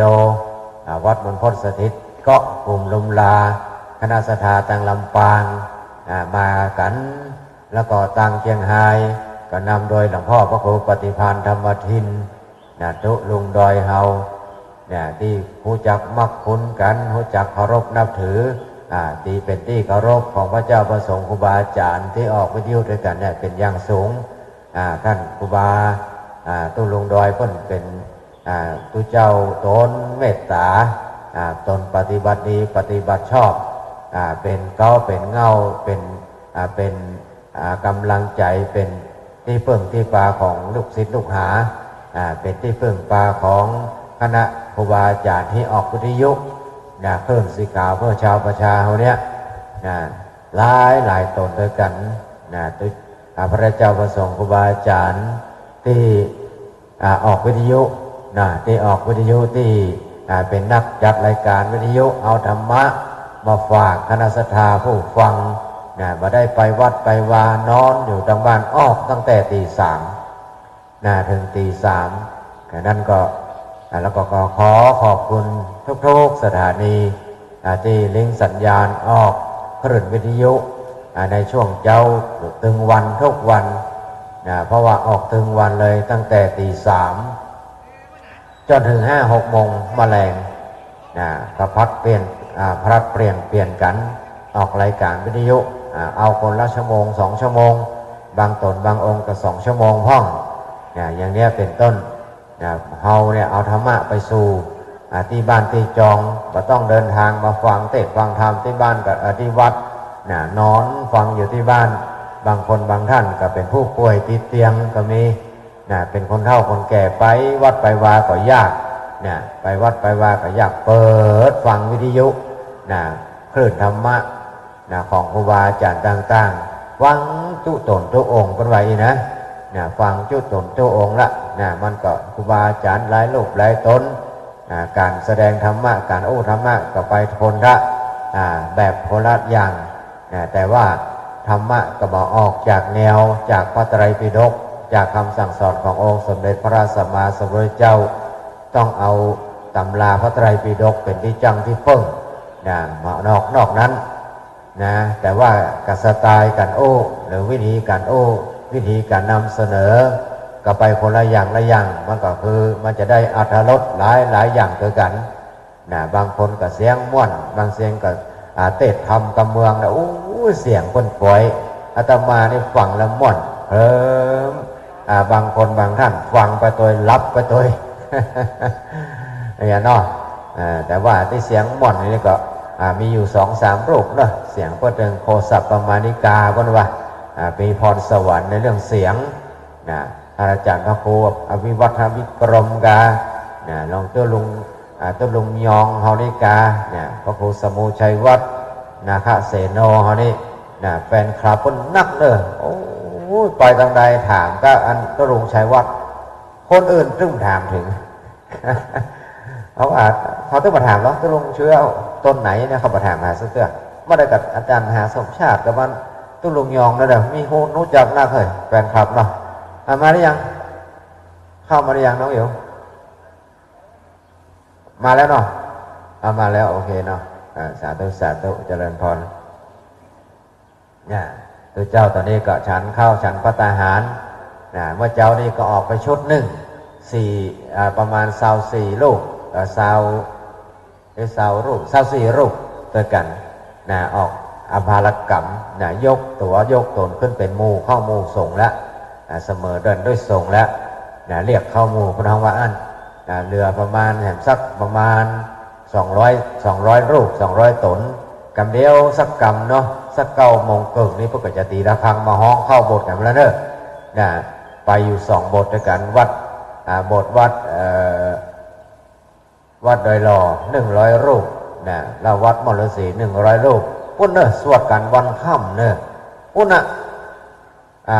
ค่ำใจม้อยก็จะ5 โมงแล้วก็มาแรงนี้เนอะจะมีการจุดพลุปล่อยว่าวไฟแต่ว่าถ้าอาจารย์มหาสมชาติเอามา200 แก่นเนาะว่าวไฟเนาะเอาให้ปู่แจว่ามาแจกแล้วแต่ผมเนาะแล้วแต่ผมจะขายเด้อของอาจารย์พระครูพิวัตรเนาะ200 ลูกเนาะแล้วก็ที่ของกรรมการห้อย108 ลูกกันไม่ก็99ก็เป็น200 ปลายก็200แบบ300-400ก็เนี่ยเมื่อคืนนี้เนี่ยจะจุดคืนนี้เนี่ยแล้วก็มีจุดพลุโดยไปเป็นเจ้าภาพแห่งบุญก็มาบูชาได้หรือว่าบูชาตอนนี้ก็ได้บูชาแห่งบุญอาตมาถ้าบูชาแห่งบุญนี่มันขึ้นหรอหันต้นจุดก็เคยจุดป่วยปกติแล้วบูชาแกนละ49 บาทหรือว่า50 บาทแฮมเบอร์นะไทยบูชาแฮมเบอร์นะอาตมาขึ้นราคา150 บาทเอากันแน่ได้กันเนาะแล้วก็แฮมเบอร์นี่พ่อหลวงพ่อเจ้านะมาตัวนั้นพ่อหลวงโอทิศใจนะก็จะเอาอย่างก็บอกไฟต้องตันเนาะบอกไฟต้องตันมาตัวครูบาอาจารย์จะจิอย่างว่านะปีนี้จะเอากันปีนี้ตุลุงก็จะบูชาอยู่จะบูชาสัก9 แก่นเพราะว่าปีนี้เพลงหมดแล้วนะเขาติดการที่งานนะตุลุงเนาะมาได้ไปมาได้ก็อันอย่างก็บอกไฟก็อย่างถึงมาได้จุดสักแก่นกระทบกระทั่งแก่นก็มาได้จุดปีนี้นะได้โอกาสละคืนนี้จะมาจุดเหตุกรรมจะจุดมันถึงบอกไฟถึงอย่างนั้นเด้อเสาะสแตนก่อนเขาจะเอากำไฮที่แก่น150 บาทนี่เลยไปซื้อว่าเล่นว่ากันมาได้เนาะไปมามันแล้วการแล้วงานโคนสถาก็ไปกินข้าวจะปีกกันแล้วเอาธรรมะมาน้ำมันม้วนละเนาะการโคศกเนี่ยประชาสัมพันธ์เนี่ยเพราะว่ามันเปิ้นฮ้องคือสถานมาทำบุญหรอไม่ใช่มาเตะเนาะจะเอาธรรมะมาเตะก็เขาเป็นจ่าเป็นแน่เนาะวัดเจ้าพุ่นออกสถานีวิทยุพุ่นแต่เจ้าท่านอาจารย์มหาสมชาติก็ออกวิทยุตั้งแต่ตี 3จนถึงตี 4เมื่อคืนนี้ก็เอาต่อกันตามเมื่อแรงนี้ก็ทำวัดปกติ4 โมงครึ่งตีละครั้ง5 โมงก็ถ่ายทอดเสียงทางสถานีวิทยุ คลื่นการศึกษาพุทธศาสนาและวัฒนธรรมวัดฝ่ายหิน 104.50 เมกะเฮิรตซ์ อันนี้เพิ่นถ่ายทอดตลอดเลยขอขอบคุณท่านอาจารย์พระครูสมุวิศวัตวรกิจโจเจ้าวาดวัดฝ่ายหินที่เมตตาถวายเวลาออกถ่ายทอดเสียงถึง Facebook ไลฟ์ตัวFacebook ไลฟ์นี่ฟังได้ทั่วโลกฟังพอย้อนหลังก็ได้แล้วก็ขอบคุณทุกสถานีตัวมาว่าสถานีต่างๆตั้งแต่สถานีวัดพระบาทอุดมคณะสงฆ์อำเภอฝางโดยเมตตาบารมีของพระครูสุจิตานุรักษ์ด็อกเตอร์เจ้าคณะอำเภอฝางหลวงพ่อพระครูวัดขึ้นอย่างมนต์เสียงธรรมแม่แจ่มโดยบารมีธรรมของพระครูหลวงพ่อพระครูมงคลวิสิทธิ์เนาะวัดบุพารามแล้วก็สถานีวิทยุมจรลำปางสถานีวิทยุชุมชนวันห้วยตองซักโดยเมตตาบารมีธรรมของหลวงพ่อพระครูวาปีวรมณิตแล้วก็สถานีวิทยุพ่อหลวงแสงก็ดีพ่ออุดมก็ดีบ้านทุ่งเรดิโอบ้านนาเหลืองนอกก็มีอำเภอเวียงสาน้ำสี่คำเรดิโอบ้านนาเหลืองนอกพุ่นแล้วก็ชุมชนคนเหนือเคลื่อน6-7 จังหวัดภาคเหนือได้ยินโมดลำปางกับเชียงรายก็มีเด้อเรื่องไปพบเกี่ยวเชียงรายพุ่นทุกรายการไปก่อนอาจารย์มหาสมชาติโซโล่ได้ก็ได้กินข้าวอิ่มหรือยัง ตอนนี้ตัวเจ้าประสงค์กับเดินทางจะมานี่ละมันนั่งที่ปกอาจารย์กำนะบรอปดก็ให้ใครออกขนาดละ10 วัน10 คืนนี่ก็ยังว่าเด้อเอากันเต็มที่มาพูดปฏิบัติกันเต็มที่ละเปลี่ยนกันช่วยกันทำมากินได้แล้วอาจารย์มหาสโลก็จนเอาจนชุดเอาจนพ้นติดละมวยค่ายหมอค่ายอย่างเขาว่ามวยค่ายหรอตอนนี้สถานีเดียวหมอไว้เนาะมา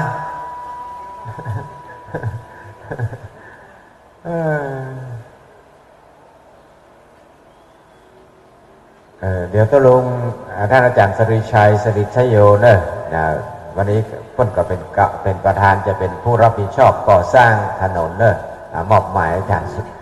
สริชัยสริชโยละนับสแตงตัวคนเดียวเก็บไปคนเดียวเนี่ยผู้แหมผู้อย่าประกาศแหมเดี๋ยวก็จะผู้แกก็ได้มา15,000กันนะไอ้ศูนย์ใจพระนาทอง5 ปันน้องเกน้องปณิสลาชัยสวัสดิ์11,000แล้วพระเจ้าประสงค์แหมรับรองเรียบร้อยดีจะเรียบร้อยละตอนนี้ตัวลุงก็ต้องเต็มแล้วเนาะไส้เต็มแล้วอันนั้นเพิ่นเล่นตั๋วให้นะเขาก็มวยค่ายว่ายอมอู้ติกะสถามันอันนี้เปิ้นอู้น่ะต้องสถาต้องเต็มไปก่อนเปิ้นอู้สถามีสักคนนี่ได้เรื่องมาบ่บ่ยอมอู้ไม่ได้สแตนนี่รู้ป่ะนะตัวลุงอู้ต่อจากนั้นรายการปิดรายการเนาะกลับนิมนต์ครับก็ท่านอาจารย์เชื้อก็ได้มาขั้นรายการตอนที่ตุลุงฉันเจ้าฉันเพนแล้วว่าเพนก่อมใจก็อาหารวันนี้ก็มีหลายได้ฉันไปจนอิ่มน้ำสำราญต้องขอบคุณดังแม่ครัวแล้วก็เจ้าภาพพระทหารเพนแต่เราสักกรรมนี้ก็ครูบาอาจารย์เพื่อก็จะได้เข้าโบสถ์และจะได้สวดเอากาพานกันมีความเป็นมาอย่างใดนี่เมื่อเจ้านี้อาจารย์ท่านพระมหาสมชาติได้อู้เอิ้นไปเกี่ยวกับการเข้าปริวัติกรรมเป็นการที่ว่าตุเจ้าเฮาเพิ่นมาชำระศีลพอจะชำระนิสงส์ชำระศีลศรัทธาวันพรุ่งนี้ก็เป็นวันเจ้าของสุดท้ายที่นั่นไม่ยังมีเจ้าสุดท้ายก็เตรียมเนื้อเตรียมตัวจัดการไส้ตานเตนกันก็จานเพราะว่าฟอร์มเต็มที่นะวันพรุ่งนี้จะเอาเสียงอย่างมาทีเลยนายหรอกเอาอย่างเสียงมาที ดังนั้นก็ต้องขอบคุณนะทางคณะกรรมการวัดเฮาที่มาช่วยกันลิขิตกิจเขียนก็ดีมีพ่อหลวงบุญสินพ่อหลวงอุทิศนะแล้วก็ทางอบตทางผู้ช่วยได้ช่วยกันนะแต่ก็วันพวกนี้อดแถมวันนะพวกนี้เนาะอดโอสาแถมวันนี้ชมรมกำนันผู้ใหญ่บ้านเพิ่นมาเป็นเจ้าภาพกันโอ้ลูกปืนรถถังหรือพี่หนานเอาออกมานะ มาฟังมนต์เอาขอบคุณพี่หนานเนอะบะโอแล้วนี่บะโอหวานจากเมืองนนท์ ทุเรียนกันเนาะเมืองนนท์เนาะตามที่อ่านรายชื่อครูบาอาจารย์ที่เป็นมาหอมนั่นนะหอมกลิ่นหอมตาลหอมทำบุญโอ้มาจากหลากหลายเนอะตั้งแต่ปัตตานีหาดใหญ่ปัตตานียะลาสงขลาพี่นานพอขาดเจ้าใครแล้วนั่นมีป่ะพริกหนุ่ม โอ้แล้วก็ตลอดที่ผ่านมาก็ขอบคุณแม่ทิศด้วยเนอะกุลีกูจอเกี่ยวกับเมียงตั้งแต่เมียงไป ตั้งแต่อาหารมีละอาหารก็ดีข้าวน้ำโภชนาอาหารนั่นแหละเป็นยังพวกนั้นถึงได้สุมากันละสุมาอำลาอะไรกันแล้วก็ปีหน้าฟ้าใหม่ก็มาปะกันแถมเองกันได้มากินมาตางวันนี้มหันท่านอาจารย์นัทวุฒินะตุพี่เฮาจากหนองแยงก็เป็นอ้ายตุลุงเนาะนะตุลุงวุฒิตุลุงวุฒิเนาะนัทวุฒิเขาก็ว่าเพิ่นจะมาขายที่เพิ่นไล่ที่เจ้าที่แหงเป็นว่าเพิ่นนั้นมาแปลงมาปูตัวนอนก็เลยย้ายไปแต่ต้องขอบคุณเนอะท่านอาจารย์นัทวุฒิจากวัดชนประทานวัดใหม่ชนประทานหนองแหย่งอำเภอสันทรายเนาะก็ได้มาร่วมทำบุญเบิกเลิกไปวันนั้น3,000เพราะว่ามาเข้ากลับนี่มดไปเป็นหมื่นแล้วนะทุลุงไอ้ดอกหอมมานั้นหอมมานี้บทโทขอบคุณเนอะเนี่ยเพิ่นจะมาแสวงหาปัจจัยนะเพิ่นยังหอมดังก่อนยังกินยังหอมตามด้วยกันเนาะขอบคุณทุกครูบาอาจารย์ผู้ตนผู้องค์นะที่เพิ่นได้มาเข้ากลับตะกี้ทุกพี่วันใหม่เนี่ยท่านอาจารย์วันใหม่วรชาวรธรรมโมนะท่านนัชชาวรธรรมโมตัวพี่วันใหม่วัดมงทาทิพย์ก็หอมมาทุกอย่างนั้น1,200 บาทสาธุอนุโมทนานี่แหละครับ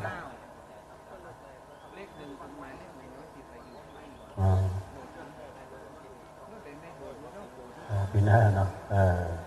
เขาเขียนไปตามนี้เนาะ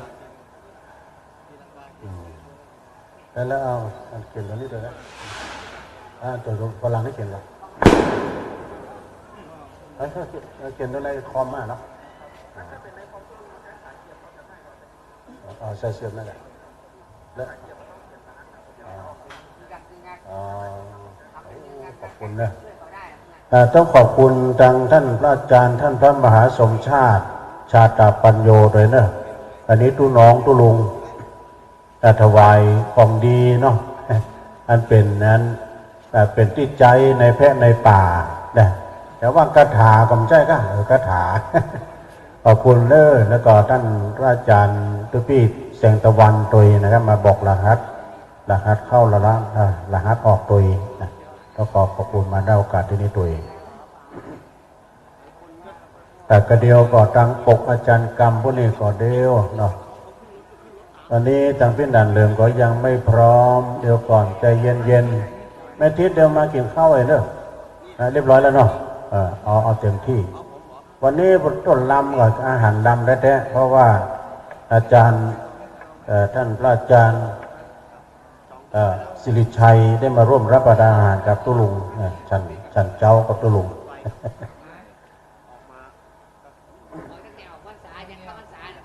แล้วตอนนี้จะได้เวลาเนอะท่านพระอาจารย์ตะวันนะครับเนาะจะได้คืนเวลาให้กับทางสถานีก่อนเพราะว่าประเด็นนี้พอจะ10 โมงแล้วนี่พี่น้องจะอยู่ทางบ้านทางจองนอนแต่บุญมะเร็งก็พักกันใหม่เนอะขออนุโมทนาขอบคุณทางท่านอาจารย์วิสุวัฒน์วรกิจโจแล้วก็สถานีทุกคืนที่เพิ่นถ่ายทำถ่ายทอดเสียงนี่ตัวนะฮะแล้วก็ญาติโยมที่ฟังโดยขอความสุขความเจริญจงบังเกิดแด่ศรัทธาญาติโยมทั้งหลายทุกคนทุกท่านตัวเนอะสัพพิติโยวิวาจันตุสัพพะโลโกวินาศตุมาเตภวัตวันตรายโยสุขีติกายุโกภวะอาภิวาทานสีลิสานิจังวุธาปจายโนจัตตารโรธรรมาวทันติอายุวันโนสุขังปะลา